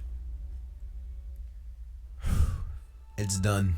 For a period of time, the fan base has been divisive, and the Force left unbalanced. And now I have restored balance to the Force. I have brought peace. Oh, well. I mean, he's You probably... know what? Let's just go with that. Yeah, Let's just pause and go with that. I mean, he's probably joking, but I brought balance to the Force. Honor and security to the Star Wars fan base. Now, having said everything great that I found, Man, I didn't feel the honor, security, and freedom while watching this video. about these films, I should definitely acknowledge the primary flaw of the trilogy: the lack Your of new a empire. Don't make me kill you. Anakin, I believe in the Republic and democracy. he just says democracy so loud. piece of If you're not with me, clear that the directors then you're my enemy. Only a Sith deals in absolutes. You forgot. You forgot to say, I must do what I must. Wait, isn't that... Oh, you're right. I must do what I must.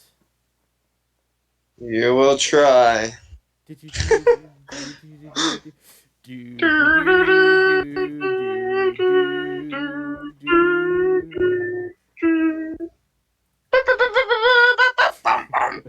We're so close, man, boy. great that I found about these films, I should definitely acknowledge the primary flaw of the trilogy: the lack of a cohesive story. It's clear that the directors didn't have an outline of the trilogy before setting out to make these movies. If they let's go, Donovan! Let's go! Donovan If they had Gate, hinted at rise up! Palpatine's presence in the earlier films, it would have felt less forced. But instead, he was forcibly written to the final film, which gave the writers a hard time. I just had a thought. That's like a lot of Sith in the theaters there. That's kind of weird. I know. Where the fuck have they been? I guess they're all the dead Sith? But would that include, like, Count Dooku? Because he was a Sith when he died. I don't fucking know, man. That would be so weird if Count... You wanna walk up and ask him? That would be so weird if Count Dooku was just, like, upset in the audience. Just stoned. Oh, why am I in the robe? Why am I down here? We should not have taken this bargain, or whatever. I think that's like a Trade Federation quote. Anyway. That being said, I think that Palpatine was still a well-written character given the constraints the writers were given. They wrote him in a way that made it seem like he was... Why? Well-written character? Like, in what way exactly? Like, in the fact that... More like he, like, slimed his way in. Like, in the fact that he's smart? Because, like, he told the entire galaxy over Fortnite that he was back, and that caused him to lose. I'm not even joking, by the way. I'm being completely serious. And, yeah, I remember. I mean, he doesn't really have, like, the, I don't know, like, the hamminess, like, the charm that he does. He's kind of more just, like, I don't know, intimidating, I guess, but it's, whatever. Anyway, whatever. Gosh, you think the Resistance were just, like, on Fortnite, and they're like, guys, Palpatine has leaked the hidden message on fucking Fortnite, but hop online. This faces our reaction and their reaction to that news. That actually might be the thumbnail right there. whole time. That's it makes sense that Snoke is a failed Palpatine clone because he was unnaturally powerful and similar to Palpatine. He had been putting the apparently Snoke is like actually a Luke clone, like he was the cut hand from Empire. I think we talked about this yesterday because of weird comic stuff, but anyway. Voices inside Kylo Ren's head, which says a lot about Kylo Ren's character throughout the films. I have been every voice you have ever heard inside your head. The problem is that the previous Why didn't Kylo react?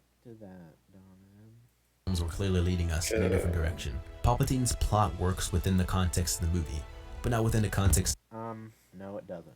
of the trilogy. That being said, I think The Force Awakens and The Last Jedi work perfect together. Abrams left The Force Awakens open with questions the future directors could answer. Rian Johnson took those questions, then answered them while respecting the first film.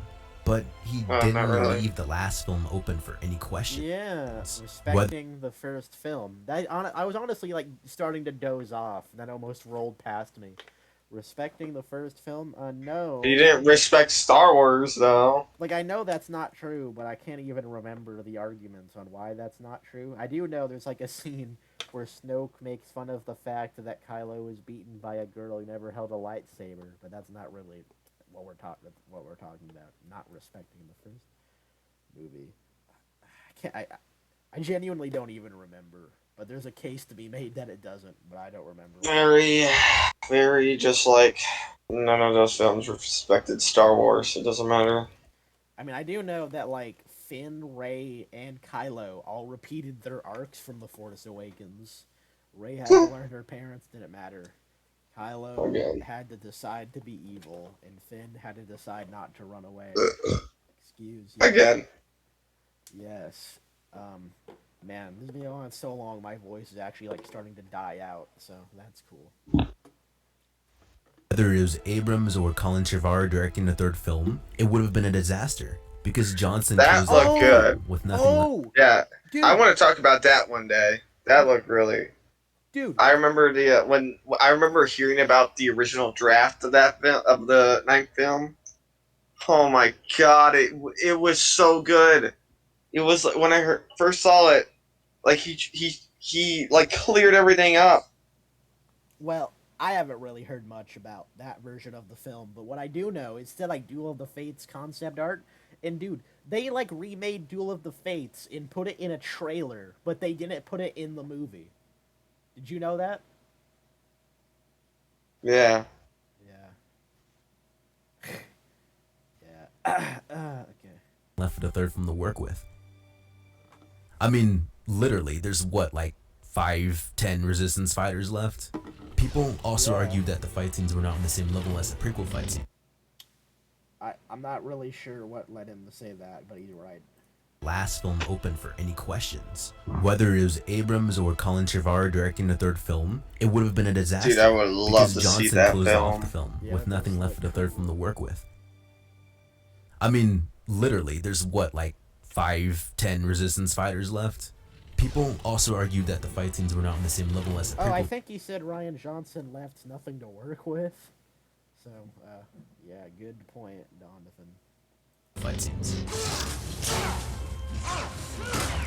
And you're right, the prequels took place in a time period where the Jedi were in their prime. Although the fights look like an over-choreographed dance, I believe Duel of Fates is the closest example of what Star Wars fights should look like. Yeah! He actually took what we were trying to say earlier. The Clone Wars fight scenes. That's what we were trying to say earlier. What fight scenes with of Darth Jedi Maul in versus Prime should look Obi-Wan. like. They weren't over. He's praising the Clone Wars. We need to hear that.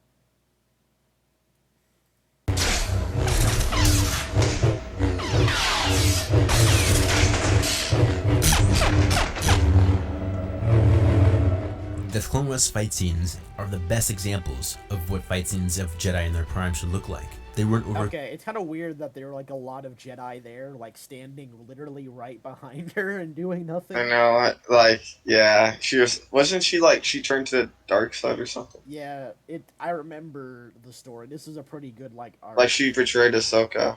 Yeah, she tried to, like, frame Ahsoka on, like, bombing something, the temple or something, because the Jedi were corrupt, and she was actually, like, a friend of Ahsoka in earlier episodes. The Clone Wars is really good from what I remember. I was kind of explaining that to the audience, too. Anyway. I wonder what led her down that path. I don't remember exactly. It was probably explained. Yeah. She says, like, the Jedi would rather... Yeah, the Jedi were corrupt. Yeah. Choreographed. Yeah, it was really... The Clone Wars was really good. And they showcase clear skill and fluidity. However, you can't hate on the sequels for not having this level of choreography. You bash the sequel fights because they treat lightsabers like baseball bats instead of the fluid movements you're used to. Like, have we even done that? Like, in the 6 hours if we've been talking about this, I don't think we've ever said, like, the the stuff was bad except for, like, The Last Jedi. Well, I guess we have sometimes, because, like, they would make mistakes, like the knife disappearing. Well, I all mean, that stuff. Like, I do not like the fights in the sequels. yeah, but I've never said it was because they were hitting each other like baseball bats. Like, I don't know. Like, that's not the problem with The Last Jedi fight. I don't know. What do you think? I think the fights in The Empire Strikes Back and Return of the Jedi are good. Okay. Oh, but what about the sequels? That's not. Man, fuck the sequels. Okay. Thank you, fanboy, for your input. You notice how rambly this video is? Like, why is he talking about this now? Like, this is supposed to be the conclusion. Why is he just talking about this randomly? I know. This is like, this script makes. We're no wanting to sense. talk, actually. This script makes no sense. He's just rambling. We're wanting to talk. We rambled for about 4 hours. But this isn't a script, though. To be fair. I guess you're right. Oh, that actually looks cool there. Excuse you. But the original trilogy literally did the same thing. I don't. Okay. Luke literally. Yeah, I'm not even sure how that was the same as the Kylo Ren thing there, but the Kylo Ren thing didn't even look bad to me there, so I don't know. Wailed on every So Vader bad did get guy. hit there. You guys love that stuff. Within the Actually, yeah, that scene is kind of weird. Like, he doesn't cut anyone's limbs off there. That's strange. context of the time period, the fight scenes work really well. These movies gave a better feeling of weight to the sabers. Yes, they lacked the style of the Jedi before them, but that's because You kind of already said this, like why they don't have the same choreographed. Like, you're just repeating yourself now, Donavan. they're literally dead. Well, actually, the Jedi did come back, but you know. Luke trained Ben, but also remember that Luke didn't really have a fighting style either. But he would have had, like, the Force Ghosts and all the knowledge from ancient Jedi to learn from. Just look at the Mandalorian fight scene and tell me what fighting style that is, because it literally is how Anakin fought. The cool fight style. Regardless, you were never on the edge of your seat during a fight scene because you were never connected with the characters due to the poor writing. The sequels featured a generation. Wait, what did he just say? He made, like, an objective statement about an opinion thing again, but I'm not even sure what he said. Like, I think he was trying to say that we didn't feel anything. We didn't like Attack of the Clones fight. They didn't feel anything because it was bad writing, I'm guessing. I guess, but, like, again, stop speaking for us. Like, how do you know we didn't feel anything for the prequels? Within the context of the time period, That's really brutal to just knock him into the Sarlacc pit. Like, come on, Luke. Yeah, just cut him in half, Luke. What the hell is wrong with you? Like you would spare Darth Vader, but send that guy to the Sarlacc pit. the fight scenes work really well. These movies gave a better feeling of weight to the sabers. Yes, they lacked the style of the Jedi before them, but that's because they're literally dead. Luke trained Ben, but also remember that Luke didn't really have a fighting style either. Regardless, you were never on the edge of your seat during a fight scene because you were never connected with the characters due to the poor writing. The sequels featured a generation that never studied Like, you could still be on the edge of your seat of a fight with bad writing. I mean, that's like people are on the edge of their seat on the Last Jedi fight. Yeah. Any fight, really? Yeah, that's just a dumb thing to say.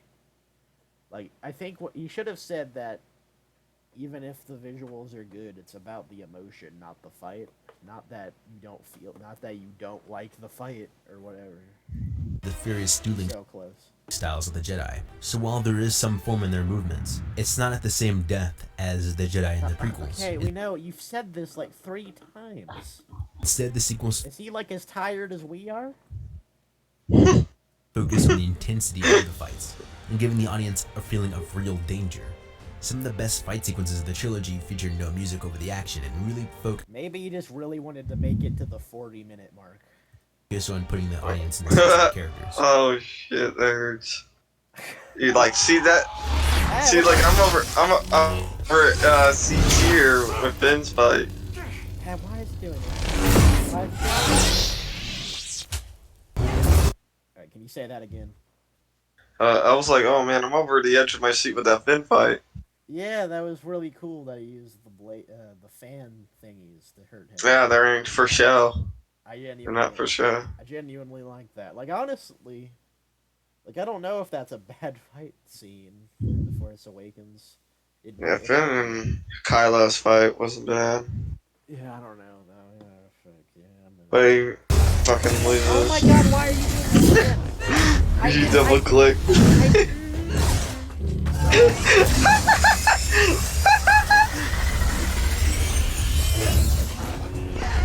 In other words, the prequel trilogy focused on flash and CGI over good action, while the sequel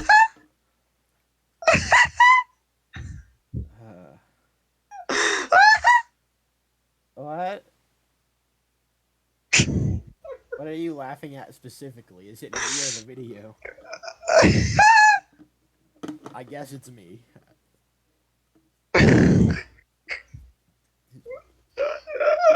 Alright, let's continue. Wait, what were you laughing at? Me or the video? Free Greedo. Oh, where was that? Oh, nothing, never mind. You would like the joke, anyways. Wait, I wouldn't have liked the joke? Oh my god, watch the video! No, what? Did you say I wouldn't have liked the joke? No, we need to clarify. You're dragging this video to be 5 hours. This face. I don't know why you can't answer your question. It's not complicated. Fucking answer you. My question why I'm strangling you. Oh my god, it happened again! No!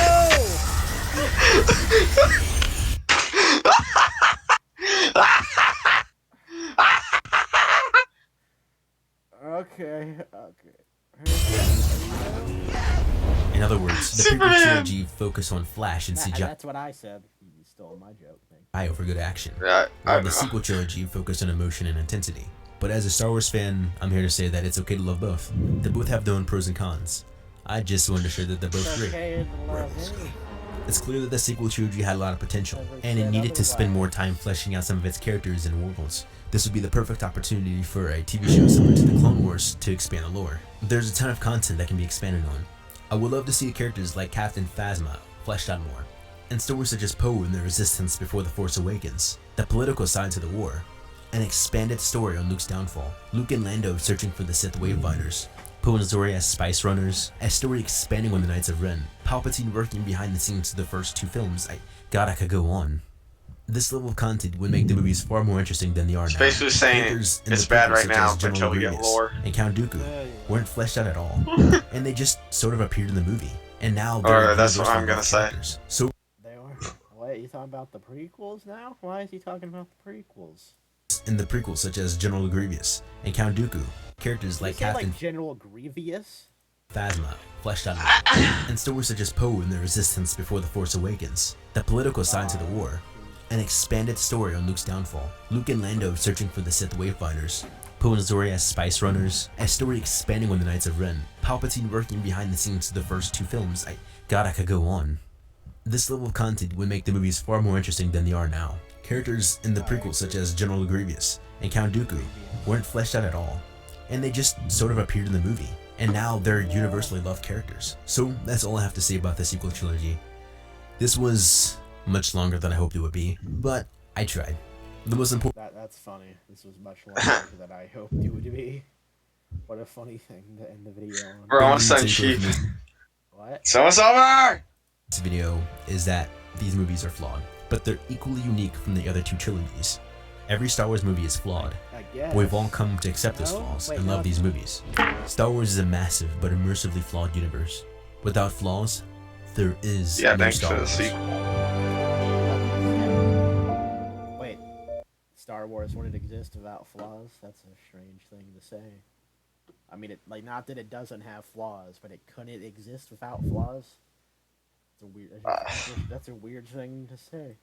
In that case, then everything that doesn't have flaws is fucking Oh my terrible. god, it's over. We have an ad now. It's over.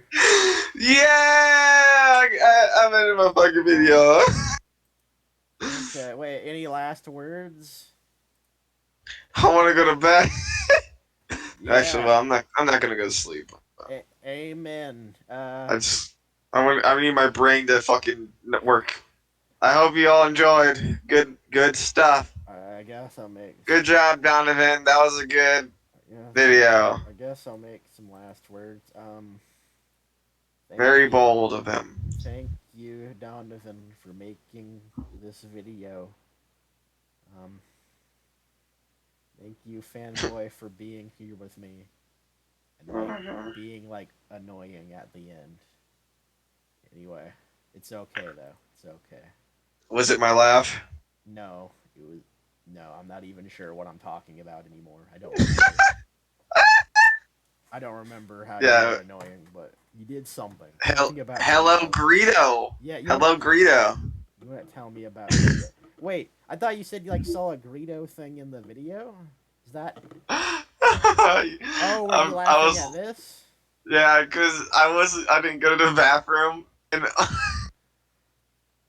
you were just like, oh, hello, Greedo. Yeah. I misunderstood the situation. Yeah, I was so hard not to hold in my laugh. I was confused on why you wouldn't tell me what you meant, but yeah, I've seen some of his arguments for the sequel trilogy, and it's really, really terrible. Like he said, I can't think of anything more of a waste of time than debating art, which is the dumbest thing a human being has ever said. And I don't know. He said other things that I don't remember that are dumb. Thank you, Hello Guido, for being in the video. Thank you, ASMR, for letting us steal your videos. Oh wait, you didn't let us do that. Well, I tried to give credit though. Anyway, I don't know. That's the way it is. Fan. All right, we can. Wait, one more thing. One more thing. Will you want to do this again? Yes. Hopefully, we start earlier, I guess, in the day. Yeah, I had to come back from school. Yeah. Had to get on at 7. Yeah, actually, yeah. That's when we started. Let's see. Holy shit. This has been going on for almost 4 hours and 30 minutes. And, I guess it's over. Yeah, we talk a lot. We get it. One last thing. We get it? Okay. One last thing. If anyone's still watching this for some reason, thank you. Goodbye.